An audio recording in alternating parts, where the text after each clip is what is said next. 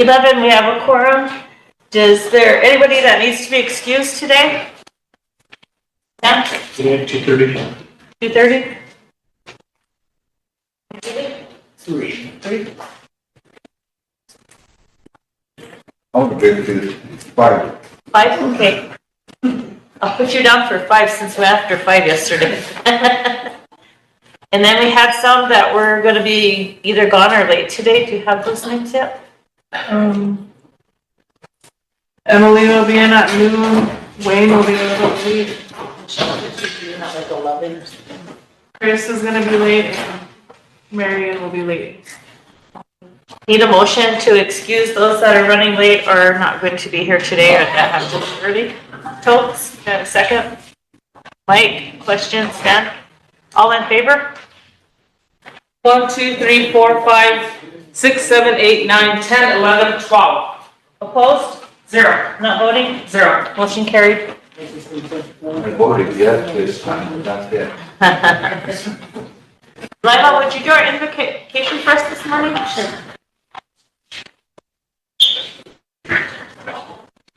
Hey, Washington. Oh. Good to see everybody today. Kashila. After Washington, Hayak could be after Luka. Whatever Hina, after we chose on in the walk here. Walk, Wallet, Kashila, walk, Leza Washington. Woyuk John Washington, Kashila, Oyak Yapik. Kashila, Oyatiki. Takuti halal iwong lakapi to Kashila iwashte pikte. Na to Kashila dona kruja na ish dona bashiglapi. Na ish wakanja ki to Kashila. Bayat la you can to Kashila ilhi la na ya walk here. We chose on you, Magabka we cat pikte.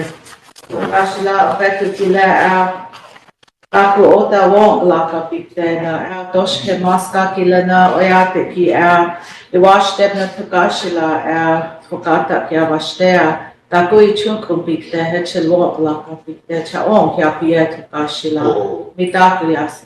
Oh. Ralph, you want to do our song?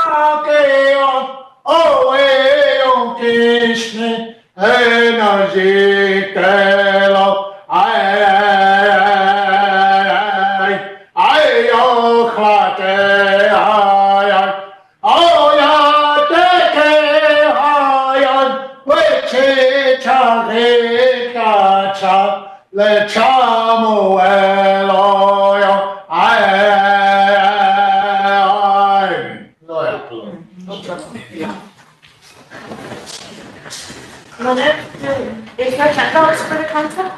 Pardon me? Are there handouts for them? I think they're all right there.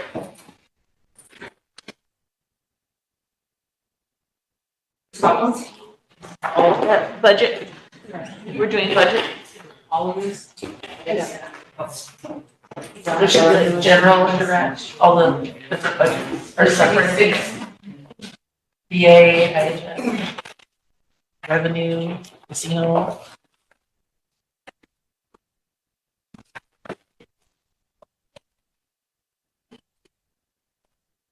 Madam Chair, Yes, Mike. I have about a dozen, budget and finance has about a dozen resolutions. Some of them may be time sensitive. We could get through those today sometime. Yeah, we've got it on the agenda to do resolutions.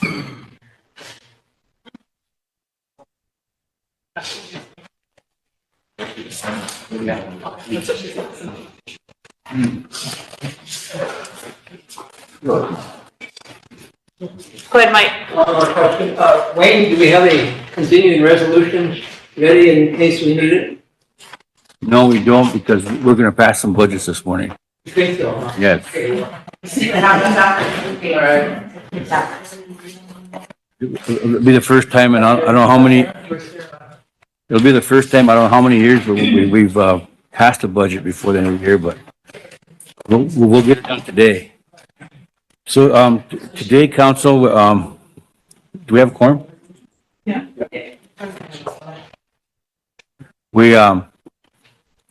We, for those new people, we have several budgets. Well, first one, we're gonna tackle so that you guys know how our income comes in is our general account budget. There's two sides to our general account budget. One is the income side. That's all the money that we're projected to receive. And then the expense side, how we're gonna spend it. And that's just for the general account side. And then we're gonna tackle the indirect cost. And when we get to indirect cost, there's gonna be some big changes coming down, and I'll explain those to you when we get to indirect cost.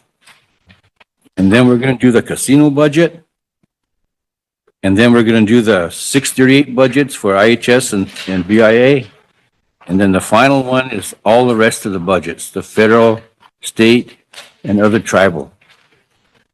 The 638 and the regular programs are easy because those amounts don't change.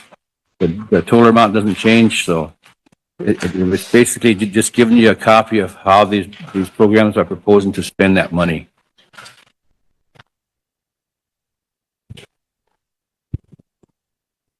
So if you're ready, are we ready? Yeah. If you're ready, we'll start with the general account. The only thing I wanted to mention before we start is council, if you have something to say, our communications gentleman said that you need to make sure to push the button so it turns green when you need to talk.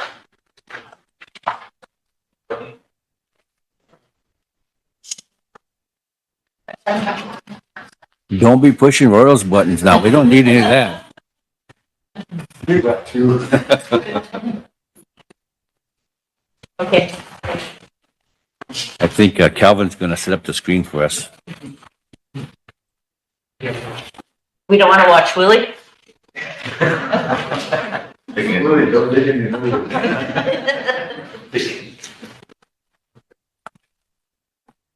Council, within that package that she's passing out to you, there's some resolutions. And we have to pass each one of these budgets by resolution so that that top resolution should be for the general account.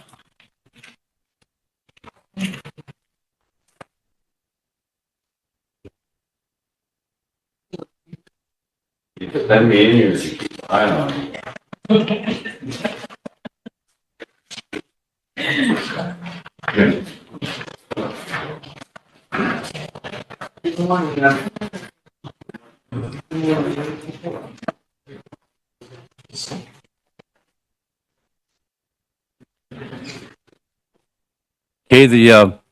the first one you want to look at should say the Rosebud Sioux Tribe general account.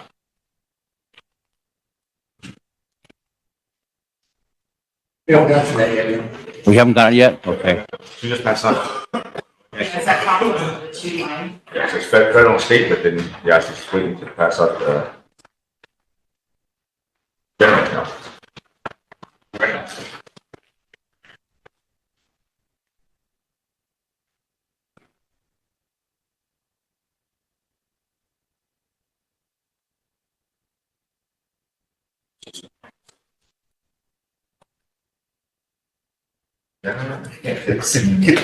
Oh, yeah.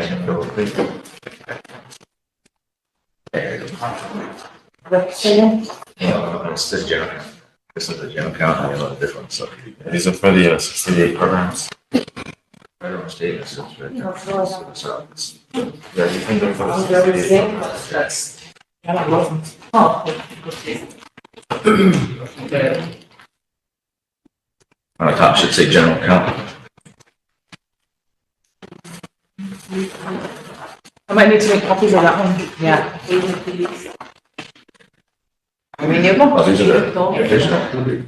Yeah, it's not really valid.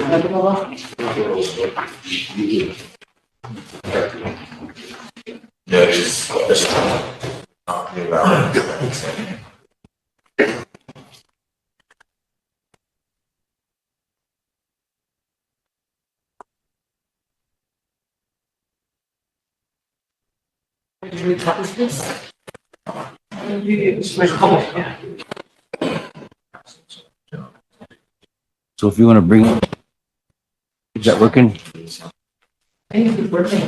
You have this one?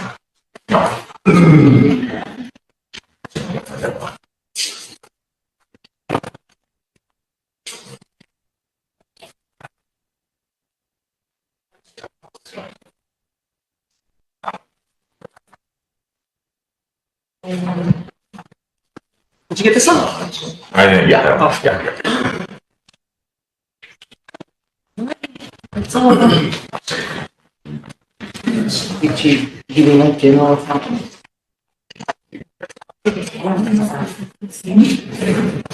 Three. I think it's that one down there. I think so, from up there. Yeah, that's one.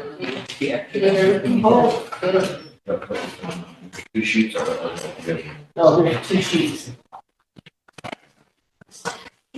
Okay, council, on the general count side, there should be 2 sheets. One should be for the revenue side, and then one should be for the expense side. We'll start with the revenue side first, and as soon as Calvin gets our screens on, we'll start that process. And on that sheet, you're going to see what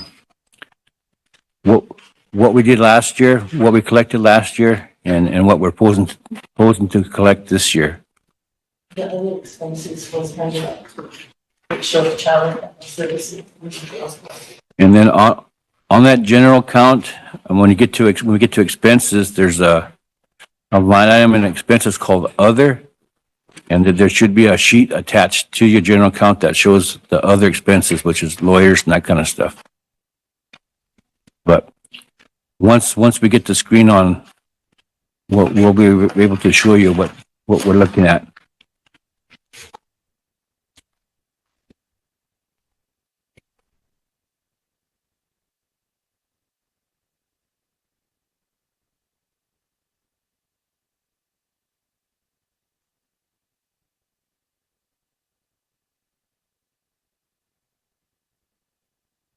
While we're waiting for Calvin, I guess, I'm not sure what the problem is, but while he's waiting to get the screen on, I mentioned to you earlier that we're going to have some proposed changes in our indirect costs.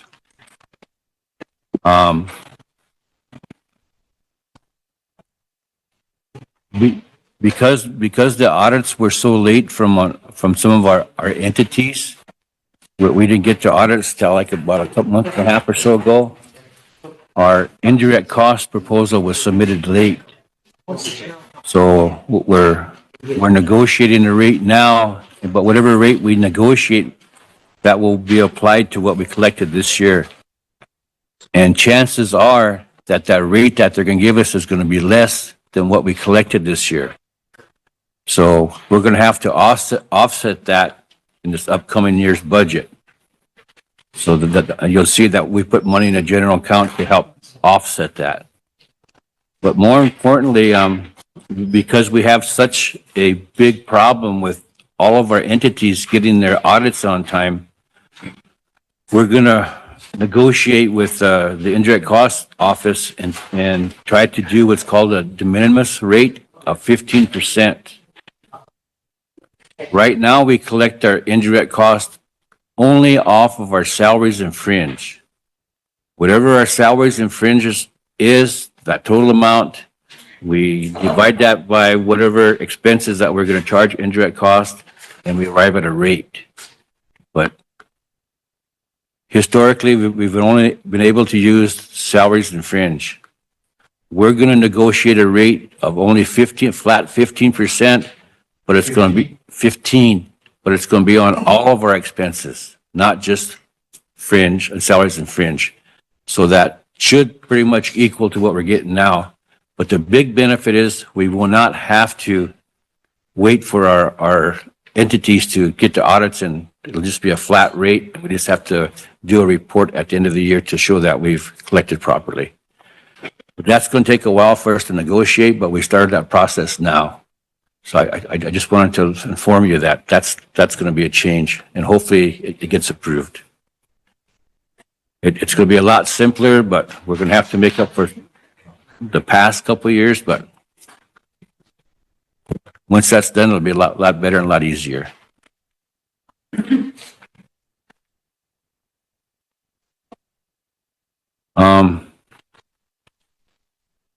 He's on. You can't get it on?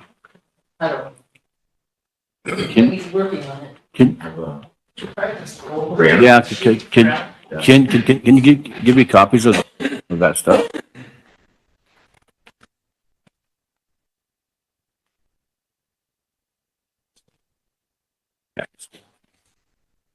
Yeah, you just get it. Yeah. Sure.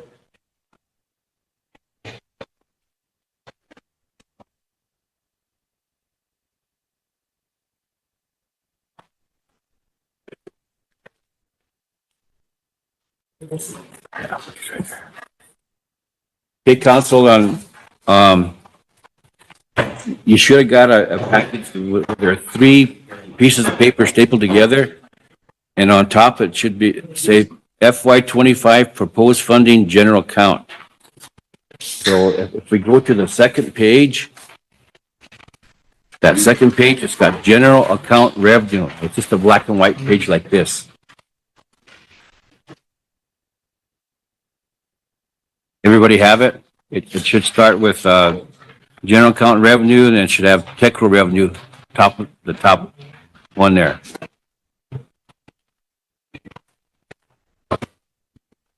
If everybody has that, then what this is all of the revenue that the tribe is going to receive in the general account for this coming fiscal year.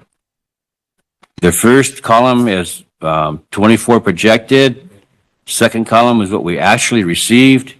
And the third column is what we're going to project that we're going to receive in 25.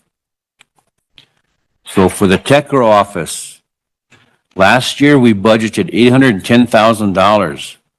But because of all the construction activity that we've had going on, mainly the middle school up here, we actually received $2,004,000 in TECRO revenue.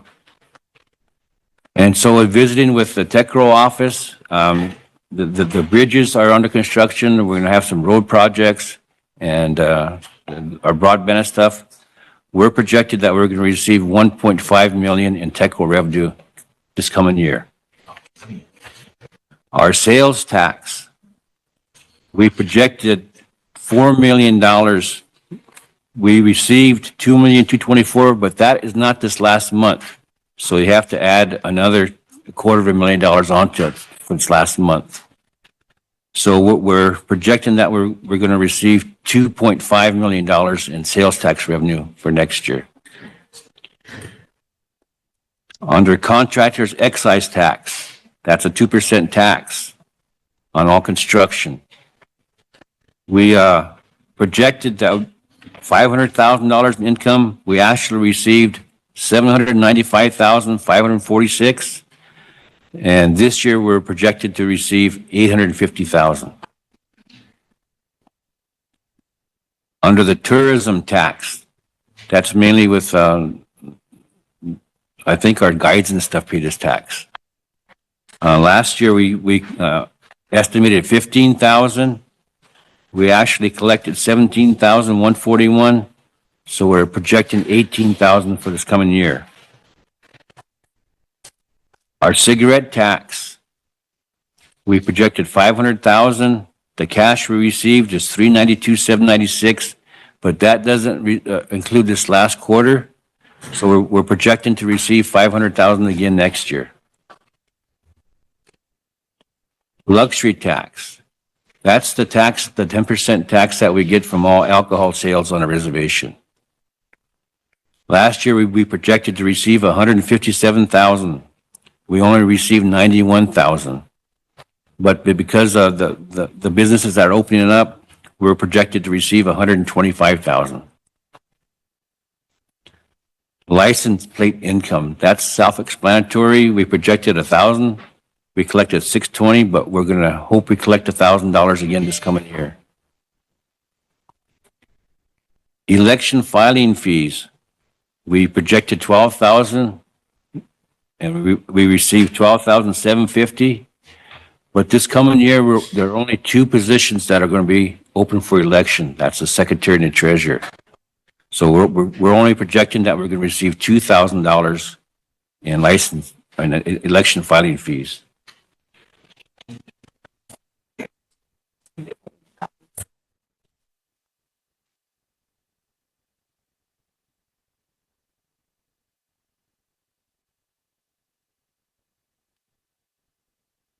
Sorry about that. Okay, the lease income. This lease income is primarily from lands that were purchased from the ILCO program and the COBAL lawsuit. Those two sources of money allowed the tribe to purchase fractionated interest, but that money was tribal money. So the land that was purchased never was turned over to TLE for management. So the leases off of those tracts of land that were purchased under those programs go directly to the tribe in our own OST accounts. Last year, we projected $2,743,000. We actually, in a bank right now, we could put in $2,124,000, but there's an additional $400 and some thousand we haven't drawn down yet. So for next year, we're projecting that we're going to collect $2,500,000. TLE dividend. We projected 900,000. I believe we got just under 1 million. So next year we're going to collect hopefully 950,000 in TLE dividends. Redco dividends, we didn't receive any for a couple of years, so we didn't put anything down. But I see by the financial report they gave yesterday that they made a little bit of profit. So I'm assuming we're going to get a dividend. I just don't know how much. That on land use tax and those grazing unit fees, those are all just taxes associated with filing fees for lease permits and stuff like that. They're minimum amounts.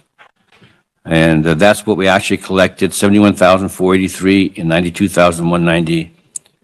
So for next year, we're projected 70,000 and 90,000. Timber reserve permits, that's for the firewood permits. We projected 1,000, we collected 880, and we're projecting 1,000 again for next year.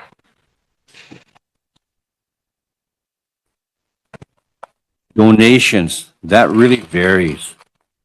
Like every now and then we'll get a George Warga, like $1 million, whatever, but that's far in between.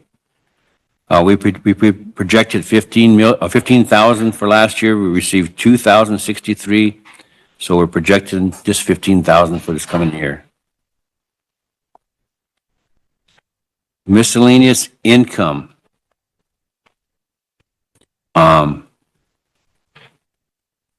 Every time the tribe asks the treasurer to go find it, and so we have different accounts in there that, like the LATC account. The first tranche we had 3 million, and every time we took money out of there, it's in this miscellaneous income account.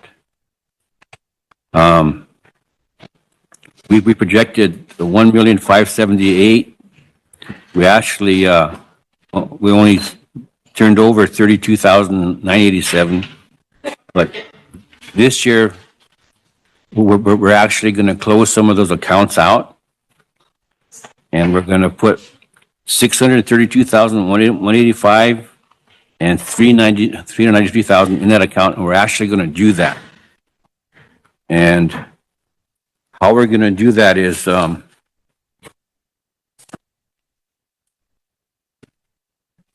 there's these accounts. These are old accounts that have been sitting back there for a number of years that we haven't done anything with. One that's called the IHS settlement account. And this has been there for at least 10 years. And there's $277,639 in that account. And there's years ago, we over collected on our workman's comp. So we received a rebate, and there's $50,000 in that account. In our sales tax account, we have $753,000 in an account that it's a holding account that we haven't moved out of there yet. So we're going to move some of that out of there. And then the old loss of revenue account, to the big one that all the tribe was like a $3 million deal. There's $28,782 in that account. And then the smaller one, there's $90,495, $549. So we're going to move that out into the general. And then there's an account called settlement proceeds that goes clear back to the Cobell settlements. There's $311,703. So we're going to move most of that money into the general account as a revenue so that we can close these accounts out and don't have to carry them anymore. So that's where that miscellaneous income is going to come from. And as you can see, when we get into the expense side of it, we added the Tocala on the budget, and that's where the Tocala is going to get funded from all these sources being put into the general account. TLE match.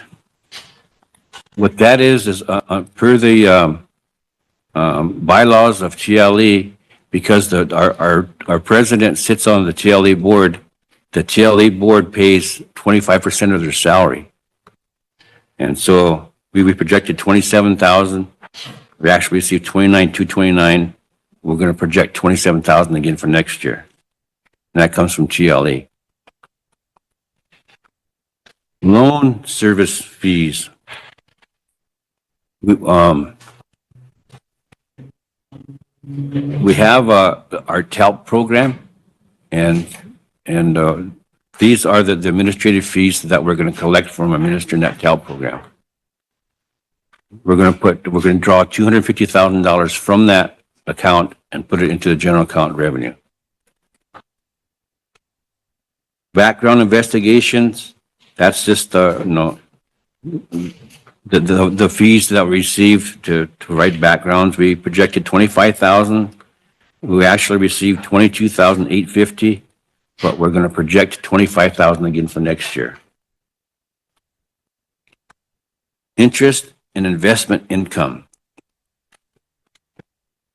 We have that big, well, I'll take about 5 minutes here and explain all our accounts. Right now down to Bank of the West, it's called Bank of Montreal now. We have $3.5 million in CDs. And we use those CDs to borrow the money to build these buildings. And these buildings are more than half paid off now, but we receive small amounts of revenue from those CDs. And the tribe used to, we had a $1.2 million CD in Wells Fargo, and we pledged that CD to establish a line of credit so that these cost reimbursement programs we could advance them funds to perform the work and then get reimbursed for them. But that was costing us money. So what I did is I cashed in those CDs, and we do our own intra-fund loan program now. So we fund our own programs. It doesn't cost us any money. Right now, we got about $400,000 in cash in that, and we have $800,000 in CDs earning interest off that money. So now we're actually making money instead of paying money. And so that's part of that. And then the tribe has an investment fund with Wells Fargo. We have to keep that principal at a little over $5 million, because years ago, the tribal council passed a resolution saying that if we ever want to spend any of that principal, it takes 20 votes to spend that principal. But we earned interest off it, and we can spend the interest. I think right now, it's just under $1 million in interest we've earned on it, so we can collect that whenever we need it. So that's part of it. But right now, we're only projecting to put 200,000 in there. So those are some of the funds that we have out there that are earning interest. That goes into this account here.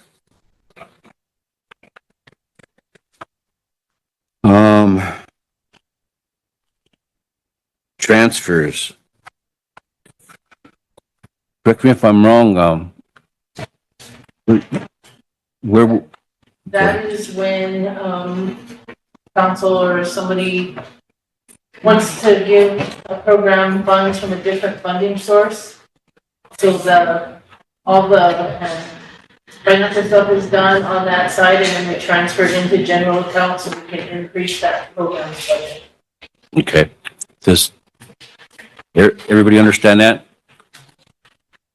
So where does that money come from? Different programs, like maybe, well, whatever,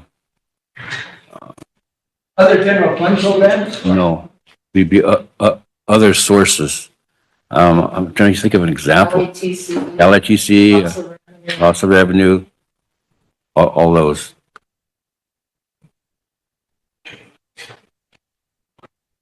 Anyway, we projected 600,000 last year. We only did 102,000. So we're only projecting 100,000 for this year. Motor fuel tax. The tribe receives, I think it's like 24 cents a gallon. It's either 22 or 24 cents a gallon for every gallon of gas sold on a reservation. And we have an ordinance that says that the tribal council can take up to 25% of that for administration fees. Now, that usually runs a little over $1 million, but now we have one of our major businesses that is renovating their Mission. So our revenues have been way down because of that. So last year, the tribal council waived their administration fees so that sand and gravel would have enough money to operate. Because this motor vehicle fuel tax is the only source of revenue that sand and gravel has. But we projected to take 150,000. We only did 71. So we're only going to project 75,000 this coming year. Hopefully that business will get open here soon and our tax revenue will go back up to normal. Okay, now the fund balance, general enterprises. We projected $127,000 carryover last year, and that's what we carried over. However, this year, because we drew our lease, mainly our lease fees late, we just not transferred our lease fees over. We have a $3 million carryover in our general account budget. So that's what that represents. It's the money that we earned last year that we're going to carry forward into next year. Good, Mike. And wait, that money, that happened because the BIA fell behind in collecting leases? Yes. There was a huge gap in when we've actually received our leases. Ordinarily would have received. Earlier. last year, but We would have received it earlier, yes. So And that was because of COVID, right? I'm They not fell sure. behind. Yeah, basically, yeah. So our total amount of projected revenues is $13,724,185. So that's the amount that should be put into that resolution for general account. Should be put in there.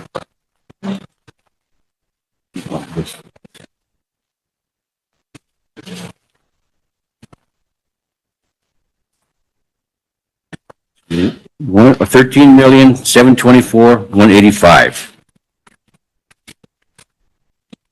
So that's the amount of money that we're gonna spend. So if we go back to the very first page, and it looks like this. The very first page. This is a spreadsheet that of all the programs that we fund out of the general account, but it also tells you other sources of revenue that these programs receive. So that if you look over the far right column, that's the total amount that these programs receive.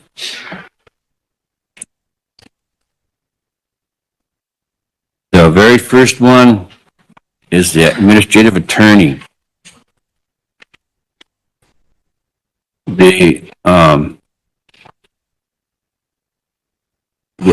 Last year, and that's Eric's office, they got 211,776.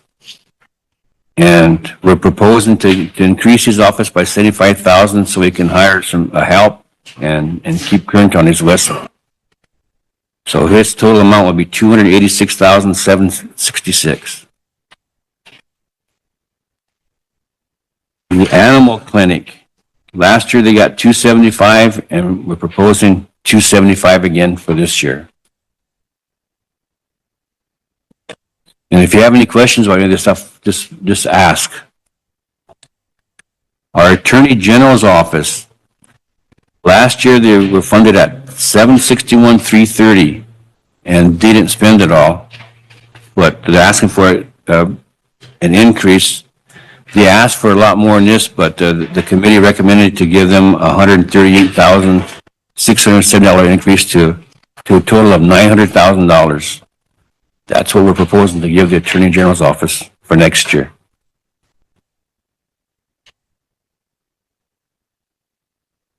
Community Social Services. Last year, he spent $2,156,507. They actually asked for 2.4 million, but the committee just, because they only spent that much last year, recommended 2,150,000. And the reason that's so high is because that's where our burial assistance comes from.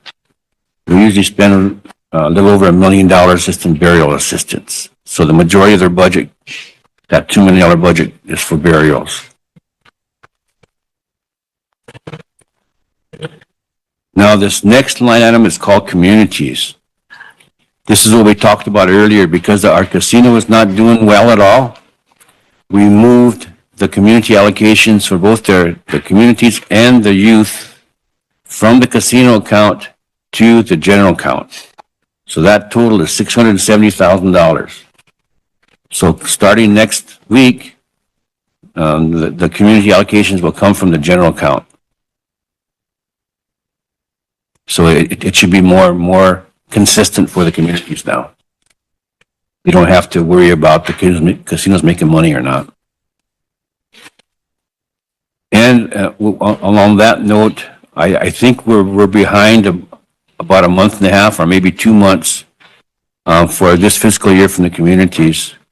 I'm not sure that we're going to get a full allocation from the casino to cover that, but we promised the communities we'd cover it. So whatever the deficit is, then we have a small account back there that we're going to draw out of to make sure that the communities are all paid in full this year. So when will the communities be able to start drawing that down? Hopefully next week. I'm waiting to hear from Bill on what the final check's going to be, and then we'll total that up and total up what they should have received, and then we have like 300 some thousand in this escrow account, and we'll draw from that escrow account to make sure they're all paid off in full for this fiscal year. And then starting next week, then everything will come out of a general account. So the community should actually receive a bigger check for the end of this year, because it'll get them all current. Okay. Wayne, will there be anything coming from the casino then, or it just stops at now? From the casino, we met with the management and they've agreed to, pay $75,000 a month. Instead of the 125 that you're paying. So that $75,000 a month is gonna pay for our veterans. It's gonna pay for our elderly affairs. It's gonna pay for our ambulance dialysis and, one other small one, Protected PE. protected PE. It's going into the general fund account. No, it's gonna go into the casino account, and that's gonna be next. Oh, Yeah, everything that, good morning, Church College, I'm not sure if you're jumping off championships up, but everything that, he's saying too is right here in this budget, the casino thingy funding, so you just, heads up. Yeah. Yeah, we'll be going over that next, or after jet cost. Okay, the next item is the council. Last year we spent $871,853. We proposed $950 because of the increases in primarily and salaries and travel. So we're proposing $950 for this coming fiscal year for the council. But that's a good one to look at, because if you look at that spreadsheet, you'll see that how much they get out of the general, how much they get out of indirect cost. The total is way over on the left, but that shows you the full funding sources for the council. Education. Last year, education received $360,528. The committee proposed a $39,461 add-on, primarily for tuition, because these kids always need help getting back to school. So we're funding them at $399,988, or roughly $400,000. Elderly affairs, they spent $198,169 last year. We're proposing $200,000 for this year. Summer food, last year they spent $25,000. We're gonna offer $25,000 for this year. Election office spent $181,500, and we're gonna fund them at $175, which is probably more than what they need because they're only gonna have 2 elections, but they have some old bills. You know, they have some bills they haven't paid, so hopefully with this $175, they can get all caught up. Enrollment. Last year, they spent $185,900, but as the council knows, they're always here asking for money, so we're proposing to give them $250,000 for 25.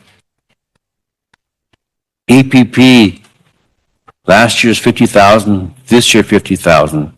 But what that $50,000 is for, council, is in case we have an emergency, a storm or fire, whatever it is, that cash is available for us to go out and do purchase orders for the food, the gas, whatever we need to cover that emergency. After that emergency is done, then Bob comes back here, gives the council a full report of what was spent, and then we replenish that account. But that's just a cash reserve so that we have cash whenever, in case there's ever an emergency. That's what that's for. The fair manager, we only spent $13,000 last year because we didn't have one. We're proposing $75,000 this year because the tribal council is advertising for one now.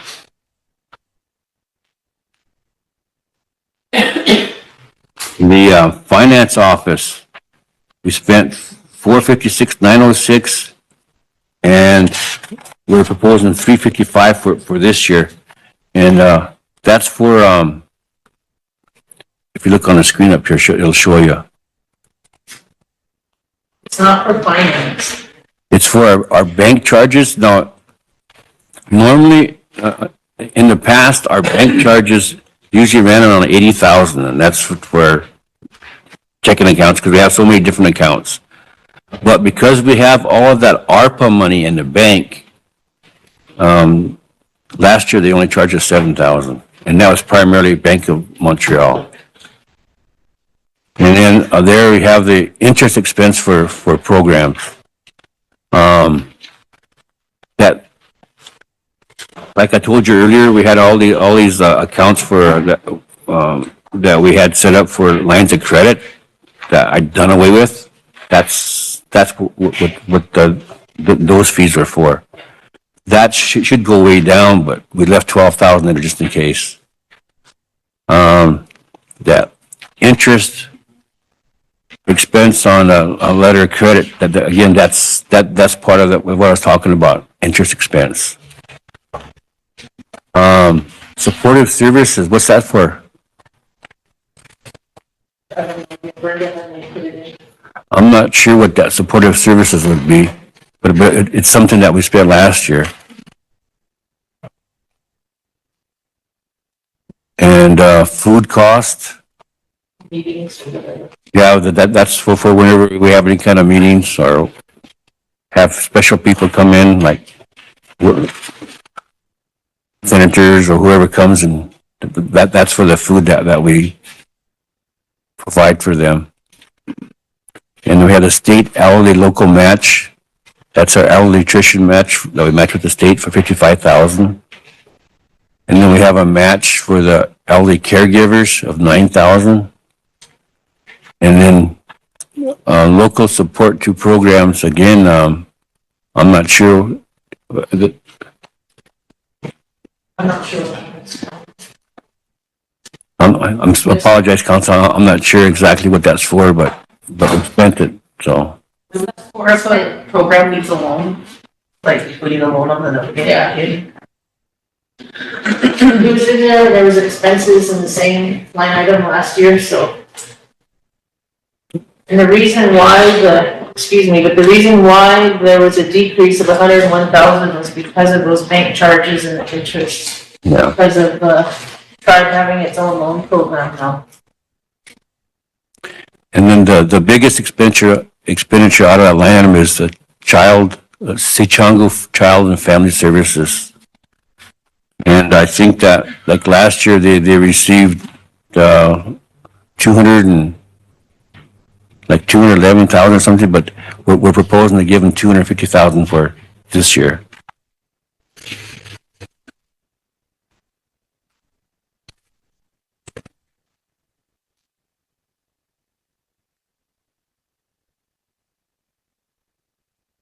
Okay, the next one is the homeless shelter we have up here. Last year, we spent 150,000, and we're proposing another 150,000 for this coming year. The next one is a veteran shelter. That's that log cabin up there. Last year, we spent 100,000, and we're proposing another 100,000 for this year. ICWA. Last year, they spent 30,000, and that was primarily in attorneys. But I think she wants to hire a part-time help this year, so we increased it to 80,000.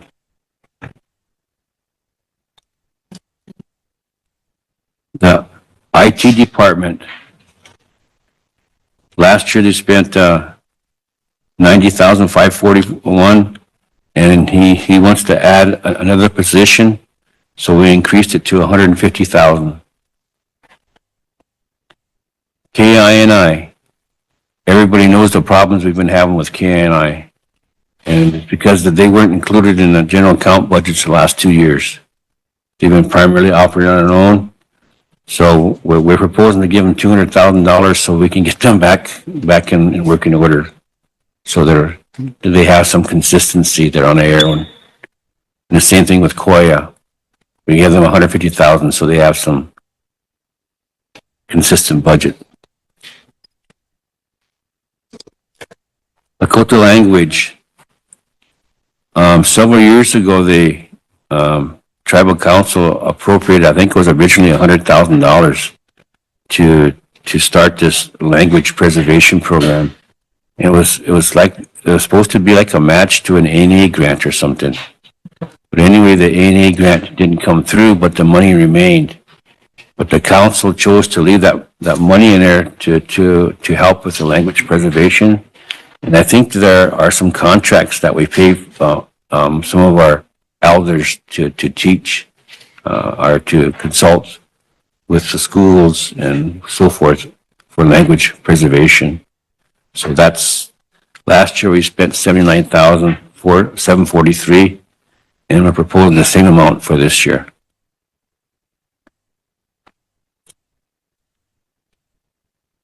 The land office, that's solo, that's a Sichungu Oyate land office up on the hill. Last year they spent $387,166, and we're gonna propose $400,000 for this coming year.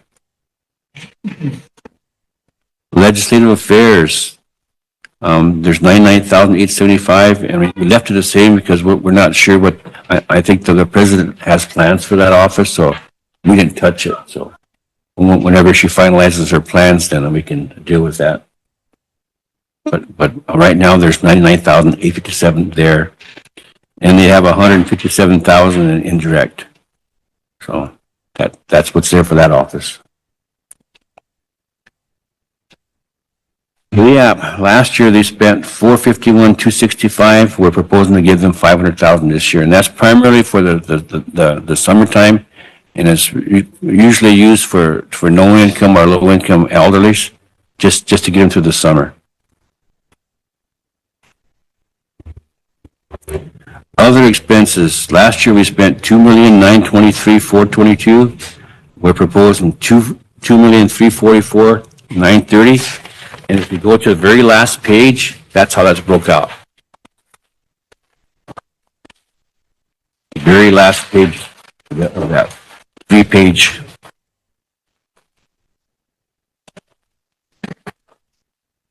Non-personnel contractual, that's just for any minor contracts you might need for whatever, lawn repair or whatever, just minor contracts. Last year we spent $3,000, we're proposing $3,000 for this year. Attorney's fees, we have like 3 different attorneys. Last year we spent $100,000. This year we're projecting $128,500. Lobbyists, we have like 3 or 4 lobbyists. Last year we spent $200,000. This year we're projecting $258,000. Community lighting, that's for these lights that we have in these communities. Last year we spent $60,000, but this year we got to pick up 6 Mile Corner and another one, so we're proposing $80,000.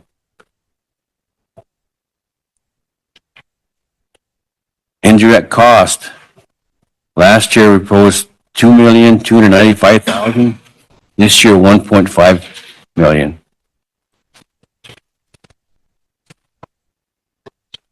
Dues and subscriptions. That's for like NAFOA and NCAI and National Indian Gaming Association. Last year we spent $11,500 when we're proposing $15,000 for this year. Fines and penalties, that's for late fees and stuff that some of our programs have. Last year we spent $61,000, but this year I'm going to try to keep a handle on it so we don't have any. I'm going to hopefully get strict enough so we don't have any. So I'm only proposing $1,000. Property taxes. We have some property in Gregory, and then we have some property in Minnesota. I think we have a big chunk of land in Iowa, but I think TLE pays those because TLE manages that lease for us. But that's what that's for. It's for land that we own outside the reservation. You still picking that up? In Iowa? Yeah.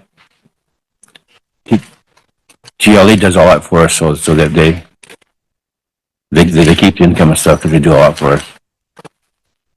Unpaid bills. For those of you that aren't aware, every year when we do our audit, we have to have a cutoff that no more expenses can be charged to that year, so that we have a cutoff date to complete our audit. So we give our programs like a month and a half, almost 2 months to clear up all their bills from that last fiscal year. A lot of them don't get it all. So they aren't all paid. So because that year is audited, we can't go back and charge any more expenses to that year. So the only way we can pay any bills that accrued during that year that weren't paid is through the tribe's general account. So that's why we have this unpaid bills line item. But before a program can utilize this bill, they have to go to Budget and Finance. And Budget and Finance approves of them using this money to pay those bills. The only exception are those programs that have their own revenue. Then Budget and Finance allowed my office to approve up to $5,000 of unpaid bills out of their own revenue. But if they don't have revenue, have to use this, they have to come to Budget and Finance. Or anything over $5,000, they come to Budget and Finance. That's what that's for. This Miss Rosebud pageant, 18,000, I think that's covered under the Fair Board budget now, right? Secretaries. Our Secretary's office, excuse me, yeah. That comes out of the Secretary's office now. So Wayne, yesterday, the discussion of including the rodeo royalties, are we going to find a place to take that out of? That's the same thing. We help Is with it the that, same yeah. thing? Yeah. Okay. Thank you. Law, no, we don't have any money in there. We used to put, all the tribes used to kick in 50,000 a year for Law. The last 4 or 5 years we haven't had to, but I'm guessing that sometime in the future we might have to start doing that again. But for right now, we're okay. Community cleanup.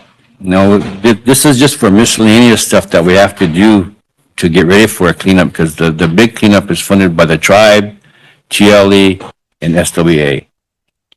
And I know that we spent 34,000 last year. We're only going to allocate 10,000 for this year. And just for your information, I spoke with Sean this morning about the fall cleanup. Because TLE and the tribe and SOBA did not budget for it, he's going to postpone it until the spring.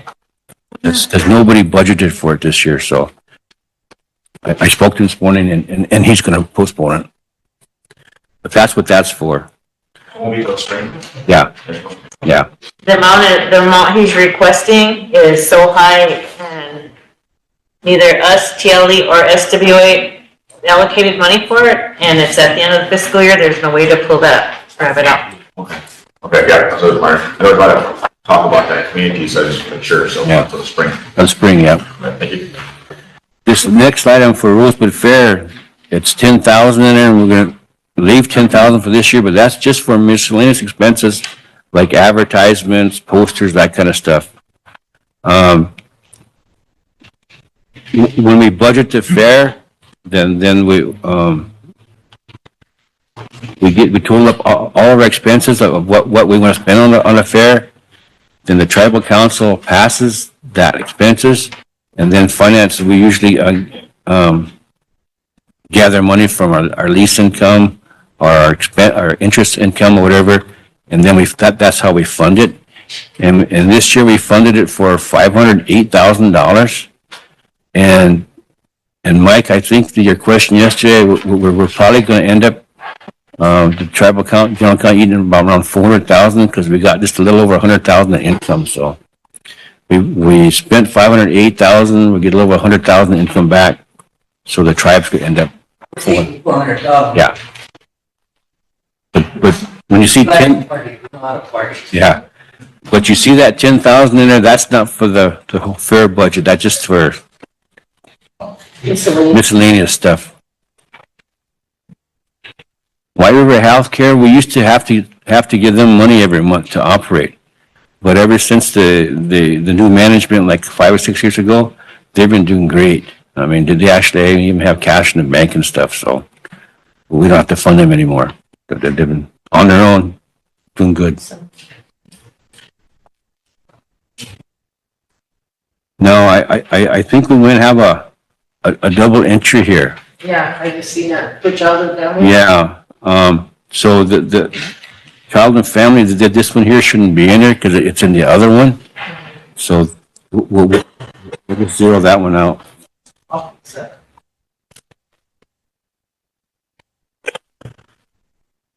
The Boys and Girls Club, we haven't given them around $50,000 a year. That's for both, I think they have one in Mission and one in Carmelie. This year, we're proposing to give them a $10,000 increase to $60,000.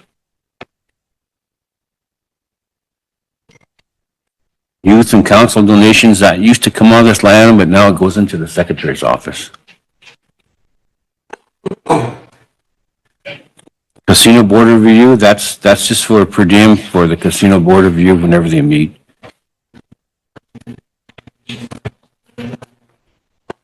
And again, tribal education, that's for non-council board members per diem. Land natural, same way. Social services and ethics. So those are all for non-council committee members for their per diem. This Community Chairman's Association. Last year, initially, the tribal council only budgeted like $30,000 for them. But they actually spent a little over $40,000. So we're recommending to give them $40,000 for this coming year, which is a $10,000 increase over last year. Is that because they got that bonus? Yeah, the majority of the increase was when they got their bonuses. So that's how that money is being proposed. And Savings of 200,000. yeah.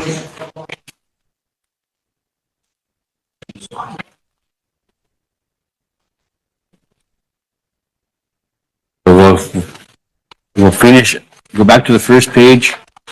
So that's how other expenses are budgeted. And the majority of that decrease comes from donations because now the donations come out of the secretary's office. We'll have to be sure and fund them to cover the bonuses, or the donations. Personnel office requested $5,000 and recommended to give them $5,000 just for miscellaneous expenses. Most of their money comes out of the indirect cost. President's office last year spent $317,553. We're recommended $331,180. Revenue office last year $105,321. And we're recommending $140. That office really needs it. And council did just a comment. At some point, we're going to have to get really serious about that office and start collecting our own taxes. Right now, we're really vulnerable, especially because the state is having a vote on abolishing this 4% tax on food.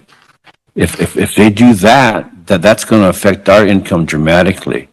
And so we might have to get to the point where we keep our own tax, but if we do, we have to be able to collect it. So I'm just throwing that out there in case that happens, because it's getting close to that.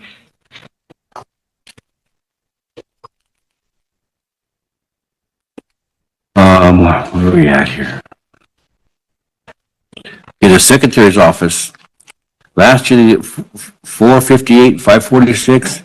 We're proposing a $10,000 increase. And is that going to cover everything?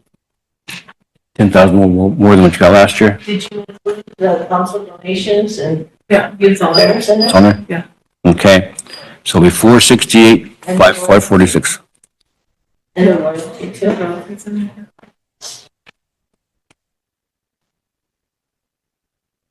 Okay, the Spotted Tail Children's Home. That's what that is, right? Spotted Tail? Yes.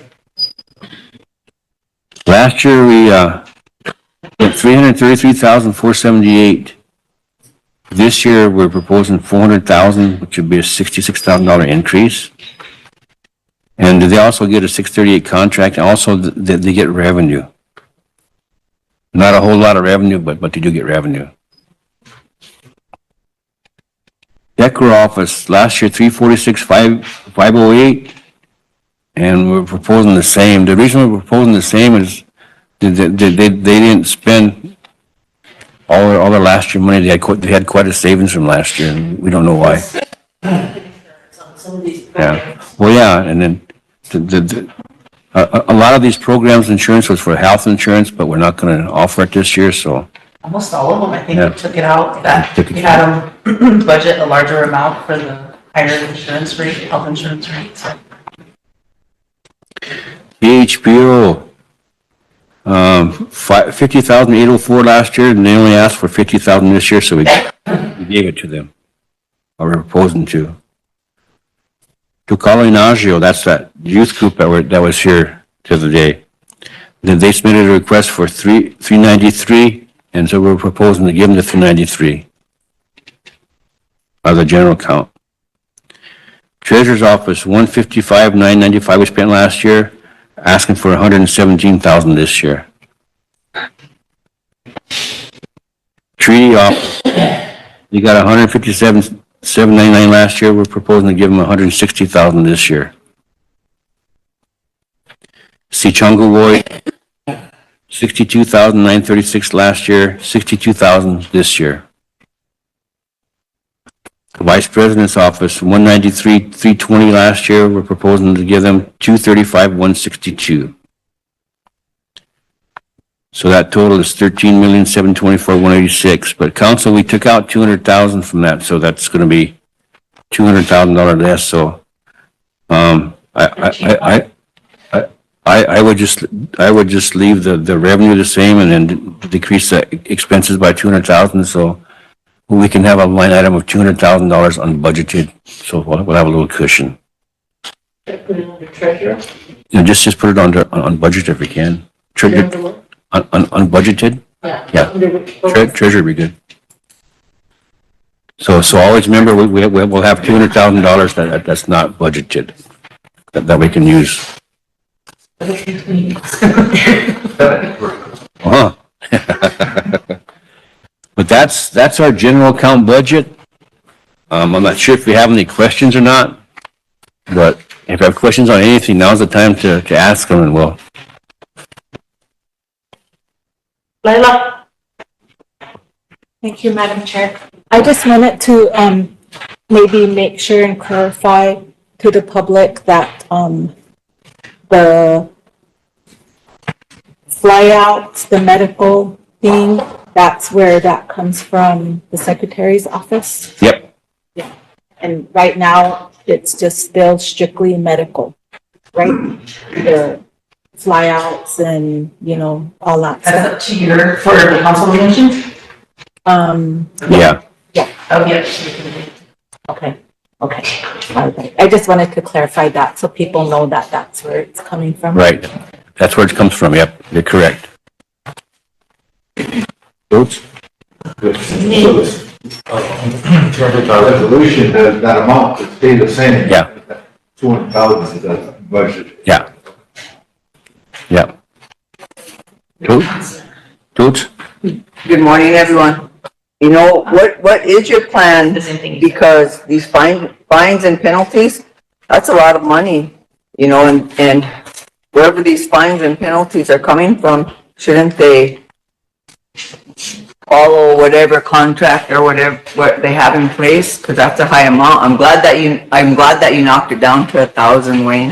The 61,000 for those fines, If it's the fault of the program that this happens, then I'm not gonna approve everything until it goes back to budget and finance. I'm gonna make them go to budget and finance and explain to them exactly what happened. I mean, in the past, they would just come back there and you get it signed off on so that it didn't mean anything to them.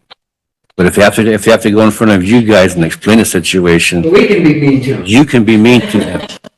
thank you.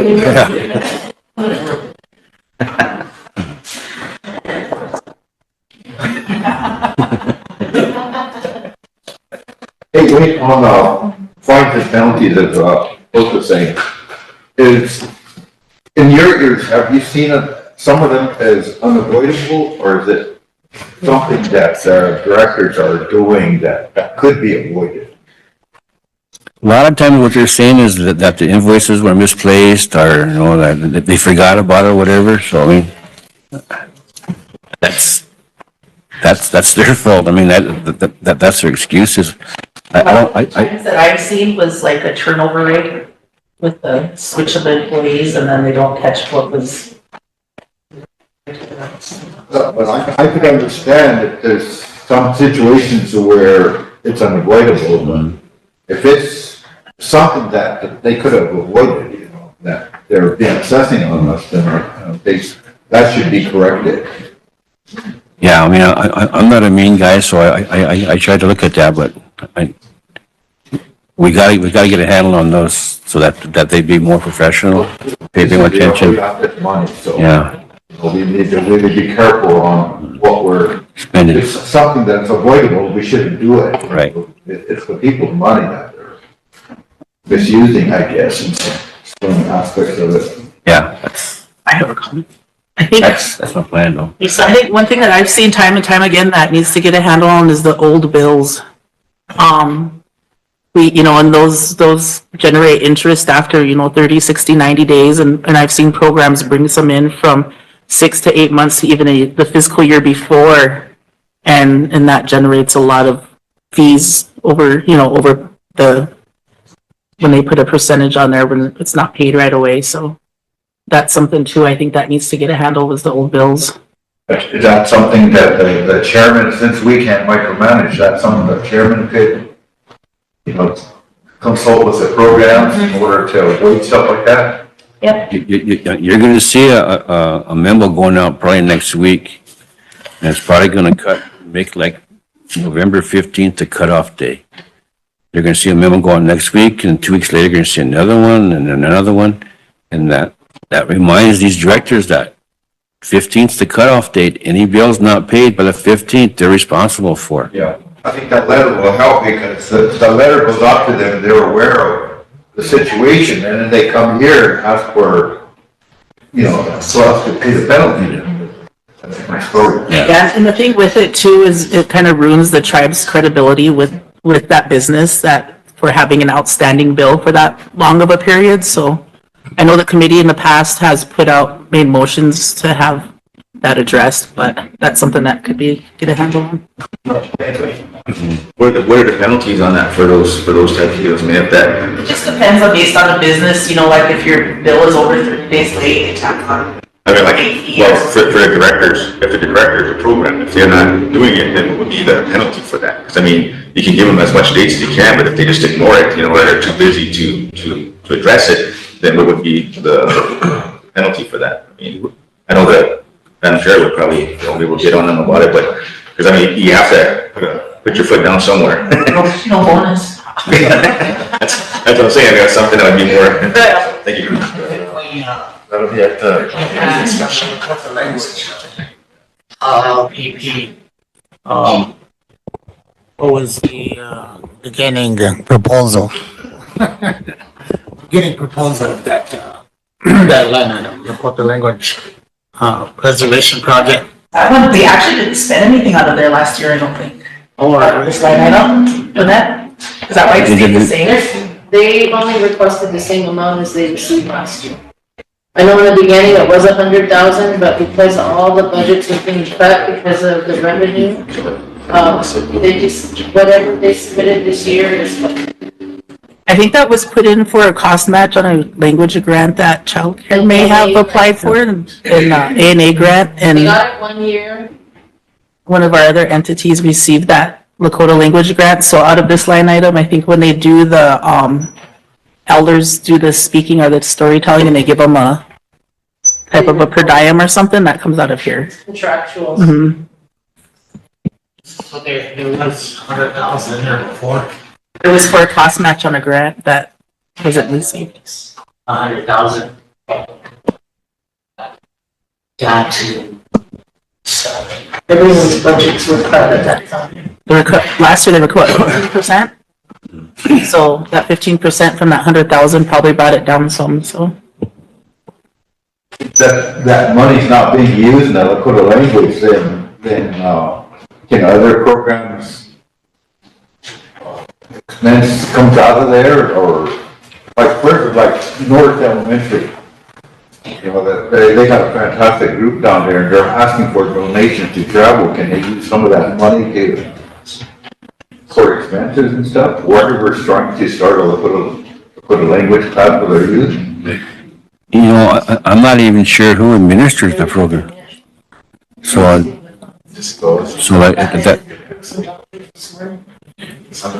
so who initiates childcare? Yeah, that's So- under childcare. Okay. Yeah, I had a proposal at Governmental Affairs it's for, Albert White and Dwayne. Got a curriculum from, SGU that they created. So, in that proposal, it said that, people are making language speakers. Language, we already have speakers, so this proposal was to create a tribe to certify language speakers amongst the tribe that already speak. And this class was to teach them how to teach the language or have that, not to teach them how to teach, because we already have speakers, but we need to certify them. And then, you know, to get these language grants, we need to have certified speakers. But I know my proposal and the resolution went to the clerk's office. We needed more information on this proposal to have Dwayne and those, they have another committee that they wanted to offer classes to our people who already speak, to certify them. A lot of the language grants require certified speakers, and that, when it comes to language, I'm wondering, there has to be more money into our language.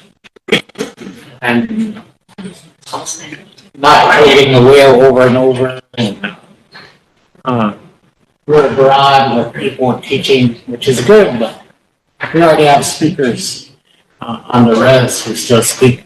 But I just want to speak on that. Then Wayne, my other question is lobbyists.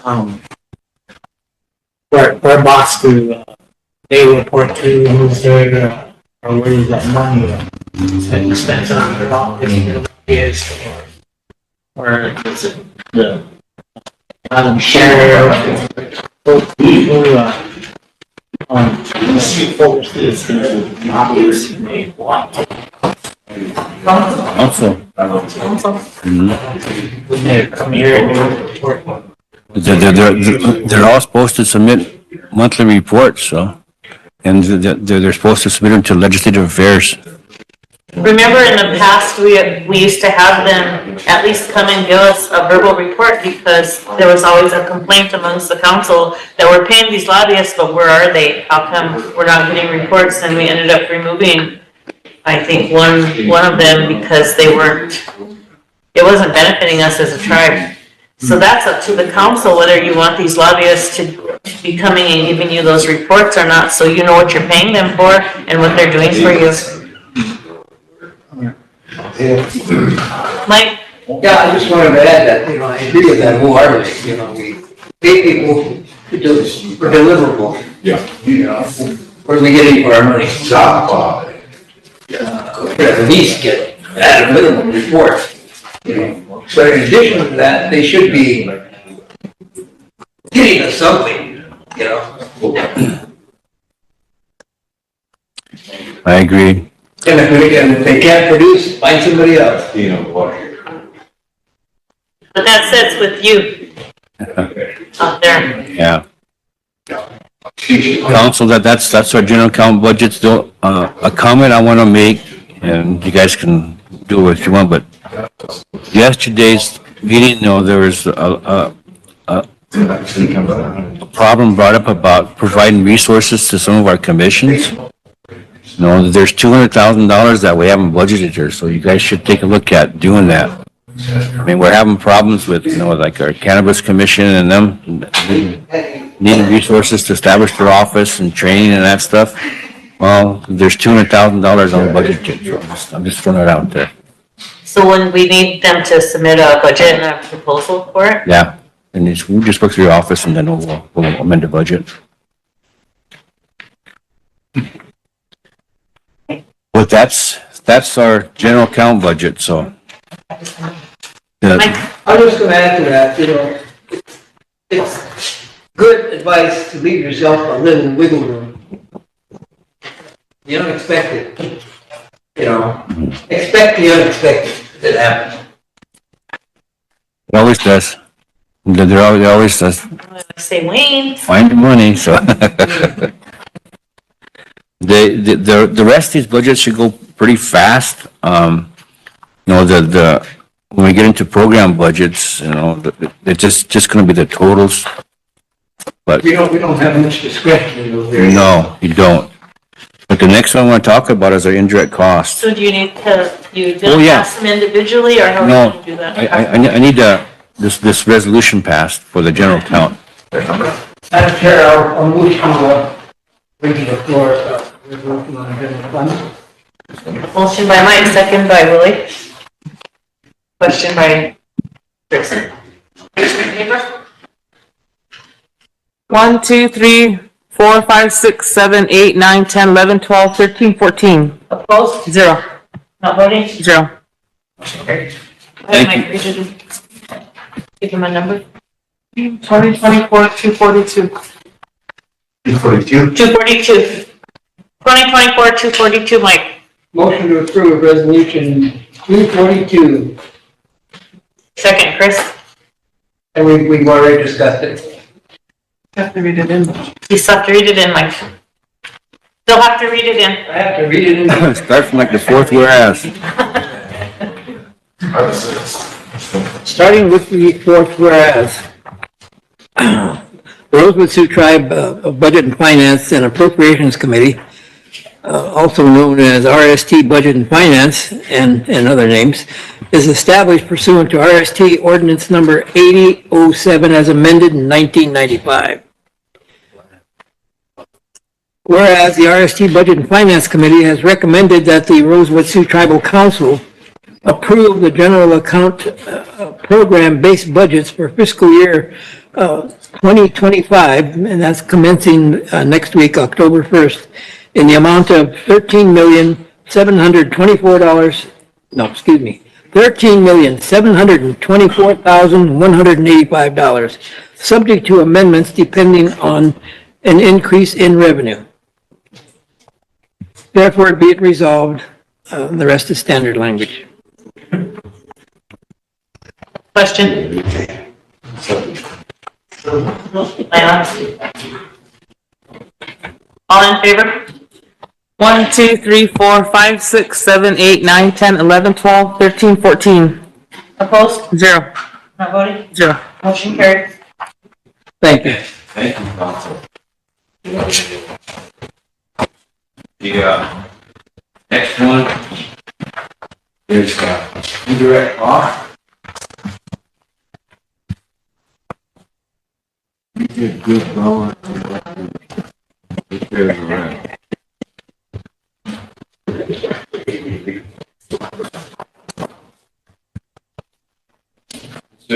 The half page you like. Very good.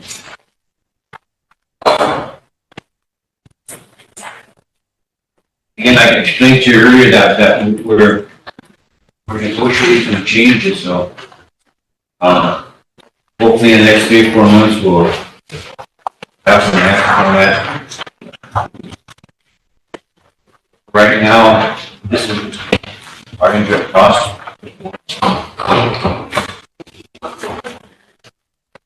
And thinking about this, last year, there was the 324 to 935. This year, 300,000.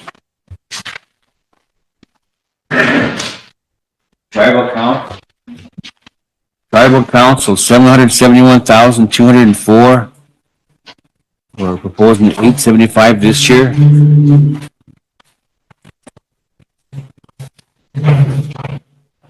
The employee assistance program. Last year received 161,473, but they only spent just a little bit of money, right?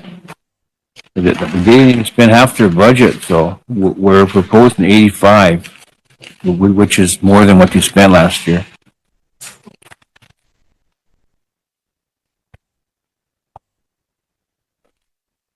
The finance office, that's last year was 2,291,241. This year, 2,745,796. And the majority of that increase is coming from, we're adding 4 new positions. Traditionally, we had a couple consultants that we were paying to do our audit prep work. But we're proposing to hire our own staff to start doing the audit prep work ourselves. So we're creating 4 positions. One is a CFA director, a person that will be in charge with creating our CFA accounts and making sure that everything is there that we need for the audits. The other position is going to be, Congress has made a lot of changes with reporting requirements. And one of the bigger changes has to do with budgeting. We have to do our budgets in more detail. And we never used to have carryover, but now we have to start having carryover in general account and all these other accounts. We have to start doing that. And there are a lot of more reports that we have to do with regards to how we do our budget modifications and so forth. So we created a position called a budget analyst, and that's been advertised now. And then with our property, again, Congress has enacted some really detailed requirements on how we report our equipment, how we acquire our equipment. In the past, and it was our option to whether to lease or to purchase or however we do it. Now we have to show spreadsheets of which is cheaper, which is more economical. If we're going to buy a Caterpillar, we got to show, is it cheaper to lease it or is it cheaper to purchase it? And we have to do all these in report forms now. So we're going to hire another position that's going to head up our property and do all those reports. Loretta will still be there doing what she does, but this person will actually be involved in doing the actual reporting. It gets pretty complicated. We're also going to have another monitor. So there's 4 big positions there, and then we're going to shuffle some staff around back there because now we're issuing credit. Some of our programs have credit cards, and the process is really working well. So we're going to increase that so that maybe almost all of our programs will have credit cards, and eventually maybe like our big vendors like Cherry Todd and like that. We can pay all those by credit card. Because it makes the process so much simpler. But in order to track and manage that, we need more personnel. So we're going to move some of our personnel around to do that. And also it'll help the tribe. If once we reach like $100,000 a month threshold on the use of this credit card, then we start getting dividends back. So, but that's why the increase in the finance office there is there. In general operations, last year they received 845, 816. This year we're proposing 867, 500. $21,000 increase. Information technology. Last year, 374,59. This year, 500,000. And again, he's hiring additional staff. Legislative affairs, we just left it alone. Now we're waiting for the president's plan, so we left the 157,650 in there. Other expenses, again, there's where's that sheet at?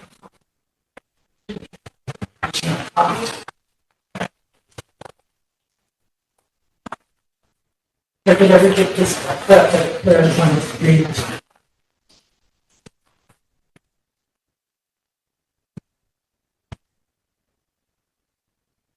Yeah, it didn't get, it's not here, so I'll have to bring it up on the screen.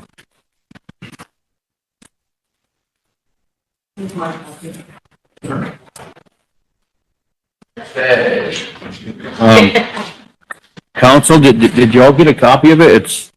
It's 2,205 and it's called other expenses. It just looks like this.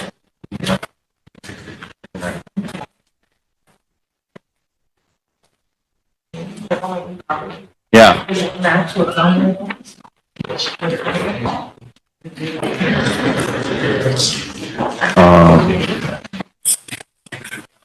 Yeah. I'm not sure why you didn't get that, but.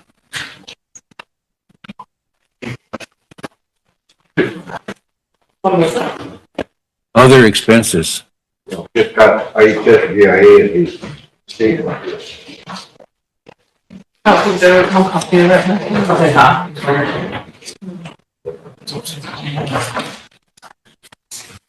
Well, while she's making copies, the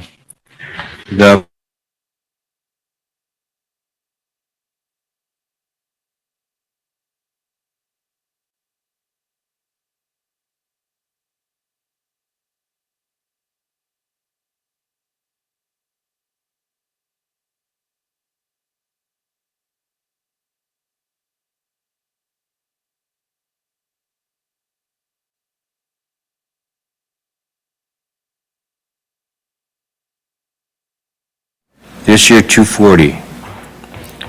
Vice President's Office 193, 320. This year 177, 204. Wait, I missed you.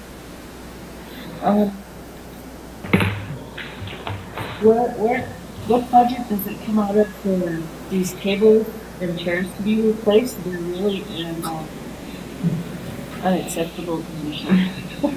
They've got glue on the side hanging out, the chairs are all peeling. So where does that money come from? It comes out of this indirect cost, and I think it will come out of this other funding. That's just going to show here. No. Is that waiting for the finance to? No. He has. I have them, and Brenda's moving money, so. Okay, yeah, it's, some of them are watching. No, she's, Yes.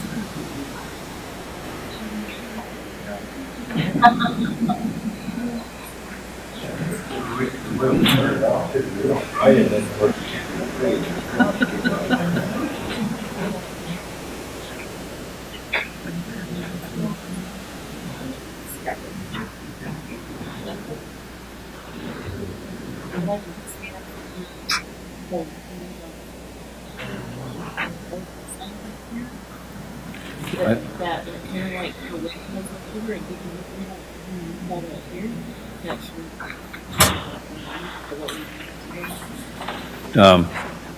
Brenda has three different quotes.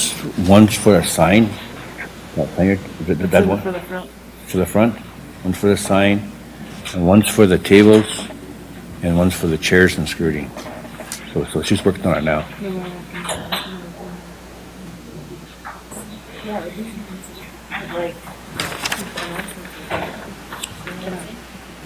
Yeah, and in this particular budget, this is the other we talked about, and the 355 for the auditors last year, 337 or 325 for this year. Telephone fax, we spent 31,714 last year, we're proposing 32,000 for this year. Cell phone, 34,150 last year, proposing 35,000 for this year. Dues and subscriptions and membership, 5,000. And I think that the full will come out of that this year, full membership. Software services, we spent 81,000 last year, and 260 this year. And that's for Intact, the Martis, the Workforce Go, and all of the software we use for accounting services. But I thought that we had a Last year, what happened was, part of the majority of the software was paid out of either loss of revenue or LATC funds. That's why it's so low in here. But Okay. So the repairs and stuff for this building, where are they? it's under general operations. That's in the general operations budget. Okay.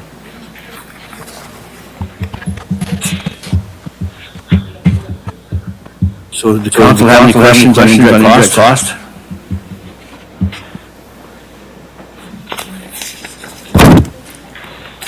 All right, that's the next resolution. Read it in. I will, we don't need to bring it to the floor, do we? We do? Emergency and. Well, And then just for clarification, when is emergency legislation appropriate and when is it not? Pardon? I'm getting kind of off the subject, but does this have to be done through the emergency legislation process? Yeah, it doesn't have a number, so in order to get a number, you have to go through a committee. Right, and it goes through the committee. Yeah, but there wasn't enough time, we just met the other day to assign them a number. Okay. But normally, the goes to committee, or the secretary, they'll assign a number, and then it's introduced. So it's, what's the process for assigning a number in the secretary's office? This is just for my own information. Go to a committee, get approved to the committee, then they'll come to our office and get a number. And you just basically put a number on it, it takes what, 5 minutes, right? Yeah. You know, so we did that, so why does this? These didn't come to Oh, our. they didn't come here. Well, they could have. I guess that's the point. Yeah, they should have. Yeah, okay, good. I'll move, Madam Chair, emergency legislation, Willie, second. Bench? All in favor? 1, 2, 3, 4, 5, 6, 7, 8, 9, 10, 11, 12, 13. Opposed? 0. 1. Madam Chair, motion to approve, we get, what's the number? 243. Resolution 243, the indirect budget.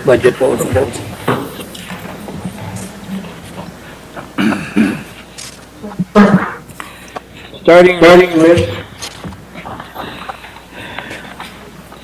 the fourth whereas, the purpose of the RST ordinance number 8812 is to implement, excuse me, is to implement Article 4 of the Constitution and bylaws of the Rosebud Sioux Tribe to appropriate and publish the efficient allocation of resources to meet tribal needs and provide public services. And whereas the Rosebud Sioux Tribe Budget and Finance Committee and Finance and Appropriations Committee, RST Budget and Finance is established pursuant to RST Ordinance number 8807 as amended in 1995. Whereas the RST Budget and Finance Committee has recommended that the Rosebud Sioux Tribal Council approve indirect cost program account-based budget for fiscal year 2025 in the amount of $10,483,911. Therefore be it resolved. Question? Chris?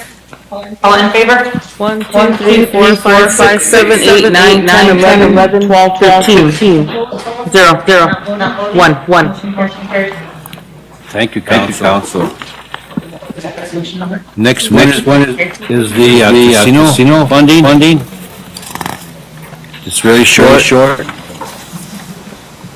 And again, I think I mentioned to you that the manager said that the casino would only be able to provide $75,000 a month.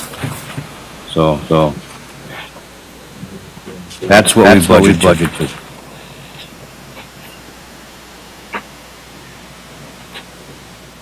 There's a $50,000 difference between the $75,000 a month and what we budgeted, and that $50,000 is going to come from a carryover of $50,000.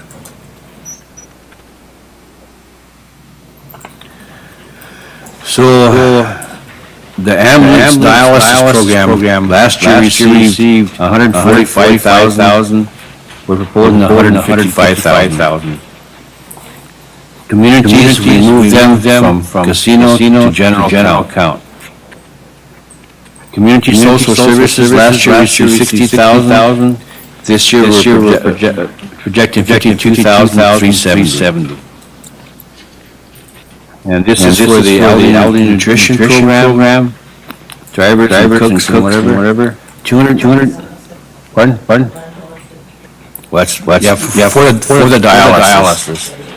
It's last year, 213,407.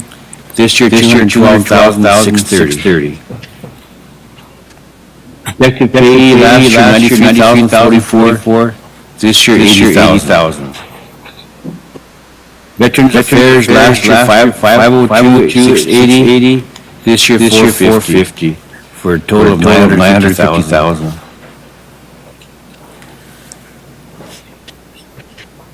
As you can see, they all took some minor cuts just to reach that 950.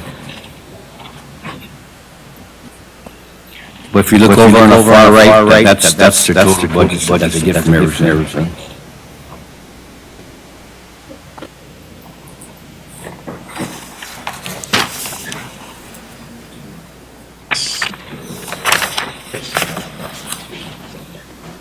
Anybody have any questions on the casino budget? I got one. Okay. The ambulance service, I know, we just brought a resolution recently, and I know, that they always come up short at the end of the year. So we just project that to say that they're gonna come up short again this year. Our ambulance, the actual ambulance budget, we'll go over on when we get to HS 638. This year is just for the dialysis. Okay. All right, never mind, yeah, I was just checking on that, never mind, thank you.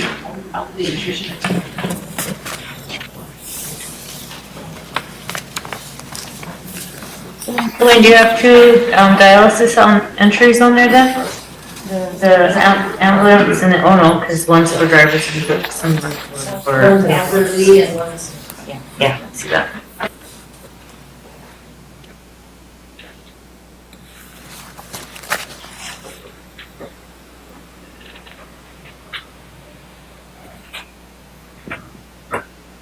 If there are no questions, there's a resolution attached, casino.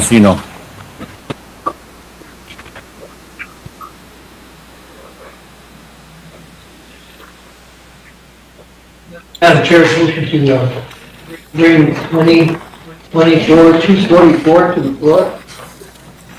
Emergency legislation, a second. Question?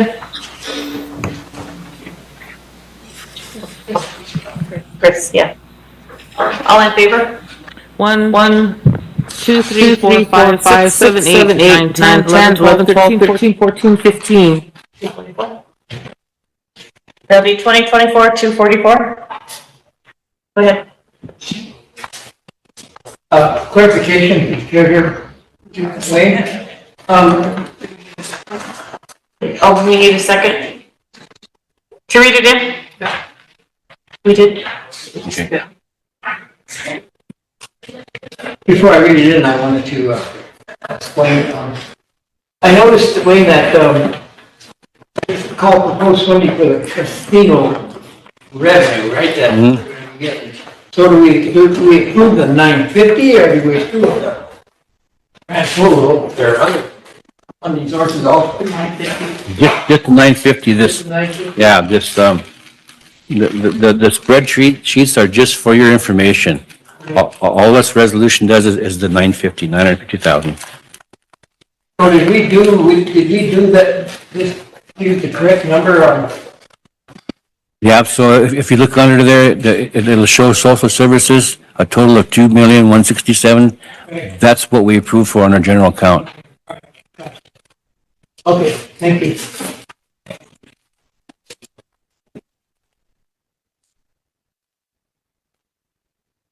Ready for the reading? Yep. Starting with, of course, fifth whereas. The Rosebud Sioux Tribe Budget and Finance and Appropriations Committee is established pursuant to RST Ordinance Number 8007 as amended in 1995.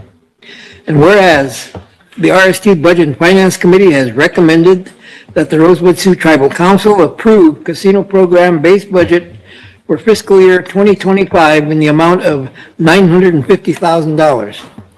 Therefore, be it resolved that the Rosebud Sioux Tribal Council approve the casino program budgets for fiscal year 2025 in the amount of $950,000. Any question? Ben? All in favor? 1, 2, 3, 4, 5, 6, 7, 8, 9, 10, 11, 12, 13, 14, 15. Opposed? 0. Not voting? 0. Motion carried. Thank you. Thank you, council. This, next resolution that we have covers both IHS and BIA. So you should have two gray ones like this, the big ones IHS, the small ones, the big ones BIA, the small ones IHS. We'll, go over the, IHS one first. What do you have up there? Oh, okay, well, we can, want to? Council, we'll back up and we'll do federal, state and other. Martina, here's the resolution. They only need the last one. Right here. Yeah.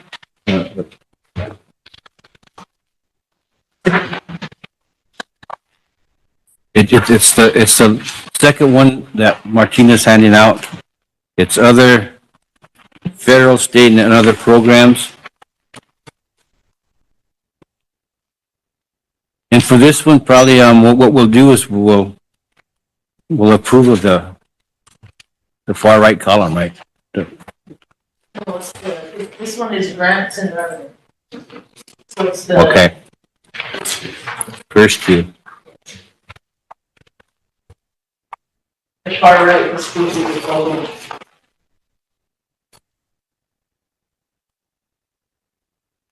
Okay, council, like for example, on this first one, it's got adult corrections. This other federal, state, budget, we're only gonna talk about the first two columns. Then when we get to 638 BIA, that will cover the big contract. So, do you guys understand that? So for like adult corrections, we're budgeting $75,000 in grants and $250,000 in revenue. Alcohol treatment, $9,000 in revenue. Ambulance, $1,700,000 in revenue, and that's third-party billing. That's what they get for third-party. Childcare, they get $4,465,071 in grants and $21,600 in revenue. Now, the commodity program, for some reason, did not submit a budget. Whenever we get a budget from commodity program, we'll stick it in there, but we did not receive a budget from them. CHRs, they get $117,145 in third-party billing. Community social services, they get $518,729 in grants. Diabetes prevention, they get a grant of $920,124.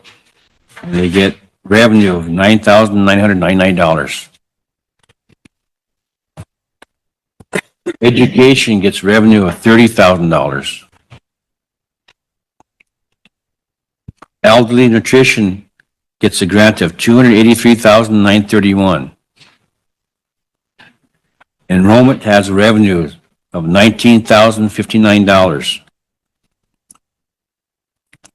EPA, and that's Ivan's office up here. They have grants totaling $629,896. Forestry has income of $65,426. Gaming, that's our gaming office, our gaming commission, I think.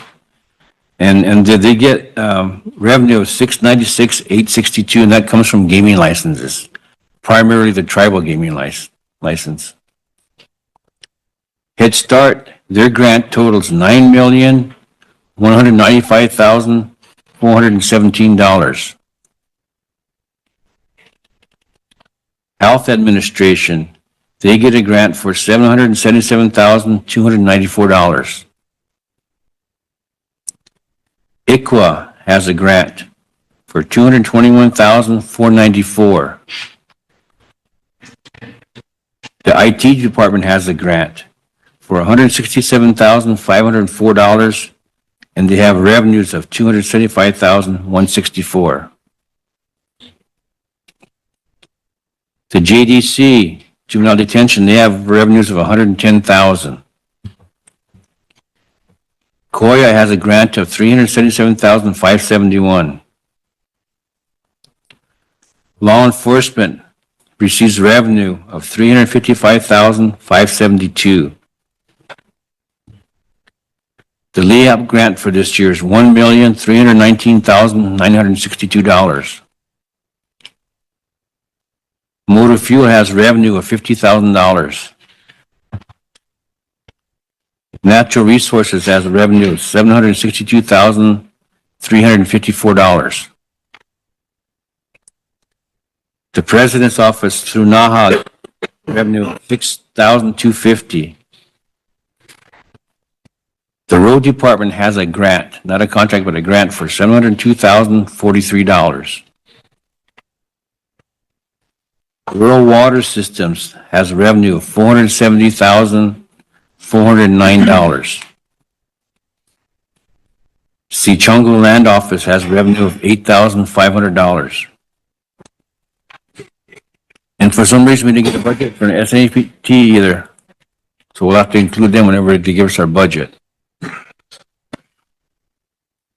Solid Waste, they have revenues of $1,826,873. That's how they operate.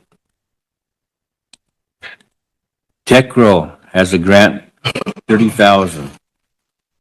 THBO has a grant of $136,503. Transportation has a grant of $2,143,047. The Tribal Utilities Commission has revenue of $254,761. The Vice President through NAHA has a revenue of $6,250.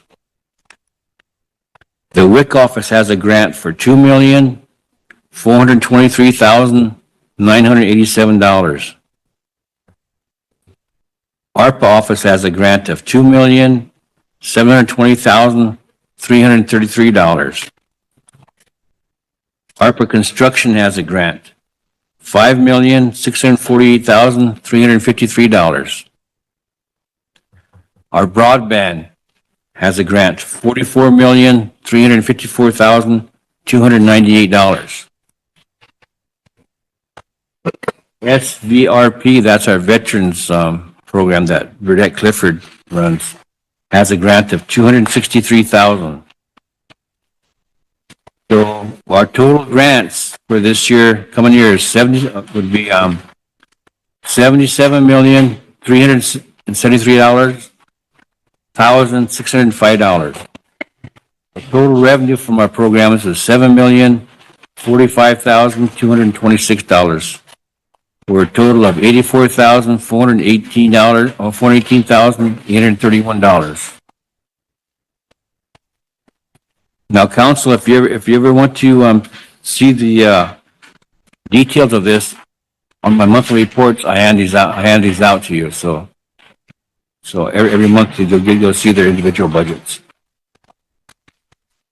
Mike? Wayne, for the purposes of the general public listening, maybe you could talk about broadband and, I mean, that's a big number.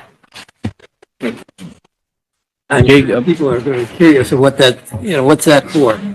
This broadband grant we got was a grant of $48 million, and we spent about, $3 million or $2.5 million on getting the office set up now, but that's for the tribe to establish their own broadband system. The tribe's going to build a series of towers and repeaters. I think there are like 13 towers, and I don't know how many repeaters, but they're going to light up the whole reservation. The whole reservation will have 5G speeds to the internet. We're waiting for our environmental clearance. The environmental work was submitted in January. We still haven't gotten the go-ahead for construction, but we're supposed to receive it any day now. Once we start construction, it'll take us about 10 to 12 months to get us up and operational. When will that project kick off? Well, I mean, the actual, construction, I guess. we're any day now. I mean, hopefully it's this week, but they've been saying any day now they're gonna give us the go-ahead to start construction. And Sites then are already selected. the whole process of selection is done. We advertised, we hired our contractors. There are two main contractors. We hired our staff. We've already identified the equipment we're gonna order. I mean, it's all ready to go. Just that they require us to do an environmental assessment, so we did the environmental assessment. There's a lot of controversy over the grant because Golden West, the current provider, isn't necessarily want to give up our area. So there's a big fight between the tribe and Golden West over rights of way and these grants. So, but the funding, the last time I spoke with the funding agency, they assured me that we should receive the notice to proceed here shortly. What kind of an impact will that have on TECRO fees, excise taxes, that sort of thing? Well, of that $44 million left, I would say 90% of that's construction, so it'll be a big TECRO fee. Over a multi-year period or 10 to 12 months. within this fiscal year? Yeah. Calendar year. Yep. And then once it's functioning, will it generate revenue? Yep. So we'll have a choice between someone else like Golden West and right. our own Correct. service. Yeah, we'll just be providing whatever Golden West provides. We'll provide that as a tribe. And the big reason why we awarded this grant, Mike, is because there's such a large part of our reservation that wasn't covered. Right. Whenever we went through COVID, we found out exactly how serious that affects our lives. When we couldn't have school and the kids didn't have access to internet, we went to Golden West, we went to all our locals, we went to AT&T and Verizon, and those guys provided us more help than what Golden West did to provide the services. So that told us that we can no longer depend upon somebody else to provide those services for us. So we applied for this grant and received this grant for us to put our own in. But what the public has to understand is back in the early seventies, we had the telephone service for the whole country was under a monopoly with AT&T, Ma Bell. The federal government broke them up back in the early seventies. And when they broke them up, they took our reservation area and sold it. The FCC and the TUC of the state got together and auctioned off our lands, and that's how Golden West and Great Plains and Lumen got access to. Without our consent. Without our consent, without any compensation to us or anything. Over the years, it didn't mean a whole lot to us because they were providing the service, but now that Congress has all this money available to, for everybody to have service, the only people that are entitled to this are the Golden West, Lumen, and Great Plains. So we're fighting Congress over that right now. And that's why we're in such a huge battle with Golden West. Is this something similar to the rights-of-way Yes. issue that we Yes, engaged in a few years ago? Golden West has not perfected all of their existing rights away. So the tribal council has taken the position with Golden West that until you perfect your existing rights away, we're not going to give you any new rights away. So that's why whenever somebody's building this new house and Golden West tells them, hey, look, we can't provide you service because the tribe is holding us up. That's why Golden West hasn't come in and perfected their rights away so that we can issue new rights away. Like in the rights-of-way issue, when that was the issue, the government bore some responsibility for allowing Oh, yeah. these Yeah. broadband, or these, whatever they're called, the rights-of-way, that they allowed that to happen. That's correct. So, we need to pay attention to, that, and hold them accountable Right. for loss of income, basically, Well, I that mean, we were entitled to when they sold the rights away. it's a big mess right now. I mean, all kinds of issues that are bundled up in this right now. But for those listening, you know, that's why your services aren't being hooked up by Golden West. Now, if Golden West would come in, now we've asked them for, it's been a year and a half, 2 years now, to provide us with a map of all their existing service lines so that we could perfect the rights of ways and then we could go on. They have not done that yet. Sure. Until they do that, we can't give them any new rights away because all we're doing is compounding the problem. Are we gonna have to go to court to force them to do that? I hope not, but you know, we'll see. I hope not, but we'll find out. But you know, these aren't all the grants.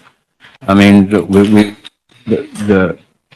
just within the last 3 weeks, we were awarded $7,665,000 through the EPA to put in charging stations for electrical vehicles.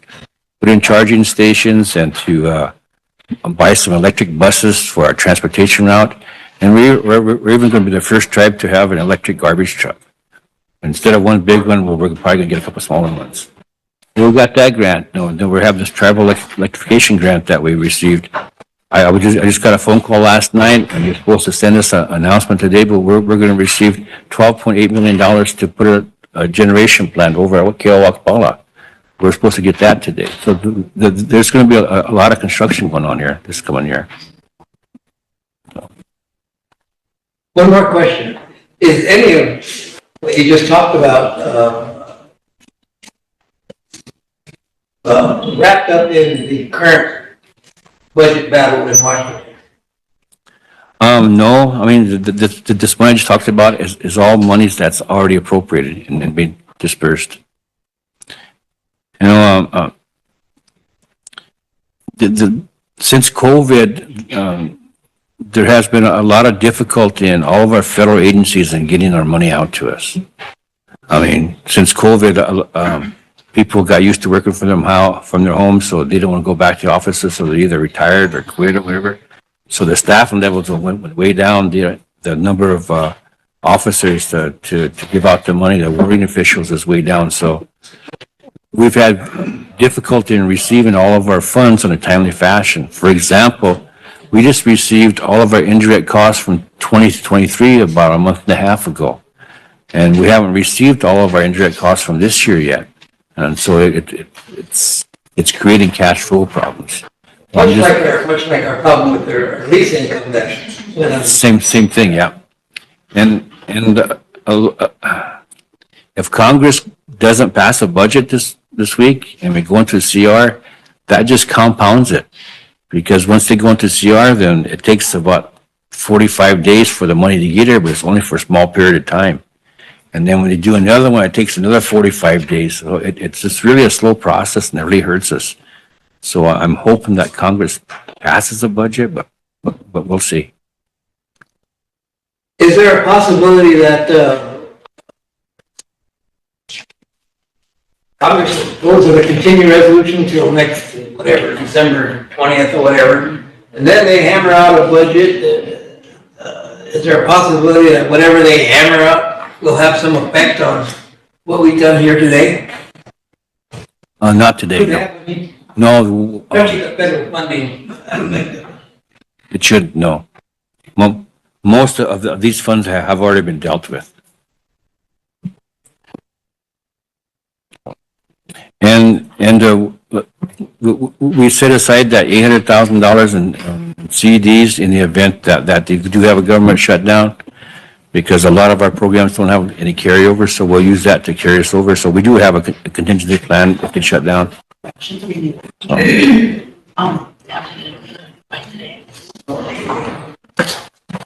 Thank you. You're welcome.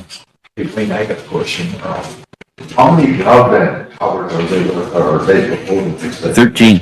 13? Yeah, 13 big towers, but there's a whole bunch of repeaters. So. They won't cook your brain, brother.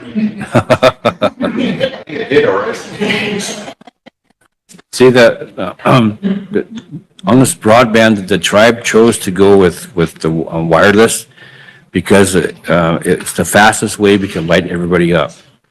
Once we get everybody lit up, and then we'll go community by community and put in fiber on our own. Okay. Sprinkler got the action about the dark. But that fiber will take longer. Where did I leave off here?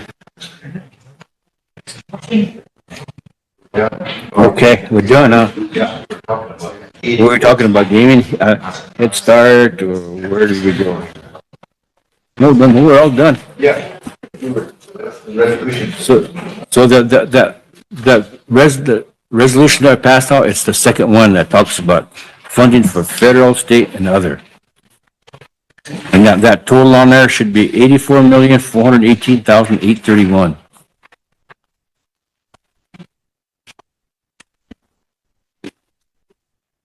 That number's on the second page on the left-hand side. Yeah. On the bottom there, it's got total federal, state, and other, $84,418,831.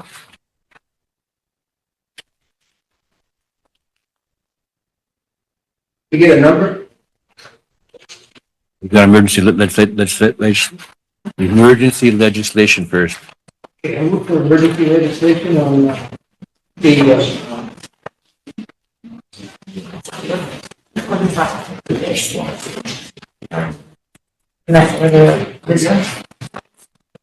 proposed federal, state, and other. Need a second of Totes? Question? Ben, all in favor? 1, 2, 3, 4, 5, 6, 7, 8, 9, 10, 11, 12, 13, 14, 15. Opposed? 0. Not voting? 0. Motion to approve, Mike? Motion to approve resolution 245. Second, Marion? Go ahead, Mike. Whereas the Rosebud Sioux Tribe Budget and Finance and Appropriations Committee is established pursuant to RST Ordinance number 8007 as amended in 1995. Whereas the RST Budget and Finance Committee has recommended that the Rosebud Sioux Tribal Council approve Public Law 93-638 Bureau of Indian Affairs and program IHS Indian Health Service base budgets for fiscal year 2025 in the amount of $84,418,830. Well, that's the grand total of both of them, even though the resolution is set up to, Yeah. do we need to break those down, the resolution, Rain? No, you read the wrong resolution, right? Oh, did I? Oh, well, okay. Call up White River, tell them to come get me.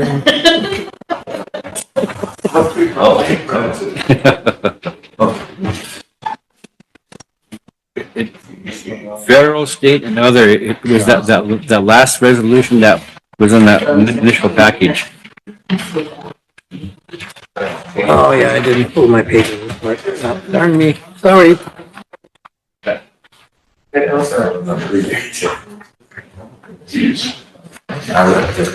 see it now from glasses.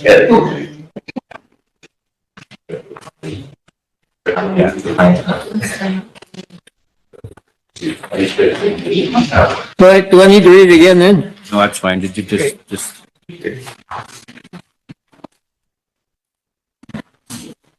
That's, 246. 245. 245. Person's done reading it in then? And it's some from being used. Record that equipment purchase in excess of $5,000. Did you say that part? You did. Need a question? Layla? All in favor? 1, 2, 3, 4, 5, 6, 7, 8, 9, 10, 11, 12, 13, 14, 15. Opposed? 0. Not voting? 0. Motion approved. Thank you. To approve, 245. That was 245. 246? That was 245. 245, okay. Like, you got me all confused. Yeah, I know it. Well, that's normal. The BIA. Sorry, all you old guys.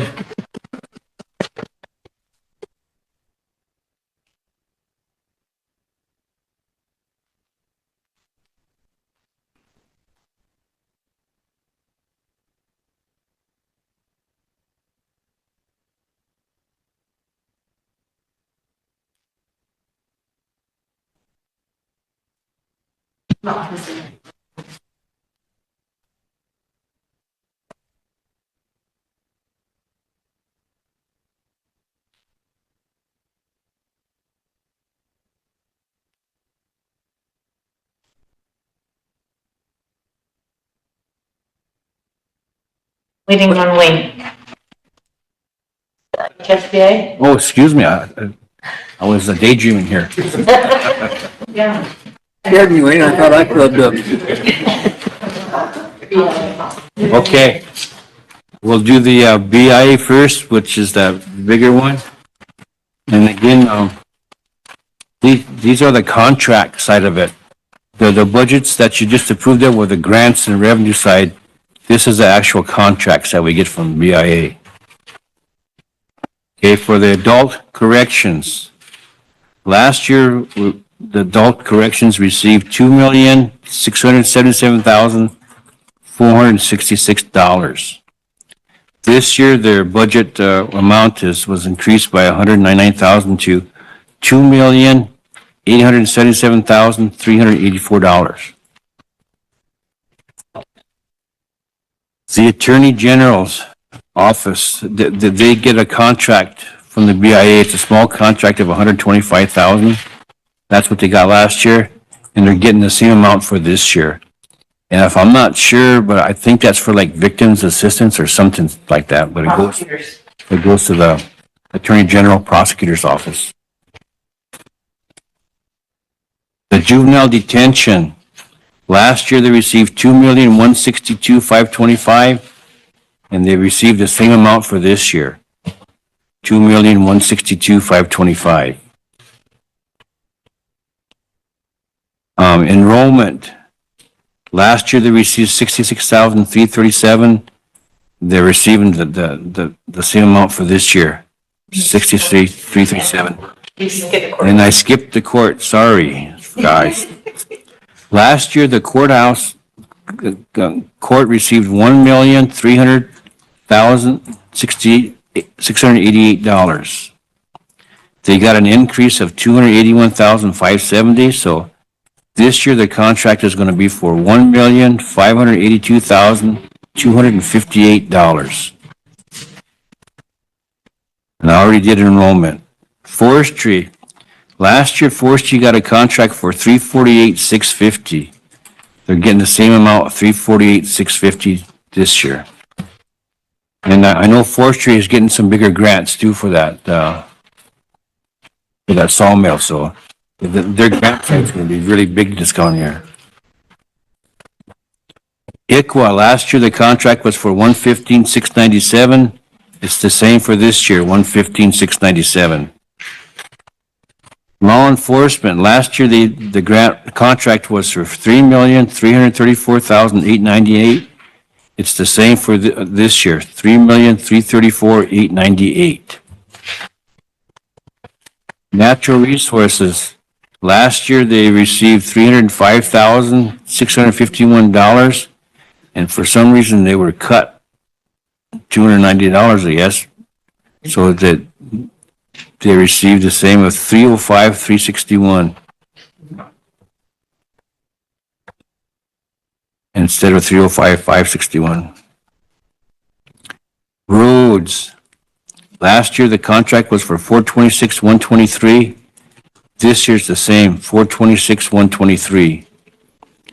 Safety of dams, last year they received $224,250. They got a $100,000 increase, so this year they're gonna get $325,120, 85 cents.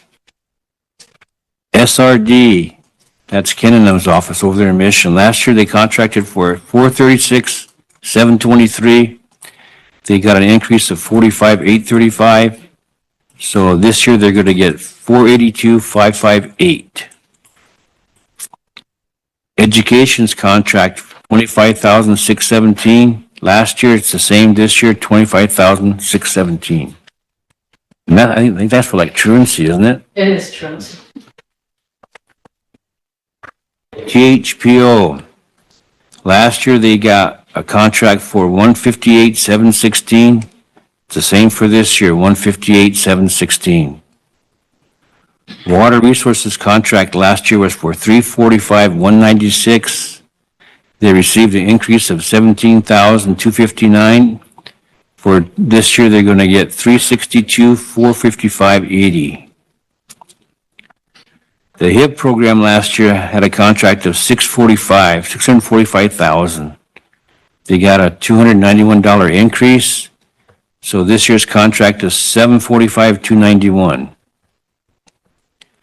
105 Al leasing, last year they received a contract of $45,835. It's the same this year, $45,835. Spotted Tail Children's Home, last year had a contract for $180,218. They received an increase of $1,829, so this year the contract is $182,048.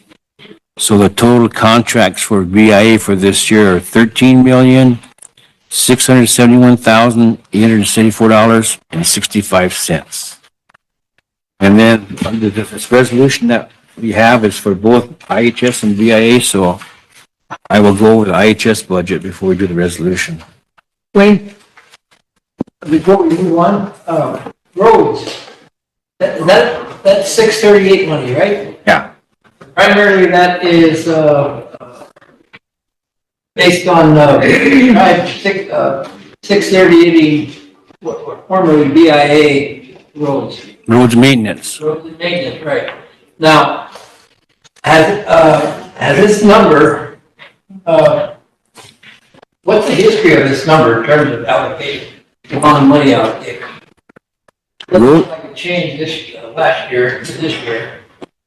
None of these BI programs change much at all. I The mean, reason I mention that but is, roads maintenance gets a portion of our federal allocation, our federal highway allocation. Okay, And so like that other sheet, they were on there for like $790,000. right? That's where that comes from, is our our construction allocation. Okay. But I'm keying in on the maintenance aspect of it. You know, when we took over 638, the former BIA roads, we were allocated maintenance money to maintain them.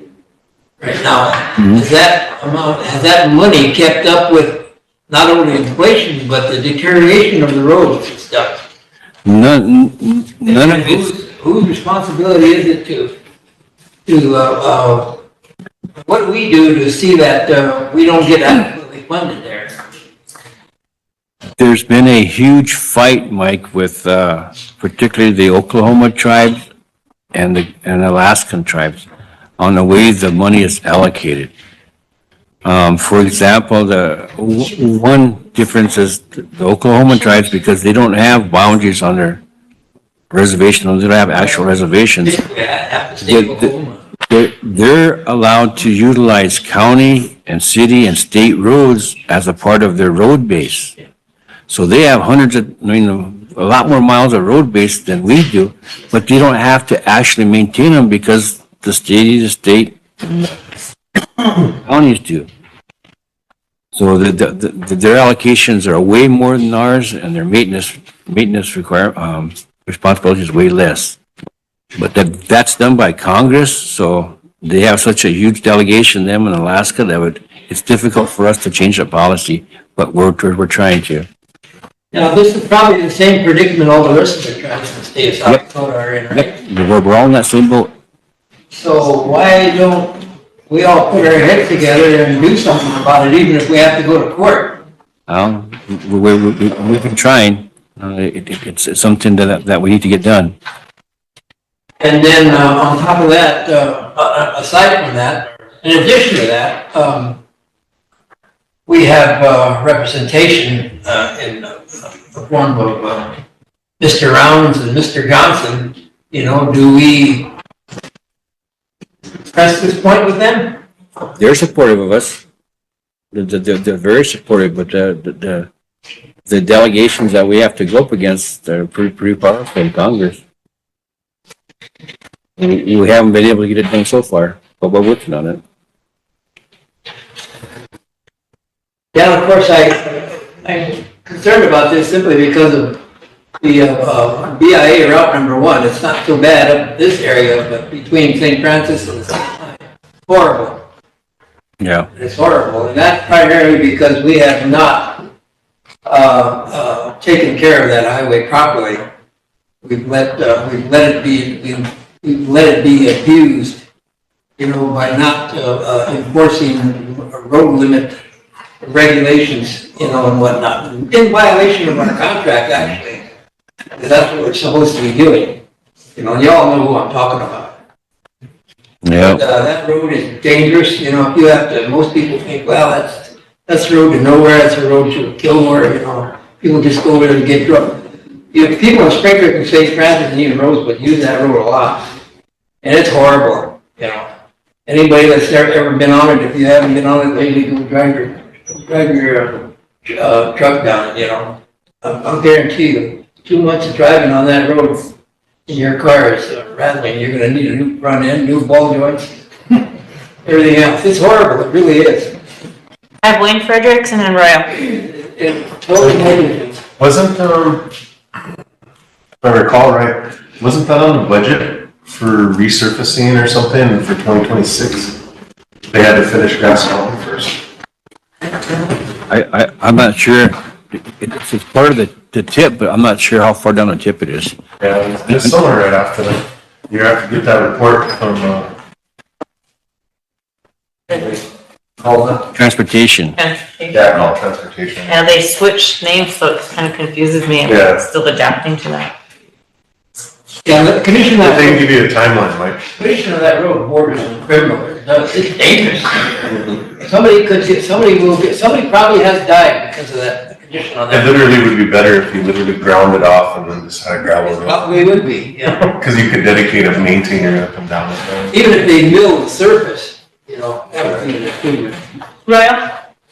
That way, along with this, UA budgets and the stuff, Mike talks about. I know, I heard Fred here, a lot of them, they go to T-Lake and they, adopt a lot of these shortfalls, these roads and different areas. And so that process, a lot of this federal funding, I know Lisa said she has the green book, but all of that's written out in the BIA green book. Every year they put out a green book, right? From Congress. They Appropriate the funds. BIA or, DOI, I'm included in there. So that's got a lot in there. A lot of the responsibilities, education, IHS, all these things. So when it comes to that process, in the past, sitting with Lionel and Bordeaux and different ones on the city council, they were kind of watching all of them. Even when I was in the city office, I had forums and I got all the program directors on board. Kind of went through these allocations from the Department of Employment. So, like what Mike and all these issues with funding, inadequate funding, and smaller tribes, and the field hearing going on. Would that be something that, like what Ben was talking about, ambulance? I know the history of the ambulance, what was it, Boy Reynolds created that, told it to the tribe, and the tribe took that. And now the tribe pretty much points that ambulance and is that the history on that ambulance? Boy Reynolds created it. And then also, I want to say that on the IHS and the ambulance issue, there are programs that don't allocate all their funding, so they do a rollover, and then it goes into there. They roll it over to the next year, so they may think they might not, but there's actually rollover funding in a lot of the IHS programs. Yeah. Some of the other programs have carryover, some of them don't, but that's why we have what's called a master contract. We have a master's contract for both IHS and BIA, where we put all these programs under one contract, and we have the abilities to move that money around however we want to. But the total amount can't change, but however we spend it amongst programs, that's our prerogative here.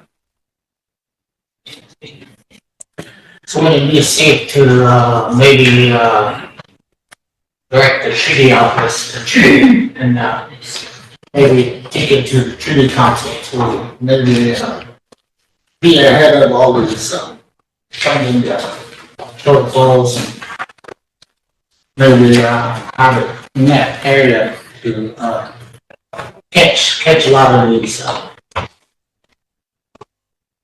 responsibilities. Now you can Rebecca Kidder, she did a law symposium at USD and 638 contracts and treaties. We look at other federal treaties, which are land agreements, whereas the 51 and 68 are a peace treaty. There's no land agreements in those treaties, so having that watchdog, having those forums to kind of stay ahead of all these funding. It's really a contract. Do you think that, what they did in the past, or just something that's outdated? I don't know, I mean, all, the Great Plains tribes need to stick together and form their own little coalition. And we need to stay with Colt because there are only like 50 tribes in the United States that own 95% of the trust land and have 95% of the population. But yet we get outvoted by all these other small tribes. So we need to somehow separate ourselves. That's what Colt was trying to do. Separate ourselves from everybody else. But we always get outvoted. That's why the funding formulas I talked to you about. That's why they are that way. Because Oklahoma and those guys have a lot more a lot more congressmen than we have. I mean, they have a lot more money than we have. So they have all this lobbying power that we don't have. So we always get outgunned. So, but it not only affects our road department, but affects our housing numbers. And it affects almost every aspect of our funding because of the formulas that they develop and the policies that are set by the smaller tribes. That's why it's really vital for us to have our own seat in TBAC. I mean, it took us years to have our own seat there, but we're finally there, so maybe we can finally make some changes. But does anybody have any other questions about BIA? If not, the last budget we'll go over is IHS, and then we'll pass the last resolution, which talks about both IHS and BIA. Under the IHS, our master contract, we have alcohol treatment. Last year, they received $858,021. This year, they can get a $54,000 increase to $912,222. The ambulance service received $953,7044 last year. They get a $775 increase. So this year, they're getting $954,519. CHR received $884,479 last year. They get a $48,028 increase. So this year they're going to receive $932,507. Health Administration received $281,872 last year. They're getting an $18,128 increase. So this year they're receiving $300,000 even. And then indirect cost last year was $163,968. Increase of $10,819 for total $174,786. So the total IHS budget would be $3,274,035. Those are the last two budgets, and this last resolution talks about both IHS and BIA. 246 or 247? 46, right? 240. Move for emergency legislation. Second. Folks, question? Chris, all in favor? 1, 2, 3, 4, 5, 6, 7, 8, 9, 10, 11, 12, 13, 14, 15. Opposed? 0. Not voting? 0. Motion to approve, Mike? Madam Chair, motion to approve, resolution 2024-246. Second, Marion? Fifth whereas, Budget and Finance Committee has recommended that the Rosebud Sioux Tribal Council approve Public Law 93-638 Bureau of Indian Affairs program and IHS Indian Health Service base budgets for fiscal year 2025 in the amounts of $13,671,874.65 and for the BIA and for the Indian Health Service, $3,274,035, respectively. Therefore, be it resolved. Question? Chris? All in favor? 1, 2, 3, 4, 5, 6, 7, 8, 9, 10, 11, 12, 13, 14, 15. Opposed? 0. Not voting? 0. Thank you, council. applaud you, the first time that we've done this for a long time, we've passed budgets before the end of fiscal year, so thank you very much. And there was a lot of hard work from this lady over here, used to have, and she's done a lot of work night and day, so she's responsible for getting all this to us, so. Hey, we didn't have any arguments over this. Everybody was taking their vote back this morning. Council, you want to take a half-hour break? Yeah. And again, council, I encourage you to get together with administration and help budget those issues. Get them We'll be back at 1:15.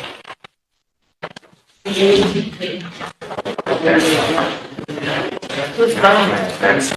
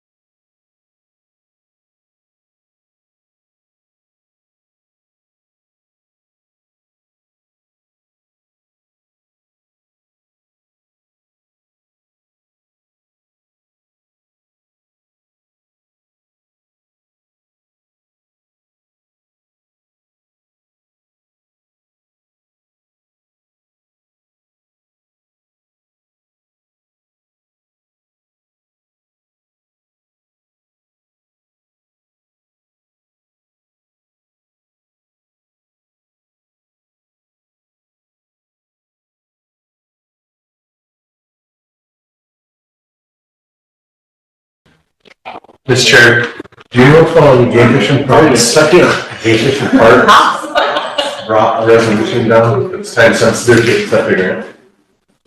Matt was here earlier. Yeah, we started on there. Chin up, chest up. Hey, you look cool, but you gotta let us hang out to the boss.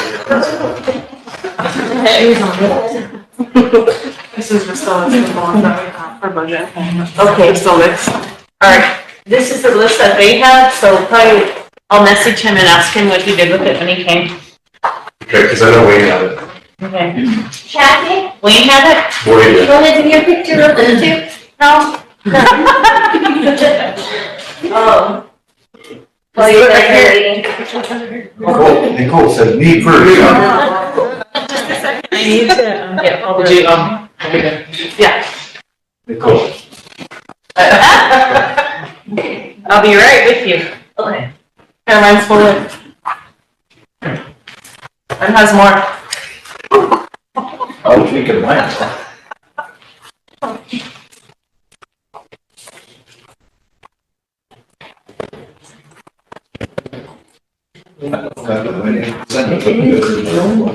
Okay, I'm waiting for him, Wayne, to get back to me.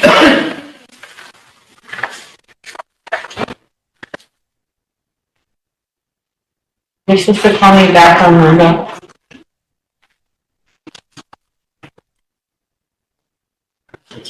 Marvin's going up to picture.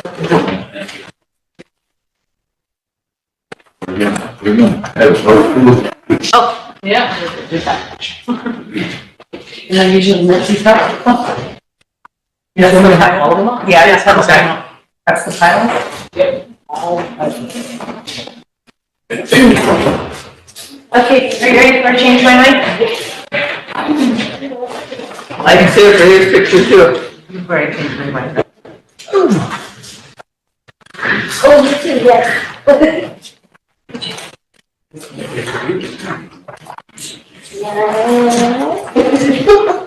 Am I looking at you or your phone or what?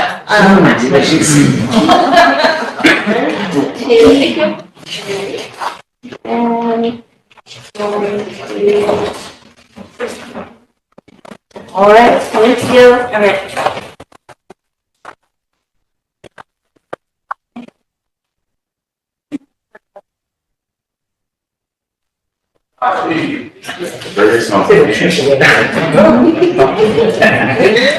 It's not that, no. All right. Mike, the color do you get look at? They got my profile. So it's nothing, then, huh? You think it's warming enough? Right? Okay, all right, thank you.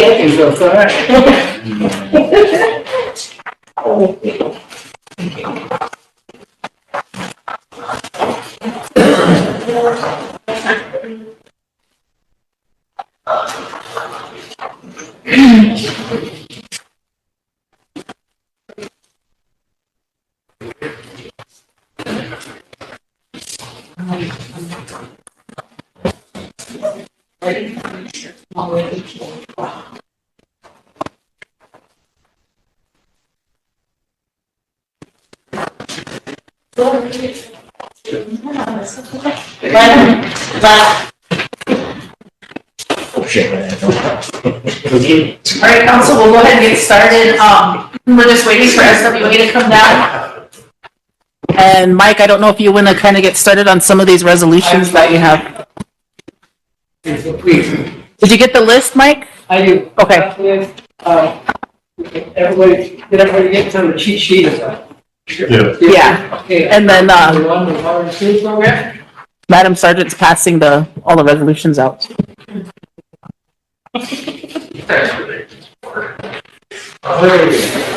Yeah. Watching you guys.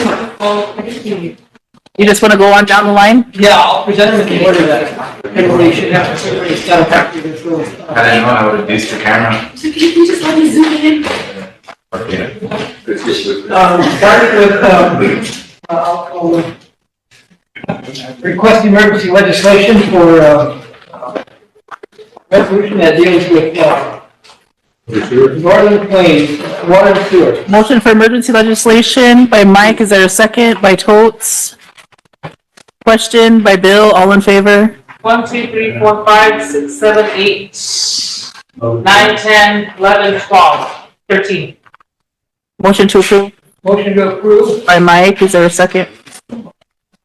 By Chris. Number? Go ahead, Mike. Oh, what's the number? 247. Oh, 247? Are we ready for the meeting? Yes. Commencing with the fourth whereas, the Bureau of Reclamation has allocated, RAX funds for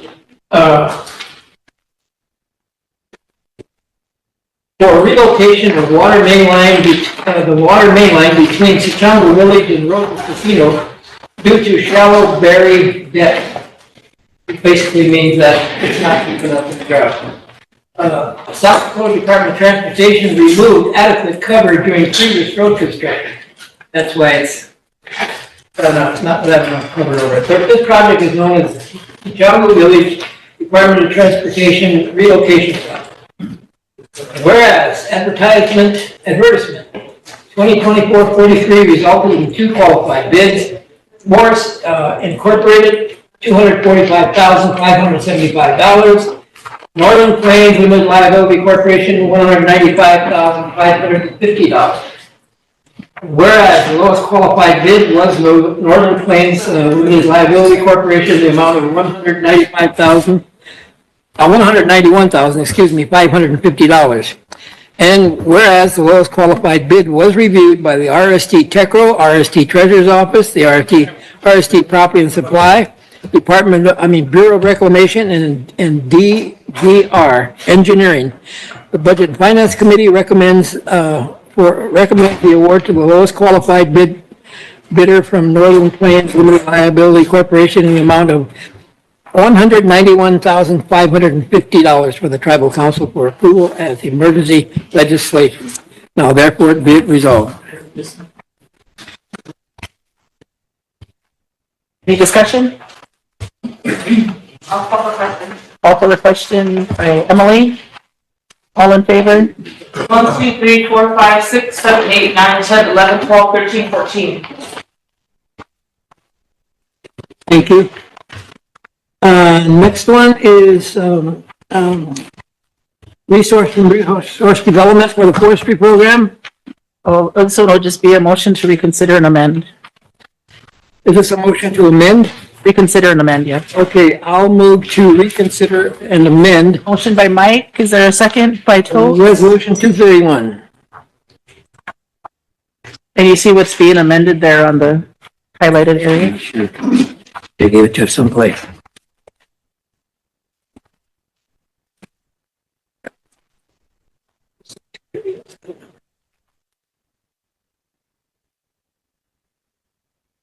Are we ready for the reading? You could just read in the amendment there, the highlighted. Okay. Well, I'll start with the fourth whereas. Rosebud Sioux Tribe Forestry Program was awarded $150,072 from fiscal year 2023 from the Bureau of Indian Affairs. This is a one-time, non-reoccurring distribution of funds for general operations. The distribution will become a permanent part of the permanent base request in 2025 budget submission and for a potential permanent base increase for the forestry program. Whereas the Rosebud Sioux Tribe Forestry Program will administer the attached proposed budget in accordance with the federal regulations governing such funds and will strictly adhere to all RST financial policies and procedures. Therefore, be it resolved that the Rosebud Sioux Tribal Council hereby accepts and authorizes the use of $150,072 one-time, non-reoccurring funds awarded to the Rosebud Sioux Tribal Forestry Program by the Bureau of Indian Affairs. Be it further resolved.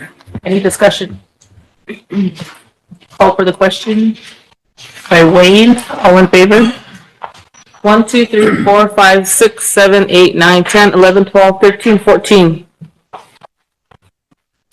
Okay, number 3. No, sure, go ahead. On the copy I have, that highlighted part, has that been removed, that it won't be a reoccurring to the permanent? Yes, It's we were informed that it would become part of. The amendment was to remove that highlighted part. So I thought you read it. Okay. So I just wanted to make sure, because Yeah. when we first did it, it was included, and now I see it. Yeah, it says remove on the side.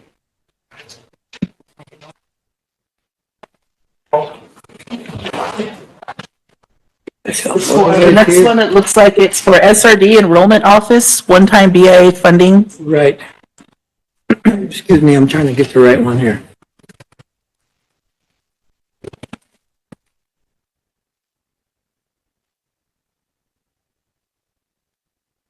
Oh, that's not it.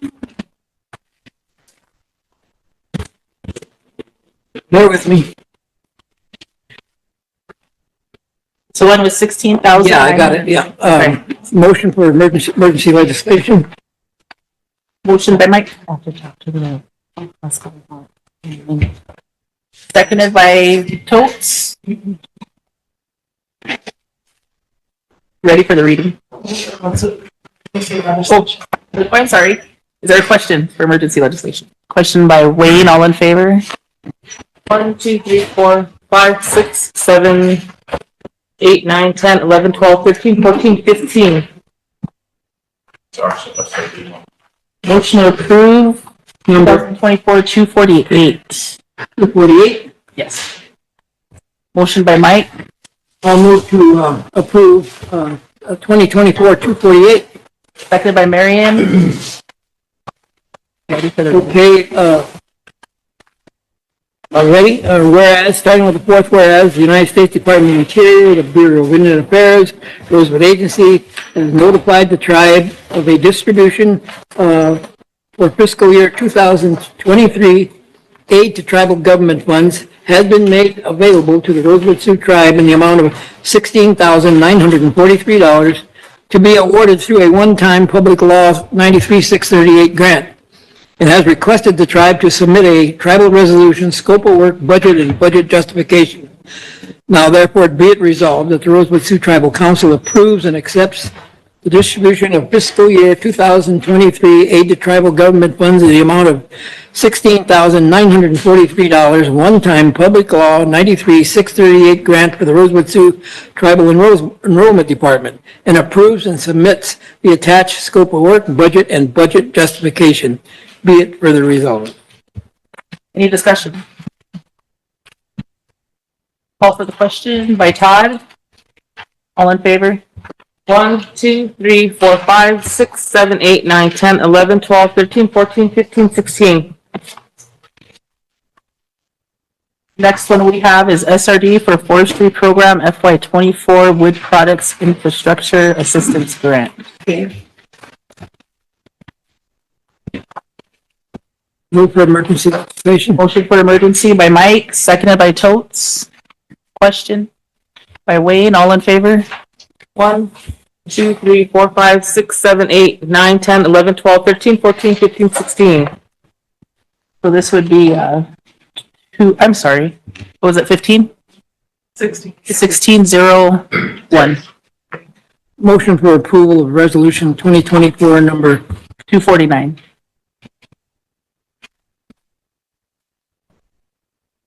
Second. By Bill. Ready to read it in, Mike. Okay, commencing with, I'm going to start with the third whereas. Rosebud Sioux Tribe has applied for and received the fiscal year 2024 Wood Products Infrastructure Assistance Maximizing Biomass Utilization Grant. Award in the amount of $911,176 from the United States Department of Agriculture and the U.S. Forest Service. The project period for this award is May 14th, 2024 to January 27th, 2026. And whereas the Rosebud Sioux Tribal Forestry Program will be responsible for the coordination of all activities related to the successful implementation of the project to achieve the purposes of One, establishing a processing manufacturing facility. Two, expanding an operational or idle facility to increase wood or biomass utilization or for manufacturing capacity. And number three, to improve a facility to increase operational efficiencies and or reduce operational costs. And I'm going to move down to the last whereas Rosebud Sioux Tribal Council the Rosebud Sioux Tribe shall maintain fiduciary responsibility and ensure compliance with the Rosebud Sioux Tribe's procurement policies and the Rosebud Sioux Tribe's accounting policies and procedures. Therefore, be it resolved. Any discussion? Call for the question. By Ben. All in favor? 1, 2, 3, 4, 5, 6, 7, 8, 9, 10, 11, 12, 13, 14, 15, 16. Opposed? 0. Not voting? 0. 0. And next, I'll move for emergency legislation Motion by Mike for emergency legislation. on the Seconded by Spotted Marion. Tail Crisis Home Award request. Question? By Bill, all in favor? 1, 2, 3, 4, 5, 6, 7, 8, 9, 10, 11, 12, 13, 14, 15, 16. 16 in favor. Any opposed? 0. Not voting? 0. 16-0-0. Madam Chairwoman, I move to approve resolution 24, number 250. 250. Is there a second? By Ben.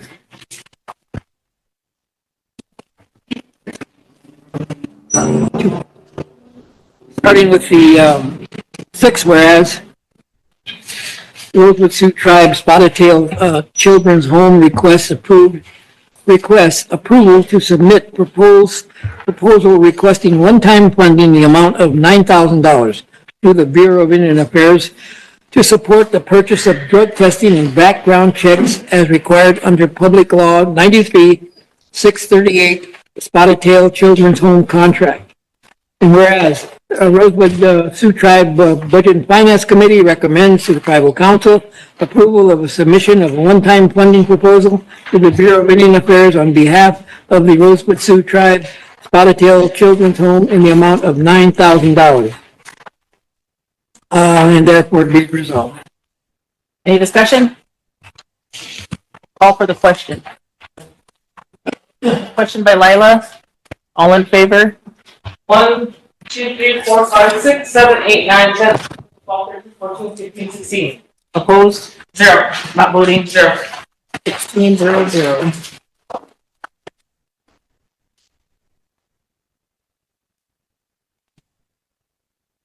Next one The is next resolution deals with RESCO. I'll move for emergency legislation. motion by Mike for emergency legislation, seconded by Coates. Question by Bill. All in favor? 1, 2, 3, 4, 5, 6, 7, 8, 9, 10, 11, 12, 13, 14, 15, 16. Opposed? 0. Not voting? 0. Motion carried.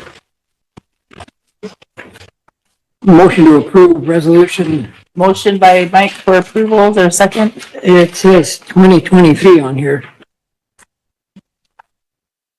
2024. Yeah, we'll amend it to 2024. Gonna change that to 24? Did you second by Chris? Yeah. Second by 251? Chris.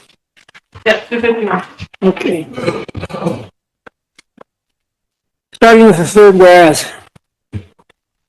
The Rosebud Sioux Tribe, Sichangwu Resource Development, has applied for and received the fiscal year 2024 bipartisan infrastructure law bill, preventing outages and enhancing the resilience of the electric grid formula grants to states and Indian tribes. The award in the amount of $397,487.15 with the government share of $344,641 and an in-kind cost share to the tribe of $51,846 from the U.S. Department of Energy, along with the U.S. National Energy Technology Lab. The project period for this award is August 2nd, 2024 to April 30th, 2032 to improve the resilience of the electric grid against disruptive events.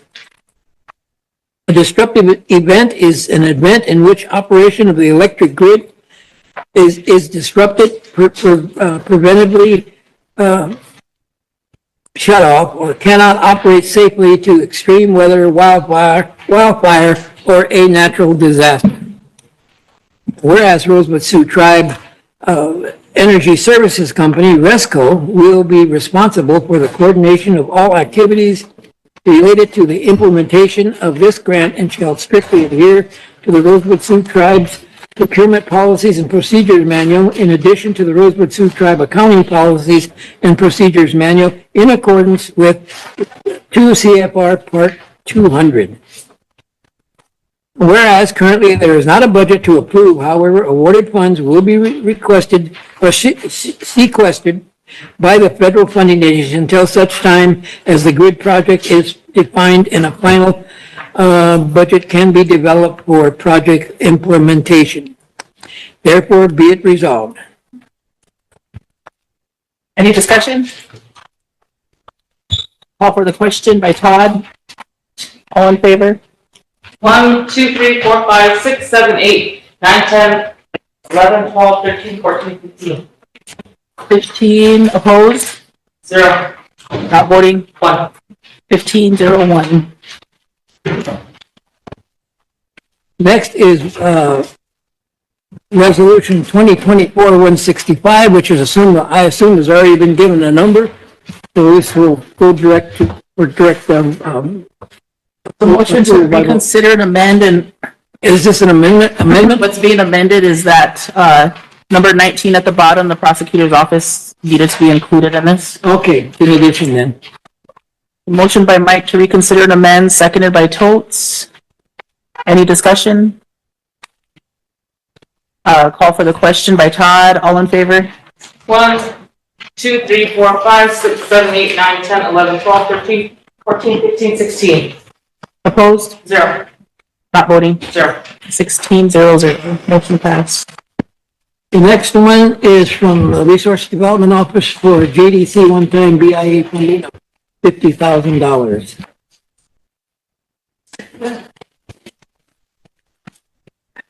Motion to approve, motion for emergency legislation. Motion by Mike for emergency legislation. Seconded by Totes. Go ahead, Mike. Oh, I'm sorry. Call for the question. Question. By Ben, all in favor? 1, 2, 3, 4, 5, 6, 7, 8, 9, 10, 11, 12, 13, 14, 15, 16. Opposed? 0. Not voting? 0. Motion passed. Motion to approve 24. 252. 252, starting with the 34th whereas. Motion by Mike to approve. Is there a second? By Bill. Go ahead, Mike. Rosebud Sioux Tribe Wombly Wachuni Teepee Juvenile Detention Center received notification dated September 12, 2024, advising the Wombly Wachuni Teepee of the availability of fiscal year 23 one-time funds for juvenile detention education in the amount of $50,000. This one-time funding, non-recurring distribution of funds is set to expire September 30th, 2024. Funds are yet to be used for services related to academic education only.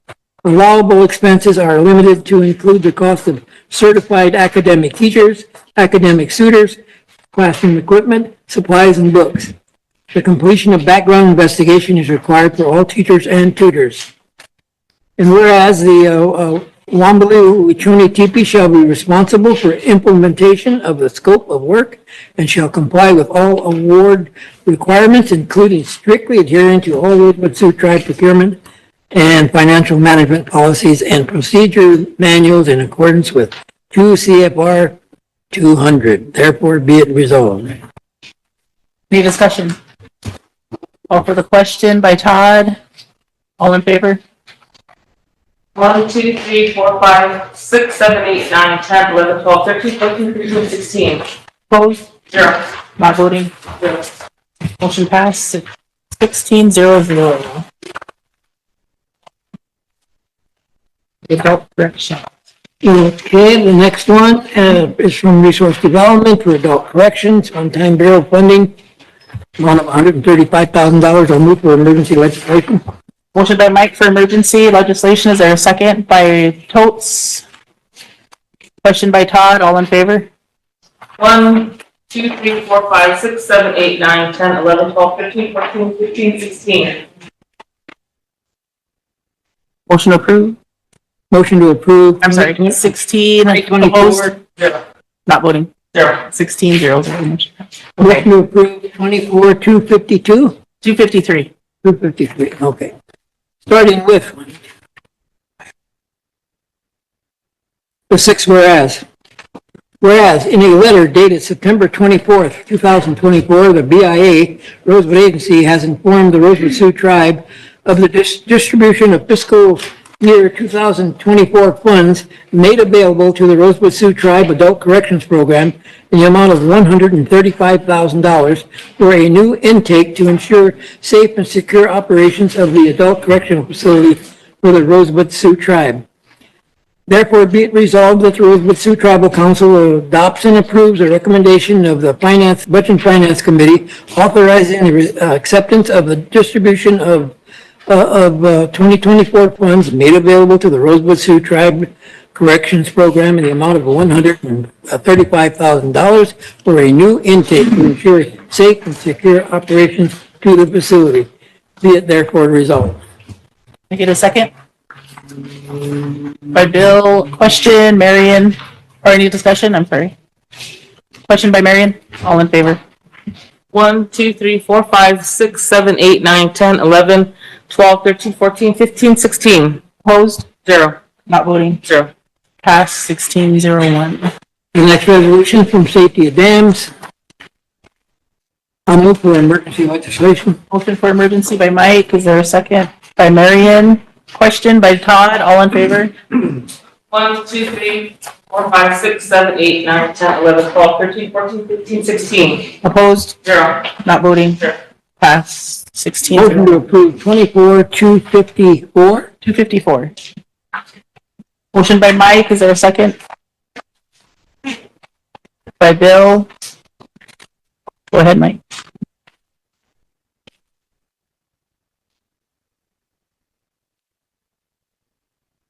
Starting with the 7th whereas. The procurement policies and procedures require purchases of goods and services over $25,000 and over to be approved by the Rosebud Sioux Tribal Council. And whereas the Rosebud Sioux Tribe Safety of Dams Program solicited bids for a period of 30 days for repairs to the Rosebud Dam gate stem and gate operator and the Ghost Hawk Park stem repair and repair of the stem, Ghost Hawk Park stem. And whereas the RST Budget and Finance Committee recommends approval of said bid submitted by Northern Plains LLC in the amount of $39,900 of the only responsive bidder in response to an advertisement for bids. Therefore, be it resolved. Any discussion? Call for the question. Todd? All in favor? 1, 2, 3, 4, 5, 6, 7, 8, 9, 10, 11, 12, 13, 14, 15, 16. Opposed? 0. Not voting. 0. Thank you. The next resolution from Safety of Dams, I'll move for emergency legislation. Motion by Mike for emergency. Is there a second? By Bill. Question by Todd. All in favor? 1, 2, 3, 4, 5, 6, 7, 8, 9, 10, 11, 12, 13, 14, 15, 16. Opposed? 0. Not voting. 0. Motion passed. I'll move for approval of 2024-255. Yes. Commencing with the 6th whereas. No, the 7th whereas, excuse me. Whereas, Safety of Dams Program has solicited and requests the purchase of pavilions and gazebos that will enhance the recreational experience by providing sheltered spaces for public gatherings and events. Whereas the Budget and Finance Committee has recommended the approval of each purchase for the enhancement of the recreational areas.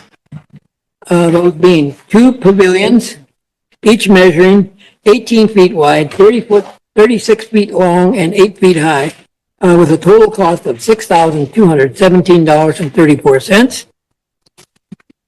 23 gazebos, each measuring 14 wide, 18 long, and 8 feet high, with a total cost of $34,548.26. Hardware required for the installation of these structures for a total cost of $22,618.75. The allocation of structures across the recreational areas will be as follows. Rosebud Dam will get 5 gazebos. Parmalee Dam will get 5 gazebos. Hilltop Park, 13 gazebos and 2 pavilions. The total expenditure for this project will be the sum and cost of the pavilions, gazebos, and hardware amounting to $63,384.35 from Menard Store number 3321, Pierce, South Dakota. Therefore be it resolved. Discussion. Call for the question by Todd. All in favor? 1, 2, 3, 4, 5, 6, 7, 8, 9, 10, 11, 12, 13, 14, 15, 16. Opposed? 0. Not voting? 0.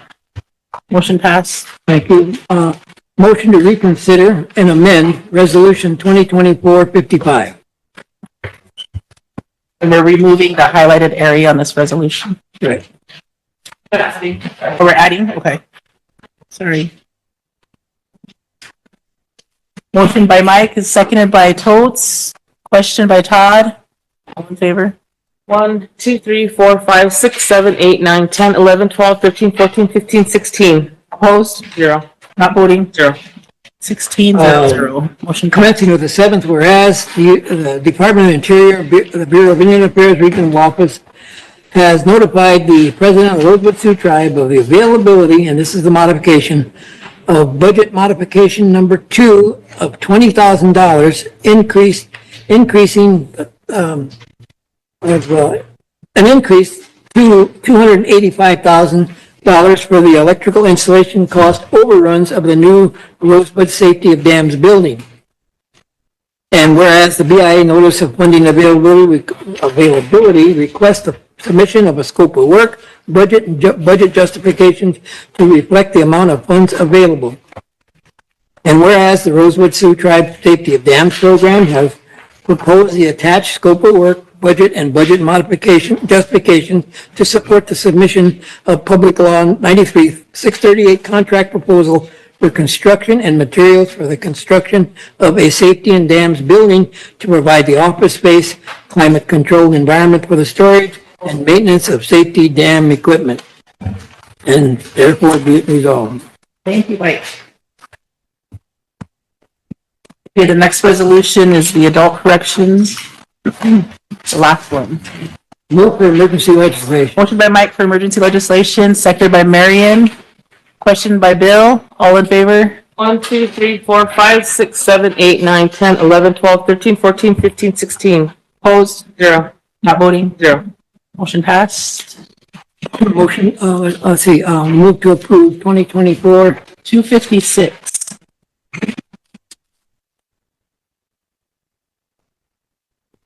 Second. Second. Okay. Motion by Ben. Okay, I'll read it in. Are we ready? Yep. Whereas, Rosebud Sioux Tribe Adult Corrections is a 220-bed tribal facility funded by Public Law 638, a contract number. Whereas Rosebud Sioux Tribe Adult Corrections is required by contract to incorporate recruitment and retention services for staff. Whereas the Rosebud Sioux Tribe Adult Corrections is prioritizing the increase of staff housing for adult correction facility employees to assist with recruitment and retention. whereas the Rosebud Sioux Tribe Adult Corrections is seeking to provide a monetary donation to tribal communities that gift the communities trailers to the adult correction facility. I guess these are the trailers that are the adult corrections, right?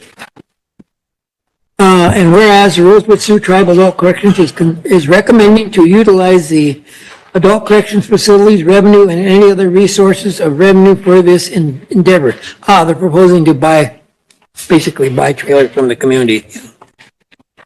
Therefore be it resolved. Discussion?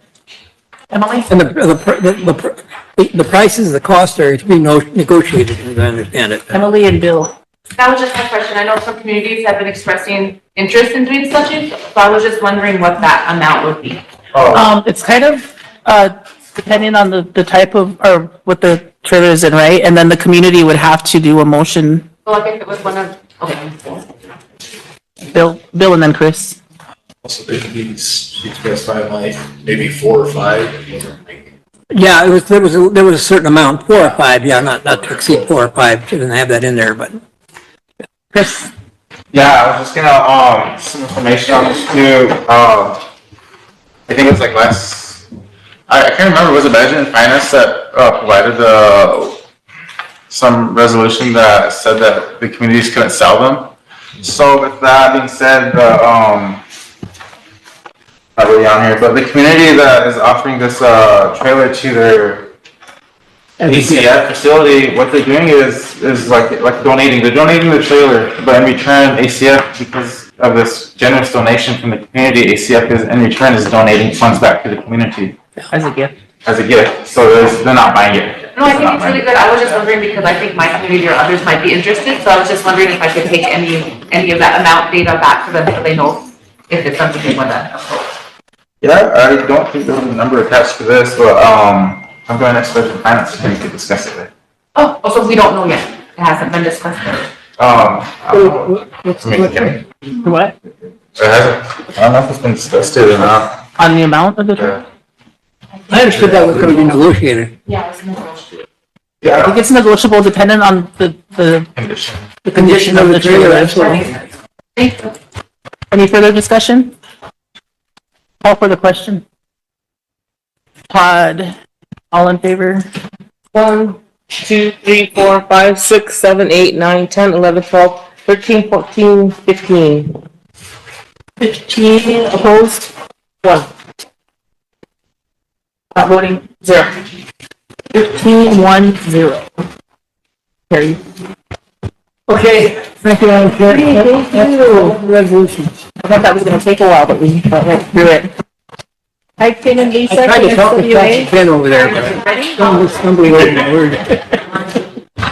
Are we waiting for Monica?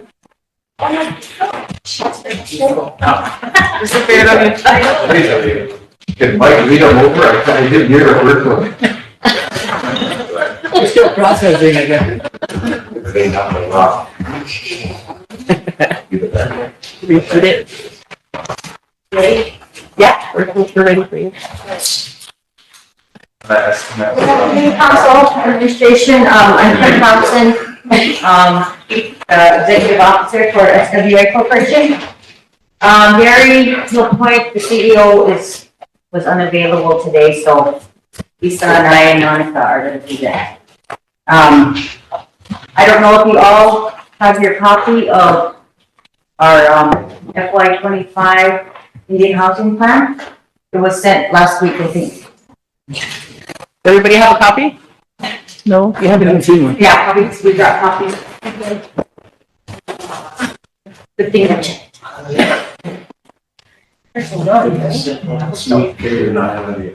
Yeah. On email. Who did you mail them? That's a week old, last week. Michelle? I have some more now. There's some of them weren't here last week when I passed them out. That's fine.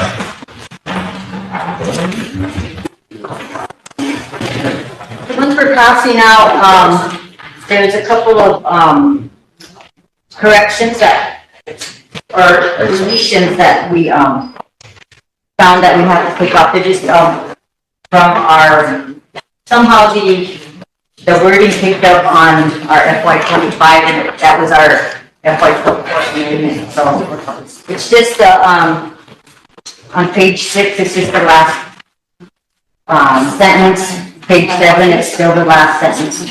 So, but everything else is going pretty much okay. And I think the ones we passed out have the what we want to make corrections on. So for FY 25, our anticipated IHBG for the 1937 Act units is $8,941,372. And that is what we will get from our Indian Housing Block Grant. I don't know if you want me to go through each of these or if anybody has any questions, but on page 6, that's our first program identifier that we have to do our Indian housing plan for. It's 2025-01, our modernization of 1937 Act housing. And keep in mind that our Indian housing block grant is to maintain our 1937 Act formula current consistent stock. So that is the 1937 Act units, which is 806 low rental units and 17 mutual. We've been conveying a lot of mutual, so so our Indian housing block grant is to maintain mostly the low rental units that we have there. At the bottom there, it says planned and actual outputs for 12-month program year. Numbers to be completed this year. Planning on completing 40 units within a 12-year period or 12-month period. Yes, this is to rehab the whole unit.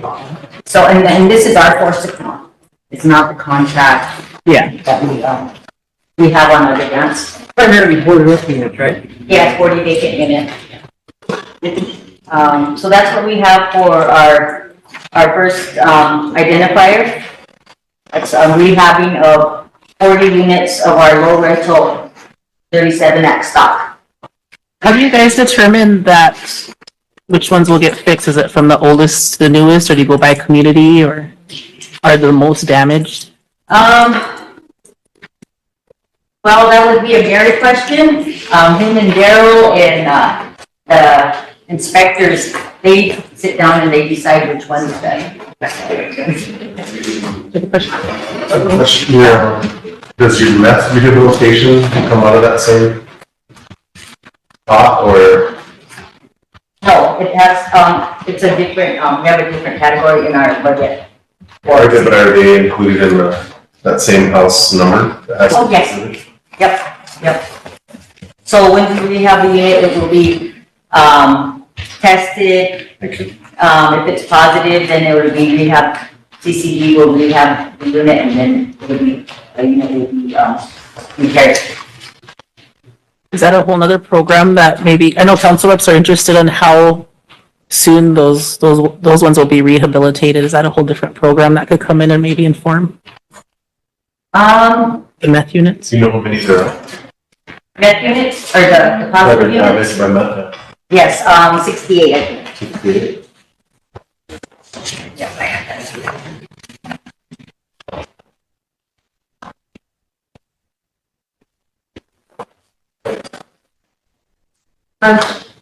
Oh, 73, sorry.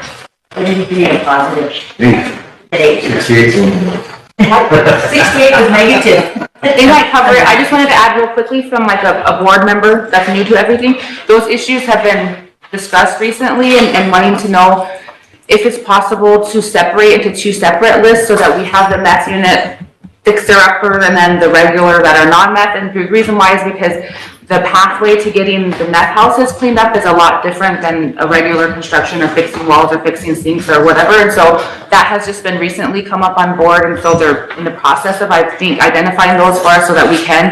And then, shoot, I lost the other one, but Good. I just wanted to add that those are being discussed currently at the board level. Thank you for the info. We're on page 6. Page 7 now, okay. Page 7, oh, I'm sorry, Mike. What other drugs besides meth are you testing for? Are you finding? Well, there was discussion on, testing for fentanyl. That hasn't progressed any farther than the board right now, because right now we're doing research. It was, passed or approved by our board to go ahead and do the fentanyl testing, but we have to do more research on the cost and yeah. In the early days of testing, SWA was finding traces of other drugs, cocaine, that sort of thing. That's really where I was going. Do we still do that? Yes. And That's all. what are we finding? I wouldn't be able to tell you, Mike, the breakdown. Is it significant yet? Is it significant yet? The most significant is meth. Yeah, obviously. I mean the other drugs, I'm keen in on the other drugs, like cocaine. Yeah, I wouldn't be able to tell you, that would be a Archie question. Those drugs aren't like that. Every house. Any other questions? And I asked the question because I think it's kind of, it would be an indicator for us as to whether drug abuse is increasing or decreasing, all drugs considered. Absolutely. It would be helpful to know that, I think. Yeah, I got a quick one too. The amount of funding it takes to, I guess, repair these houses that have this. Are you guys anticipating that more funding would be needed in your, I guess, maintenance type deal to do that? Because I mean, I know you have your standard, let's say, just wear and tear type stuff, as opposed to, drugs or anything to that effect. The funding that you would need to either determine that that's what it is, and also to how to dispose of it, I guess you'd say, and repair it. Do you see any increase in your funding for that purpose? We have, about 3 grants going now, that is not part of our IHBG, they're separate grants, so, like RST ARPA, they're helping with, they're assisting, rehabbing 40 units for us. And that was part of the ARPA funding. Okay. We also have a ICDBG, ARPA grant that we have, how many units was that, Monica? ARPA? Well, there's one ARPA and it's for,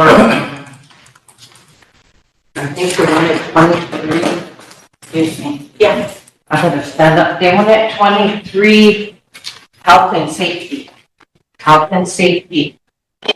But when we did these grants, it was like, for 23 of them at the time, it was like around 660, it's over $500,000. We're talking, when we did those out, we're talking like $2 million now. So we asked Cuddy if we could back some of them down. The other ICDBG, she's talking about renovation, there was originally 33.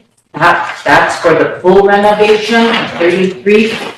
And it came up to over 4 million. And I think that grant was more like 900 some thousand. 900 to $1 million on that. It tripled. So we asked to do 10, although we did 14 in that unit. We did 14, yeah. And we completed those on that renovation, and we're doing, how many more? 11, I think, 10 or 11, yeah. Okay, I'm just anticipating to see if you guys would know that. I mean, we'll have to be able to ask for that, I guess, for extra funding for those types of purposes. But if you have grants for that, I guess that's probably just as good too. But that's what I'm thinking. We do have some funding, but you know what's that runs out of you, please. The thing about this is, originally we had 8 units. Kind of hard to talk about this stuff. Because our contractors did a really beautiful job on those houses. Within 2 months, 3 or 4 of them were almost destroyed. People moved out, some are still living. So there's ill wills, drugs and Yeah, definitely. violence. Yeah, definitely. That's just what I'm kind of wondering.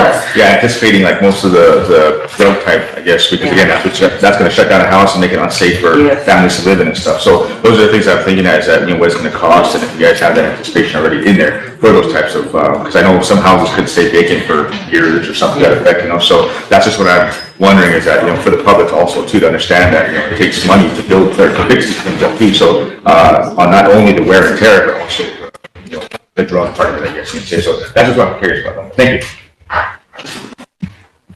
Other questions? Okay, the next, Page 7? yep, page 7. Our next program identifier is the operation of 37 at housing. So that is our maintenance. What it takes to maintain our 37 units. Yes. Oh, I'm sorry, go, Mike. I'm sorry, I'm gonna go back to the 40 units.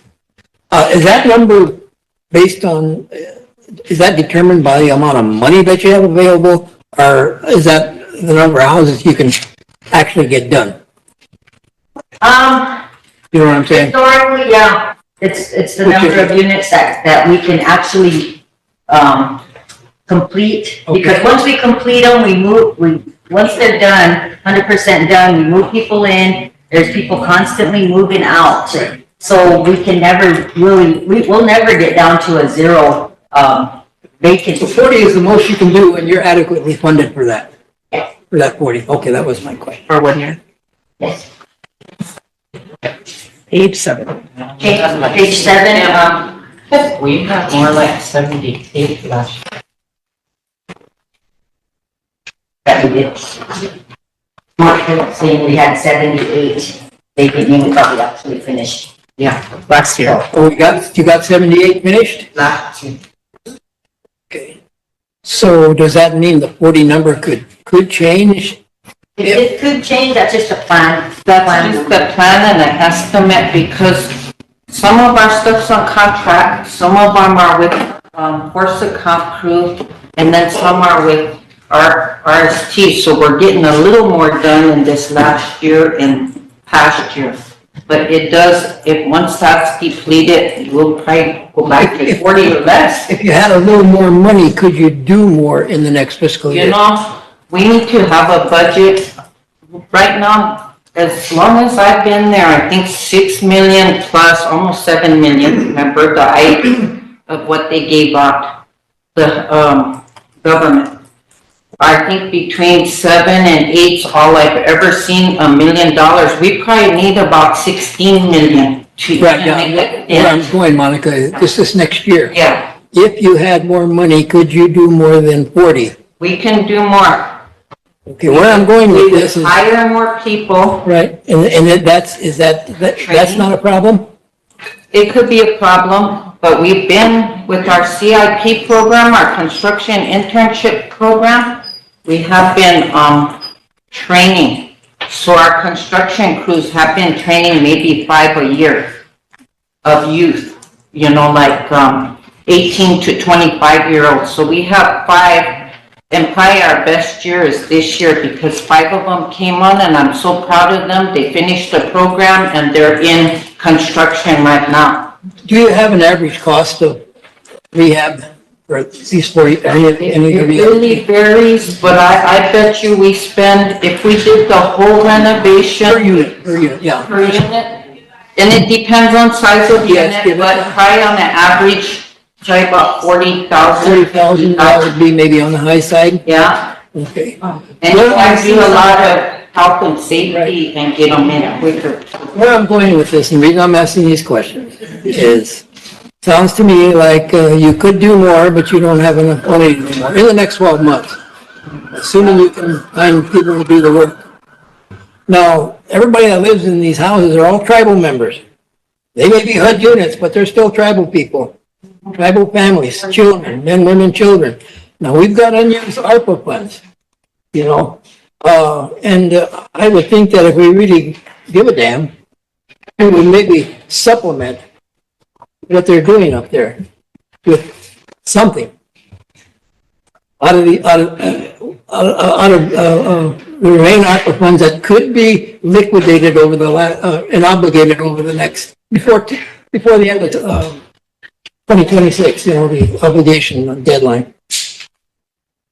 I think that's important. Primarily because housing is an issue, and these are tribal members living in there. They're not HUD tribal members. They're Rosebud Sioux tribal members and family. There's so many in need out there, it's even more. Wayne, Even if it was a couple houses more, hey, that's something. Wayne has a comment. Michael, the tribal council already appropriated $3.2 million to renovate 40 of those board up units. They've already started. I think they have 10 of them done now, but we did use $3.5 million of our money to do that, to supplement them. We also gave them another $800,000 to build a building to help with, clean the, meth units. Okay, and has all that money been liquidated? We're still preparing homes now. We got 10 of them done now.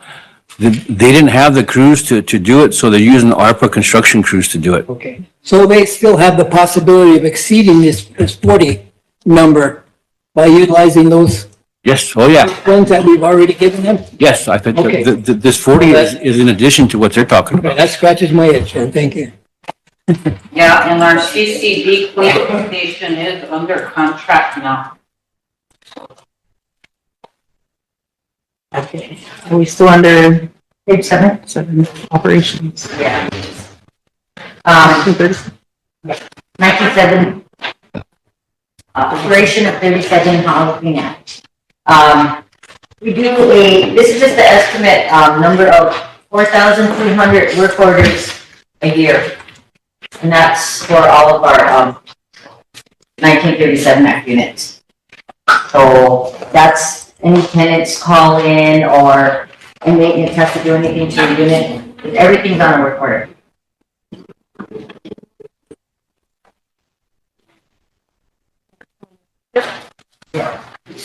Next one is, HIP, private home repairs.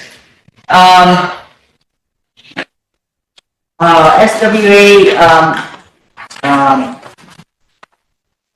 Emily, we all take care of the HIP program, and our private home repairs. And the priority listing is the same, factors. Private home is the same factors as HIP. So on our private home, we can give up to $2,500 for emergency repairs to private homeowners if they are eligible. Everybody has to do a application and be deemed eligible. They set up online fees, and, I think it might be changed. used to about 20-some pages of guidelines. Yeah. Still there, you think? Yeah. I don't think they're changing because they have a. I remember there was a lot of information. It's application. Really a lot of it. Any questions? For clarification purpose, Kim, could you tell the Oyate out in the country out there what a 937 Act is, house? A lot of people don't understand what that means. A 1937 Act? Yeah, it sounds like you built a house in 1937. Well, it was in 1966. 1937 Act housing is, the act that was in place before 1996. So all of our HUD projects built, they started in 1966. All of those units built from 1966 all the way up to 1996. Those are considered 1937 units. And those are the ones that we have to maintain in order to get this grant, our Indian Housing Block Grant. Anything built after 1996 is considered an HASDA unit. And that's, after the passing of HASDA, 1937 Act, was done away with. So that's what the 1937 Act unit is.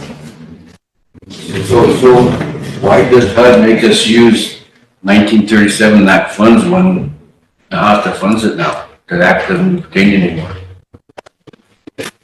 Because basically you're on a soft determination, which means it has to stand alone on its own. The original act, they still have to provide funding to the through the tribe to the housing authority to operate. And that's where you can do your maintenance, construction, admin. Basically, 1937 Act hasn't been repealed. Yeah, and it hasn't changed. But we're still eligible for it because we got it to begin with. So, but why can't we add houses to your stock so that we can increase our You can funds? under Nahasta, but you can't under the 37 Act until they change that. So if the $8 million comes under the 37 Act, how much do we get under Nahasta? It's only off of the rent you collect. So I mean, so Nahasta doesn't give us any funding. It's a self-determination. That's why it's very important, for people to go to DC and do the negotiated rulemaking, the negotiations and stuff, so we can, fight for more funding to maintain our Nahasta unit. Because this is, our Indian Housing Block Grant is just to maintain, or that's our main purpose of this grant, is to maintain those 37 Act units. Congress tricked the tribes when they passed the HASDA. When it came to the 1937 Act. Bob? It was going to do good. Reference to that house that I'm living at split level, what is that? Is that in the HASDA or 1937? Yours is a 1937 Act. So you guys are obligated to maintain those then? How long do you have to wait to get it maintained? I guess it's a question for Daryl, but I wish Daryl was here. But how long do a person have to wait in order to get maintenance? Whenever they can get to it. Our maintenance is not, that would be a Daryl. Yeah. I have the answer. Whenever they can get to it. Well, That's the reality of it. it must be on the horse because they hadn't had it out there. More like a donkey, more like a donkey. Okay, all out there. Now we're on 8 or 9? 9, page 9. The next identifier is our housing services, SWA housing services. This is where out of our IHBG, we fund, we allocate $25,000 to the homeless shelter. The Rosebud homeless shelter. So we actually have that in our budget where we allocate $25,000 to that homeless shelter. We also assist with LEAP funding in the amount of $200,000 per year. And we also have in our budget the community cleanup. We never did, just in the past maybe 4 or 5 years, we started putting, or up 4 years, right? That we start putting that in our budget. Because we never budgeted it, because what we did was we assisted the community with beautification, and we put that in our budget every year. Where we have agreements with each community to do mowing and beautification of our 37 Act rural rental. So we have that in our budget every year, but we never had the community cleanup. So in the past few years, we've had to, look for funding, for this community cleanup. So we actually put 100,000 in for next year.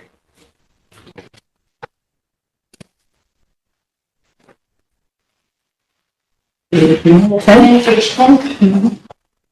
Page 10 is, our low-income housing tax credit subsidy. We have a total of 45, tax credit units, and they're located up to the Sioux Village. What we do is we subsidize their monthly rent. Their rents could range from $385 to $425 a month. If they, the agreement is, if they make their monthly rental payment and they're up to date on their rent, then we subsidize $200 a month for them. So really, in reality, if their rent is $425, if they keep up with their rent, they're only paying $225. We pay the other $200. Cool. So we put that in our budget. You maintain those? Yes, we do. They're on from private, or not private, from investors. So they have, yeah, they have a lot of that we have to do. Yes. As far as repair. The next page is 11. Fast supportive housing. We also, it's called, Monica, you wanna, this one is, the tribal HUD dash? Yeah, the HUD dash. I think this is on rental assistant, your tribal, how many you have and. That's a On your tribal, let's go, we have 5 tenant base, which means they are scattered. And they're in our Nahasa units. We do have 15, and we're just finishing, although there's people in them, we're doing the punch list and stuff. We have 15 project-based, which means they're in one area. And then the tribal HUD back is rental assistance, fair market value. So say a tenant out there, their income, according to their income, they can pay $100. The HUD bash will pay up to the fair market value of $700 in that difference. If they pay $300, then we pay the other $400 up to the fair market value. But if it's one veteran and a 2-bedroom, we can only claim the fair market value for one bedroom size. So that's basically what that is, the HUD dash subsidy for our veterans. And then the VA is to help them do the supportive services. So we only provide the home and we provide the assistance for the rental. But the VA is to do the supportive services and help those veterans if they need a ride to a doctor's appointment, they need to call the biggest provider, where if they need groceries and don't have a ride or availability. They also help provide some services when they move in and like to help set their house up a little bit, you know, like a bed and coffee pot and little household items. So it's to help the veteran. In these veterans, even if they owe rent to housing authority, that is not to stop them from gaining the points. Now they get points, they do the application, and the VA does all the point system, and that's how they move up into a unit. We don't select. So that's how the program operates. It's to help them. So if they do owe us, we can't just stop and say, oh no, you owe us money. They are to, you know, try to provide $5, $10, you know, on that background and help assist. Okay? Any questions? Needs to, oh, I'm sorry, Mike. Monica, how close are we finishing that project? We are very close, we're just so close. I heard it was this close, but. Gee, we were way out there, but we're a lot closer. A lot of it's paperwork, and I think our, South Dakota Housing and our architect need to come one more time. And once they close that, then, but they're doing all their paperwork. I think we went over like 400,000 on that project. None of it, was over our ADA and universal. Because they are in a lot of our veterans are handicapped, so we have 7 units that provide 3 ADA units.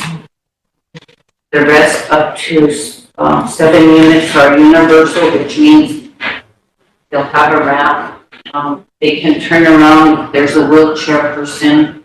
It's not full ADA, but they could get in and out of the shower, that type of thing. The ADA are full handicap.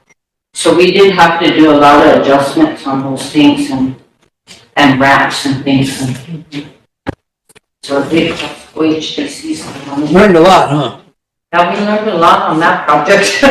Well, then COVID didn't help. It just shut us down and costed us more, so. But we're getting there. Real quick, question here. Well, first of all, I want to thank you, Kim, for building me that handicap ramp at the outset. I really appreciate that. I sure made use of it.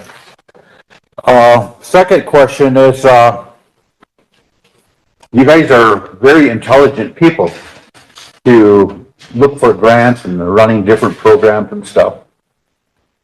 How can you guys put your minds together? And I really appreciate you guys helping those disabled veterans out, homeless veterans especially. I really appreciate that because my family is a military family. Now, one concern that I have is put your great minds together and come up with some kind of an idea. Ask for more money, whatever it might be. Ask for more money and help our elderly people out. Elderly people, some of them are paying hellacious amounts of rent just to stay in the house. Takes up most of their Social Security. I know of a grandma from my community that stayed without electricity for almost 2 weeks because she couldn't afford the rent, she couldn't pay the electricity. Why can't you guys get together and figure something out and help those elderly people like you help those people out to Sioux Village out there, pay their rent or reward them for maintaining their yards or whatever, you know, their houses. Why can't you guys come up with an idea to help the elderly people out? Those are our national treasures out there. Those grandmas and grandpas that are out there, they're our treasure and they should live their final years in comfort. Some of them are suffering because of the atrocious rents that you guys are charging on. So I would appreciate if you guys could put your minds together, come up with some kind of a program where at least you pay 1 month of their rent or something. I mean, if you guys could do that to some of these younger people, I'm pretty sure you guys will have an idea to do that to the elderly people. But that's one concern that really bothers me is the fact that a grandmother had to sit without electricity and she just couldn't afford it. So I wish that you guys could get together and come up with some kind of a program to compensate the grandmothers for reward them for living this long. Those are why history books stuff. And that's a little competition cup. And that's a whole that a home in a week up to don't care oi chunk yak the cup. As I took on the as well not honey and nature, oi chak up John it's my washing. And now I can't hear nature oi chak yak the cup. That's all I got, man. Thank you, Madam Vice Chair. Any other questions? Now we're on page 12. Next one is our emergency rental assistance, tenant rental assistance. Before you go any further, Could you say, yeah, we could work on it or something, please? I mean, I gave a testimony and I didn't get a response from you guys, so can you sit down and say, yeah, we could look at something like I that? have it written down, Robert, when we go back and we'll. Okay. Yeah, but I do know the board has been talking about how can some of them that pay their light bill, how can some of them that really work towards keeping their homes up. But there are some, like anything else, we have to be in the low and medium income bracket. And so they're looking at some of that stuff already that they would like to have us all brainstorm over, so yeah. Okay, appreciate that, thank you. Because I have an elderly mother too, and what it's like, and I help her a lot, but she needs more help. Yeah. Huh. Okay, thank you. I'm sorry, Kim. That's right.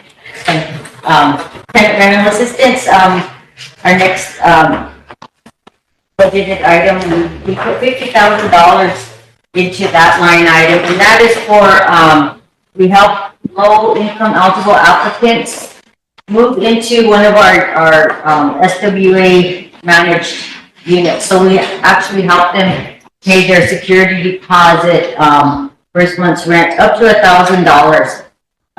And that is, we also assist any tribal members off the reservation. We assist them with security deposit, first month's rent, up to $1,000 if they're eligible. So we put $50,000 into that line item so we can help 50 people next year. Any questions? Page 13. We have Nahanta units. Okay, this is where, we were talking about. How many units do we have? Mahasta units? Have that.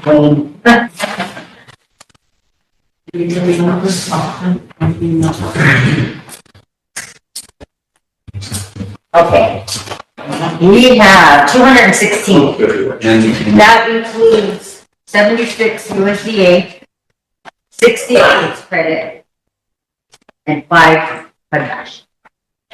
So, all those houses that would go for tax credits and that's all we have for now. Yep. And what kind of, resources do we get to maintain other than that? Nothing. So what's the purpose of the hospital? Supposed to be self-determination, yes. I mean. So it was just a law passed to force us to live off of rental houses that were built 50 years ago? Pretty much. It seems like it. I really don't know what the mindset was back then, so I couldn't tell you. So why do we continually adjoining the hospital then? Why don't we pull away from the hospital and start our corporation like we do the cities? Cities have access to it more than we do. Is that a Gary question? I'm just throwing it out. 'Cause Yeah. It just bothers me that we're set up this way. Monica and then Emily. And then besides Nahasta, what Nahasta, besides that coming in with the houses, it was self-determination is to help with other things like your homeless shelter, like helping, you can do the daycare, you can do Boys and Girls Club, you can build a building, but there's model things and you have to ask HUD for those. So self-determination gave you a little bit more opening than just sitting there with your houses. And it gives you the right to take that money and between your 37 Act, your block grant, and your Nahasda, and put some towards loans, grants, building homes, but you gotta remember, maintenance has to be in there, and admin has to be in there, so it starts depleting pretty quickly. Most tribes don't even build anymore. They don't have a building capacity. So South Dakota Native Home Ownership Coalition has put together a team so they could help some of these tribes. So they put a team together to do development. So it might have been a little bit more different. It was pushed towards all of us. They just stopped the act. Congress did, and that's how we ended up. And if Nahasda doesn't provide any funds, then all we're doing is using Nahasda rules for funds that belong to us anyway. I mean, the rent belongs to us anyway. Yeah. So what is Nahasda? Well, it still helps with other things and helps with some of your maintenance. But how it doesn't It provide? helps purchase acquisition. It can help in different few things. So they do provide money? It doesn't the Congress ain't gonna give you money, or government right now. It's off of what you have in your. It's harmony to begin with. Well, we also have to take care Isn't of, that how the city and the government and that works? we also have to take care of 37 Act. Yeah, they take With the care of housing their- funds, right? Yes, they do, and if We don't get that a lot of formula money ever for 37 Act changes, housing. if that formula ever changes, they might bring your Nahasda in. We don't know. It's kind of the squeakiest person, and the tribes get the most. The housing just gave us self-determination. Yeah. We can set our own rental rates. We don't have to follow the 30% rule, stuff like They that. just opened us a little bit. Emily. Thank you. Thank you guys for being here. I know we don't have time for this discussion, but I just wanted to plant a few little ear seeds here, just because I know I've been saying it for the whole last year that I've been here, but from somebody new or an outsider just coming in and looking at the situation, from what I see, is I see a bunch of brilliant minds, a bunch of hard workers, but we're so separated and we're not communicating with each other. Like, we see something that we want to change, we come over here and do it. We see something else, oh, we could do it over here, rather than, in my opinion, when I got on housing board and I read the charter, it's written very nicely, especially for how old it is. And when you look at the vision that they talk about, we don't know what the mindset was. That charter sets up what our mindset was down there. And it was very inclusive. It was not just based on what Nahasda regulations are. We kind of are doing that by ourselves by staying in there. And again, I'm not saying that we have to pull out of everything. What I would like to see is us come together as a body here, include our people as much as we can. And what do we want for housing? What's that big picture? And then how can we fund it and get it together? Because when you read that charter, we have a good vision. We have all these things, but we're not utilizing it. For example, our education is over here, our mortgaging is over here, our home ownership is over here, and our actual housing that we're providing for housing, we're only catering to people who are low income. And how can we build up a nation when all of our resources are catered to people keeping them down here and being a poor Indian? And so again, nothing about that, because I'm one too, but how can we empower our people, and how can we make sure that we're supplementing and complementing? And yesterday I made a comment because I sit on this housing board, and just now hearing about this amazing grant opportunity that another entity of ours is doing. And it's like, hey, if we could have all been on the same page and talking about these things, we could be filling those gaps rather than either creating new ones or, bridging those connections rather than furthering our divide. And it also, just from a strictly business standpoint, looks a whole lot better if we can come together as a vision and a plan and show, hey, we're going to complement, we're going to show in kind here, we're going to show how we're working together, versus look at Rosebud, they're literally in competition with each other over the funding, over who could do it better, over whatever. And the only people that are missing out are our people. So when I envision what a housing could be, if I needed resources for housing, it shouldn't matter my income. Yeah, if I have a higher income, I should maybe pay something where a lower income shouldn't, but I should still be eligible and accessing the same resources for all of our people. So I just want to throw a couple things out there, because we are having these conversations, but it's really, really hard when you only have 2 people from your council to have a vote on this board. when that's just the programmatic, keeping things moving along, when I think we as a body and our people in the Oyate need to have these conversations about what we want and then how do we get there? Because our staff, our workers, our people are only going to be able to move forward in what we're asking for them. And if we don't tell them the expectations and then just get mad whenever they're not performing to meet them, that's not very fair. So again, I just wanted to throw a lot of that out there because this is a really big issue and I know we can't tackle it today. That wasn't the purpose, but I just wanted to say that there's a lot going on here. So thank you. Mike. Yeah, try to add to that. I need Monica's opinion. Under the HOSDA, there is a provision that allows us to use the HOSDA funds to service over-income people, right, to a certain extent. And we don't do anything like that yet, but We just do a few. a few, but my point is that, again, getting back to It's there. what my colleague stated over here, you know, if we all got together and put our heads together, like when you guys allocated $22 million in ARPA funds a couple of years ago, you know, that would have been the time to sit down and start talking about housing as, you know, in a unified manner. Yeah, and then on that note, I think it's only a certain amount of our grant can. Right, but my point is there is room, you can use something like that, yeah. You get other approval and Yeah. it's available. So it can contribute to what my colleague just said, you know. Might not be very much, but it's something. Thank you. Thank you ladies for coming. Council, I just wanted to address something to us about, housing, I guess, but we're still gonna have to discuss the situation about why these houses got all boarded up. And, you know, our social ills, they didn't get any better. We just got stuck. So I think, you know, we're in a place now where we got the ARPA money to help people and help, you know, people get their homes repaired and everything.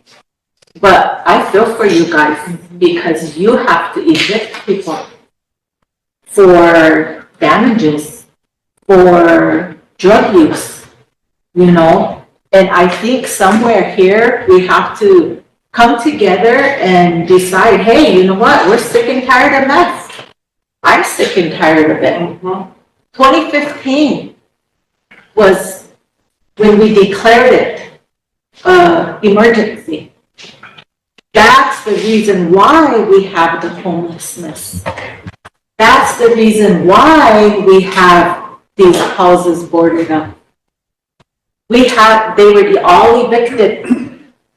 And at that time, those of you who were on council, this room was jam-packed. And I always feel like, you know, we could do more for our people. If we had boots on the ground to come together and, you know, find ways to help. And I always tell people that, you know, you want to go to treatment? You know, when they ask me something, why I got evicted, and I'm like, well, why? You know, and we never get the truth, you know, people don't want to tell us, but the responsibility lies on the tenant, you know, and when they come in, and I don't know how we could work this, or if it's in manual in your tenant rules, you know, so many times a tenant gets reported so many times and then they're evicted. And we have to, council, find a way, or maybe we have to create an office. I don't know what it is, but we gotta get to our people and have them understand, you know, this behavior with meth is causing this issue. And it goes back to that. And we haven't, I don't think we've really addressed it very well, you know. We have a lot of young families out here who are struggling. And they deserve to be in a home, but we have to teach them. So, you know, I think we have to find healthy ways amongst ourselves too to discuss this. So I'm just throwing it out there, and I appreciate you guys coming and. You guys more than anybody, we see it every day and it's getting worse. Yeah. Out in our communities. Our communities used to be proud of each other. We lost something there, you know, and it's from drugs. Big heavy, man-made drugs. Yes. Are we done? We got one. Oh, I'm sorry. Alvin. Thank you, Council. You can say something about Halloween. I was employed for 25 years. I've gone through a lot of directors, a lot of construction managers, and a lot of these houses are not being repaired as fast as they should. When I left in 2008, there was under 50 houses boarded up. Then when Gary LaPointe, Mitchell Point, came director, he hired me back. So I went back and I talked with him, took me in his office, showed me there was over 200 houses boarded up.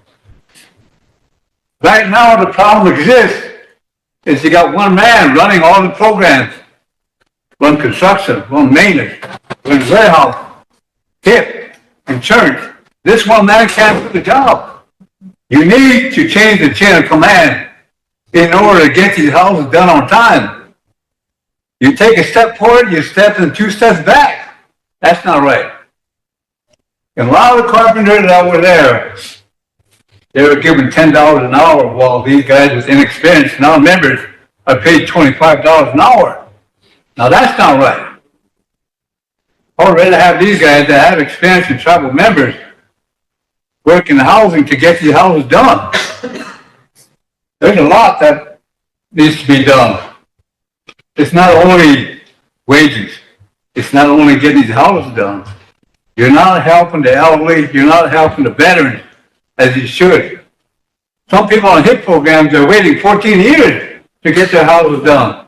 Now you need to separate these programs, put a different chain of command to get these houses done. Because no one man can run housing. Gary knows this. I talked to him already. But it's the housing board that needs to do this. We got a couple members here. I don't know if they're aware of what's really happening there. But this needs to be done immediately. You want to get houses done? You want to help the elderly? Veterans? This has to be done. And I've been here long enough to know what I talk in is facts. I'm telling you facts how housing is run. Before, when there was other people running this, I'm not going to name them. These houses were done on time real fast. There's a time limit that you can do these houses on. You got people working on houses that should be done in 3 weeks. 3 weeks. It's taking them 4 months. That's not right. There's no leadership there. And I assure you, this needs to be done. Thank you. Thank you, Alvin. Ready to go on? The last one is, our 2025-08 identifier. It's, rehab of the housing units. We plan to do, to rehab 5 of our Nahata units with our IHBG funds. That's the last one. Yeah, today was the member chief of the job of the block. I want to say that, okay, take care, there one copy, chocolate water copy.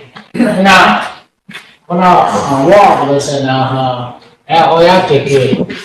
Put on my phone copy enough.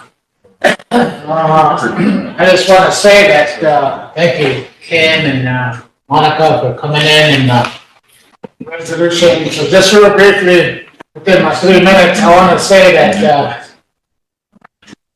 when we talk about drug issues, we talk about our people, we talk about our reservation, our community,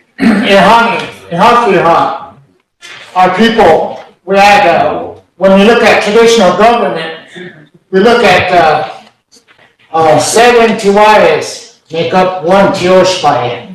7 tioshpayes make up a oshpaye, and oshpaye is a tribe. So when we look at that, we look at, the communities, originally 7 communities, we look at, the act that's in place. A lot of the communities were created by the government. We went from 7 to 120, 20 communities we're talking about. So when we had 7 communities, we know who belonged there in those communities. We stood together, and then we had that Najah watched. Who came into the community, who belonged, that concept came from the buffalo, so when somebody came into the community, they went over to that house and said, why is this person here? You know, what are they bringing? They're bringing drugs, or, you know, they're bringing something into that community. Communities always work together. If somebody needed shelter, wood, as a people, we had that discipline, that ethic. Naji, hata. Na kala naji na overchapia na we cared. There was no such thing as homeless. So I look at this act and how they wanted us to, well, not 20 communities, as traditional government, 7, as we're not assimilated. There's communities that aren't original. I know one that was called Tina Zipa. It was a elderly who described a community way back, but before my 3 minutes, I want to say.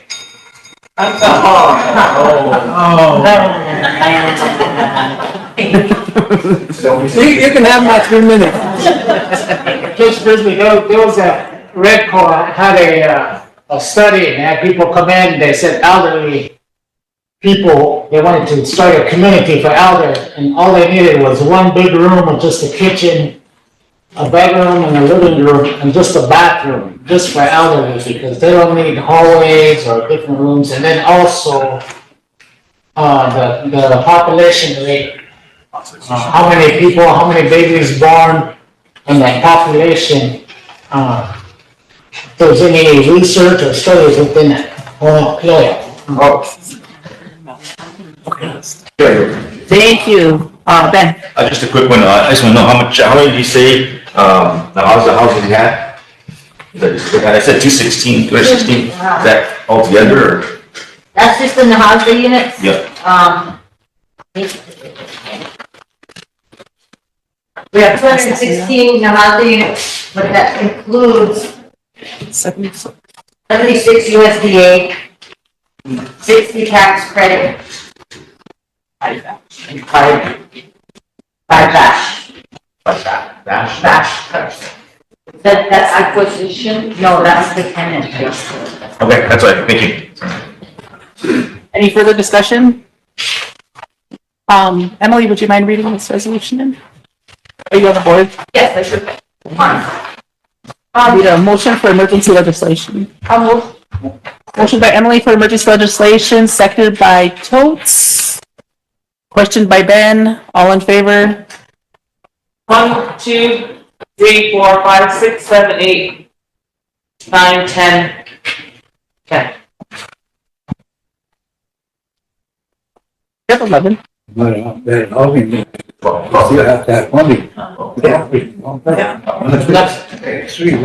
Opposed? 0. Not voting? 0. 11, 0, 0. Motion for approval, what's the number? 257. By Emily?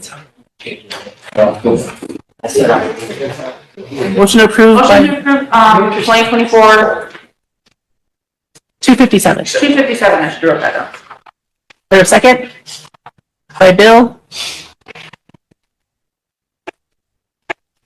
Okay, I'll start the one, please, really good.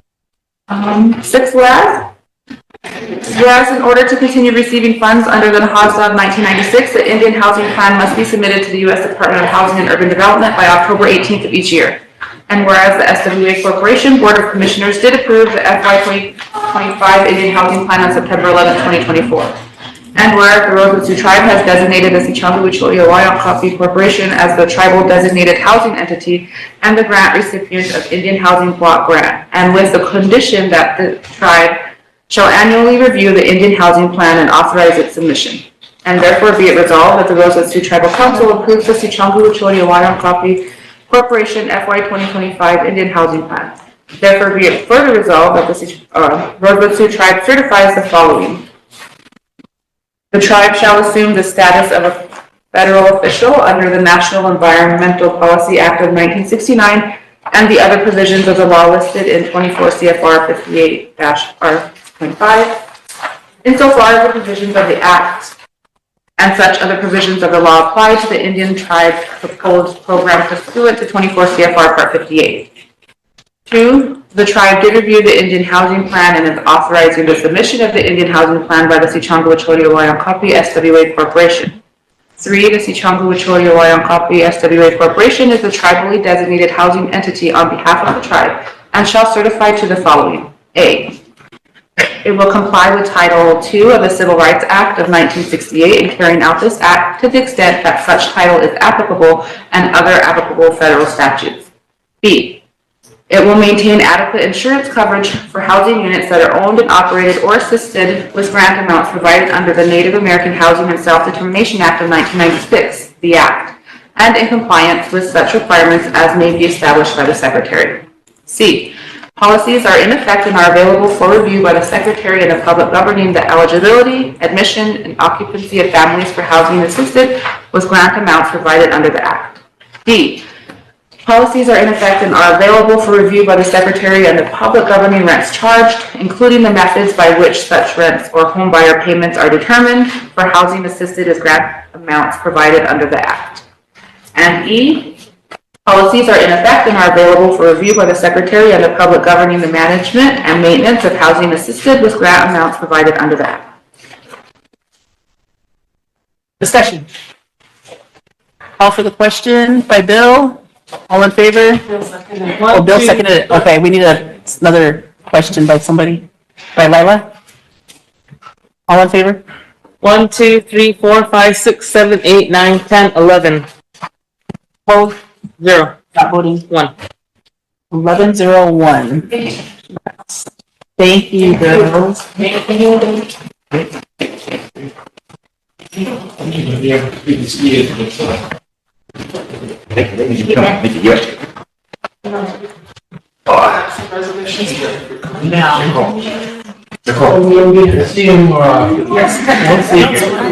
to pass this grant acceptance for Game Fish and Parks before we adjourn. Thank you guys. I'm not gonna get up because my That's knees your are. ideas and thank you guys.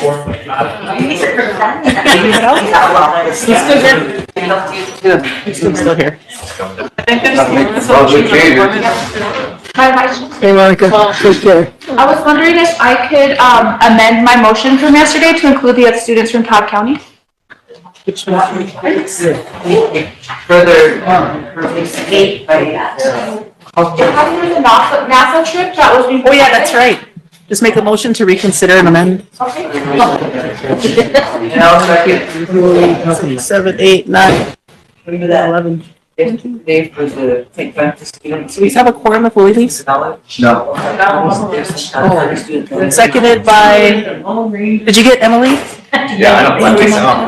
How many more students? There's 3 from Todd County School District that will be going on that same trip that I'd like to add that $50 today, a day. And then there's 2 also going from the high school at Todd County High School that just received notice that they'll be going on an Indigenous Youth Summit to Dubai. And so the advisor asked if they could be included in that $50 pay. That would be 5 students total. Motion by Emily to amend her motion. To include students. To include the students from Todd County School District, including the 2 going to Dubai for the International Indigenous Youth Summit. So 4? There's 5 altogether. There's 5. 5 from Todd County and 3 from St. Francis. So And then there's the- 8. Did you get any requests from White River? I didn't, I asked yesterday for the Nassau thing that was going on, and Ray or Clay had Ray reach out, and he said he called and nobody was going to that specific one. I want to go. Seconded It might be by chaperone. Royal. Oh, I'm sorry. Wait, I need a second for her motion, then we'll discuss. Seconded by Totes. Yeah, I want to add to that, I was at childcare and then, my daughter, she's, included in that, but, I already bought my ticket and, got my hotels, but I was thinking about including the council, in that travel. Oh, awesome. You'll be going with her? Yeah. Yeah, I have no issues if the rest of the council is okay with that, as amended. To include just travel. Well, that would have to be a separate travel motion. Oh, for okay. him. Okay. So you're gonna write that down? Do we have a question? By Ben, all in favor? 1, 2, 3, 4, 5, 6, 7, 8, 9, 10, 11. Opposed? 0. Not voting? Thank you. Okay. I'll make that motion for travel. Can you repeat your motion? Council. He's requesting, I'll move to approve. Any council reps or just baby? No, just, Say that in the motion? send him to, Baby low over there. send him to Dubai with a request for foreign aid. Maybe he can come back to 5. Just one way. Turn it to a one way. Three wives. Oh, right, now he brings the money back. For a second. Astronaut baby chief. Seconded by Ben, question by Totes, all in favor? 1, 2, 3, 4, 5, 6, 7, 8, 9, 10, 11. Opposed? 0. Not voting? 0. Still wearing a helmet. Is there anybody from Land and Natural? We have a grant acceptance resolution that needs to get passed. Emily, Sure, I was providing, but I think we have to reorganize now. That's a full important picture in the back. did you get to that? I want to see it right now. Yeah. Motion for emergency legislation. Motion by Emily, is there a second? By Mike, question by Totes, all in favor? 1, 2, 3, 4, 5, 6, 7, 8, 9, 10, 11. Opposed? 0. Not voting? 0. Motion passed. Motion to approve 2024-258? 259. Oh, sorry, 250. Shoot. Is that right, Madam Chair? 258? Oh, I see. Is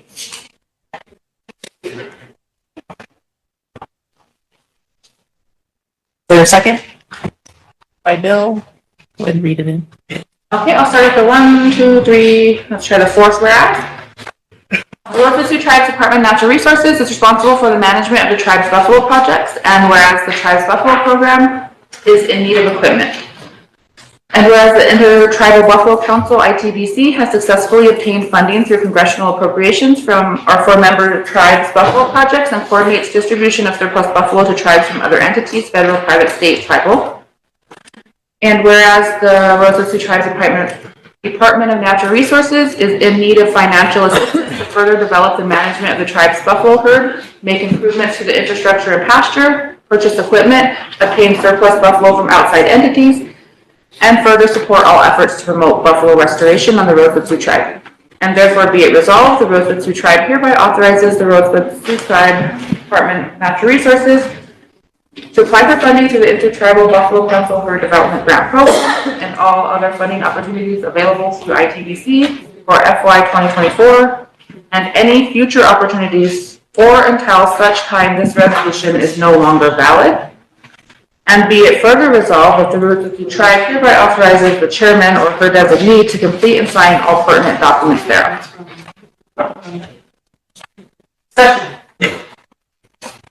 Question by Todd. Or do you have something, Mike? I have a comment, and I'm not too, I have to harken back to your earlier, speech about we're not working together, we've got 3 entities that raise buffalo on our reservation. I don't understand that, except that's Rosebud, but, something to think about, at least I think it is. I agree, especially with management. Yeah. Like, what are their intentions, what are their goals? I think that they would be valid if we knew those, but do you know if the department has a new manager for the Buffalo? I don't know if they had. Don't think anybody. Well, it's still good to move forward, I guess, so probably definitely needed for that department. Discussion is needed. Now, I think that they have until next week to apply for 2,000 for this year's funding, so they have to get something in by next week. That's why they brought it up. And so that clause in there where it says for future funding opportunities, is that only gonna be for ITBC or any? I didn't know if that blanket, yeah, that'll work for that, okay. Question by Don? No question?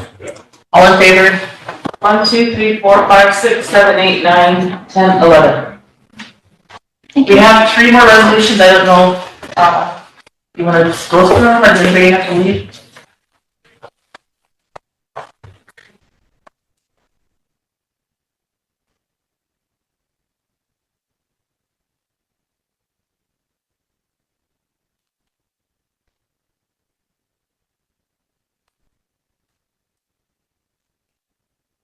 This one is for a grant application for the ambulance department.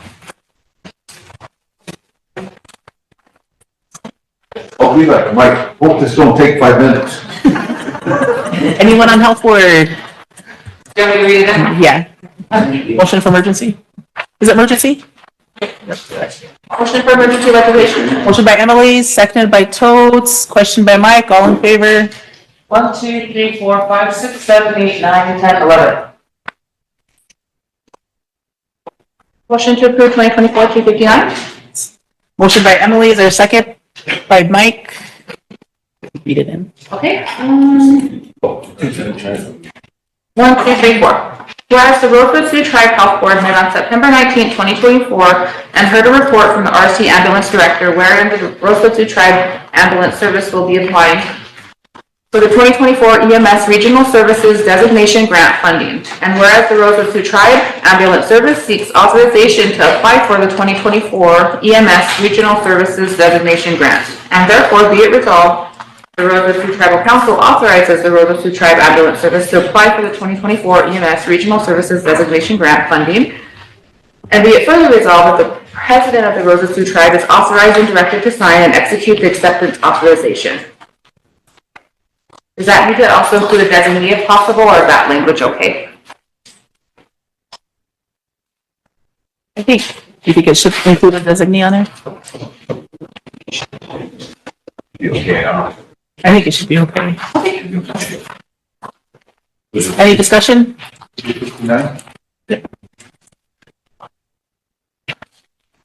Question by Todd, all in favor?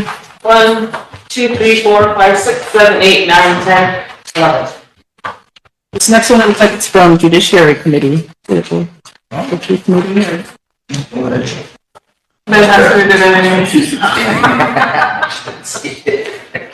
one is it? It's like it's storm damage. Oh, that's one for the police department? The police department? Police department, yeah. I remember, okay. 260? Is it a 2-page one? Yeah. Yeah. 260? Yes. Okay. Motion for emergency legislation. Yeah, motion for emergency legislation. Motion by Ben, is there a second? By Totes, question by Mike, all in favor? 1, 2, 3, 4, 5, 6, 7, 8, 9, 10, 11. 11, in favors, opposed? There. Not voting? There. Motion to bring on resolution 24-260. Motion by Ben, is there a second? By Lila? Would read it in. Sergeant Ware, fourth awareness. On August 26, 2024, the National Weather Service issued enhanced risk 3 out of 5 severe storm warning for the northwestern Wyoming and western South Dakota from 2 p.m.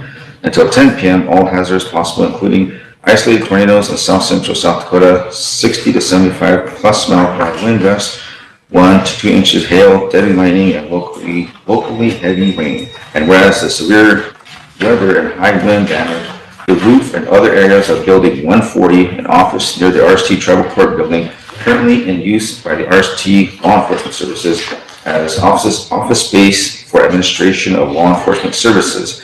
And whereas Building 140 has office space for blank employees, and as a result of the storm damage, blank officers of the RST Law Enforcement Services have been displaced and suitable office space is not available. And whereas the Rosebud Sioux Tribe Judiciary Committee requested and recommended the Rosebud Sioux Tribal Council to request assistance from Office of Justice Services to procure portable buildings for office space.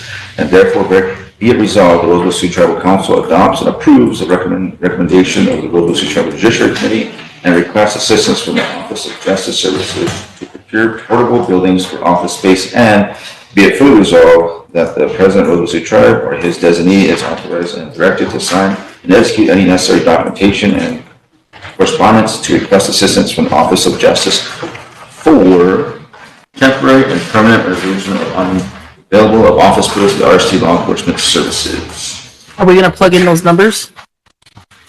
Yeah, we can. Okay, because I know Ray, architect said they specifically needed to know what the wind damage was and how many people affected. And the structure, there's no structures to put them in, so we'll need to get those numbers. For the employees and the officers members. Any discussion? Mike? So what happened? The police department, we had that big windstorm that Bad came weather, through yeah. this summer. I think it did some roof damage and Lifted that roof up and moved over about 3 inches, so it leaks. Is that the big, big Justice Department window, building up there, the courthouse? What, the old courthouse and stuff? Old jail. The old jail. Wow. call for the question. By Bill, all in favor? 1, 2, 3, 4, 5, 6, 7, 8, 9, 10, 11. Opposed? 0. Not voting. 0. Passed. Okay, this one looks like a Judiciary Committee one too. I wasn't at the committee. I wasn't at the committee, but this was passed through there, so. Look at that judiciary file, see if you're having. 261? Yes. Move for emergency legislation? Motion by Ben for emergency legislation, seconded by Totes, question by Todd, all in favor? 1, 2, 3, 4, 5, 6, 7, 8, 9, 10. Opposed? 0. Not voting? 0. Motion to approve resolution 2024-261. For a second? Seconded by Emily?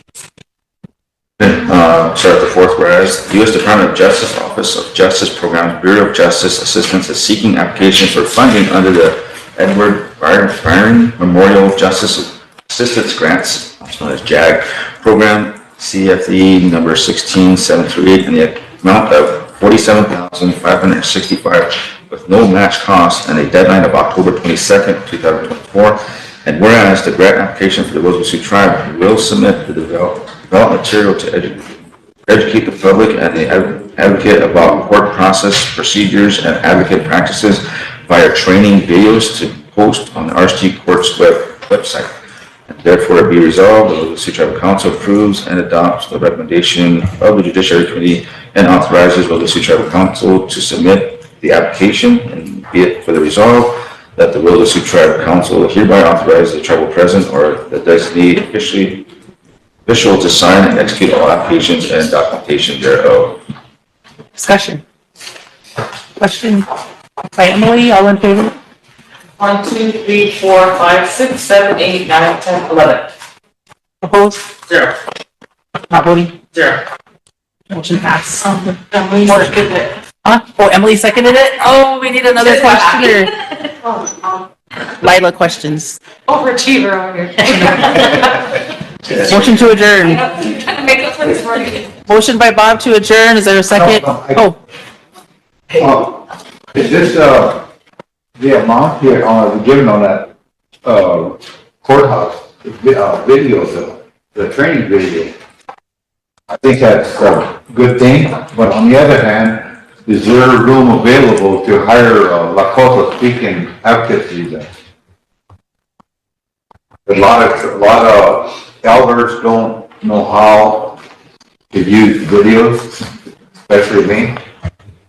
And, you have a speaker there, you can walk the elderly through, because some of the language they use up at the courthouse, you know, I argued about this 4 or 5 years ago. A lot of, people elders that use that court system don't understand the language that some of the court staff tell them. So I was just wondering if some of that money could be used for that purpose. We'll reach out to Cheryl Rogers and see. Emily? I just have a quick question. Last week I was asked by our enrollment office, because we were trying to get our enrollment committee set up, asked if I knew, so remember there's over 800 applicants that have been sitting there for 2018, and so we're trying to move them forward through committee to council. And they asked me to check, on the council level, was a motion made to keep them there at committee? Or was it like unofficial and we can still move it forward without I having? don't think so. I've been asked that same question too. Maybe Madam Secretary can research that because. Okay, because we want to be able to address that next week at our meeting, but they just asked if I could make sure that there was no standing motion from council. I don't recall anything coming through council, so I kind of figured it came through committee, but I don't recall actual action. Can I request that be looked into, and then we'll just proceed as normal, and then if there's any issues before then? Yeah, I think, Madam Secretary, can you just look up for a motion on that? Okay. Thank you so much. Motion to adjourn? Motion to adjourn. By Bob, seconded by Totes, questioned by Bill, all in favor? 1, 2, 3, 4, 5, 6, 7, 8, 9, 10, 11. Thank you, council.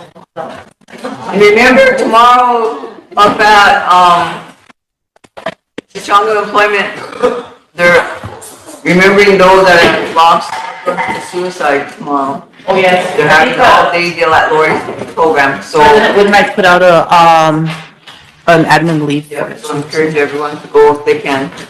Have a good evening, everyone, and You too. have a good evening. Watch your communities for fires.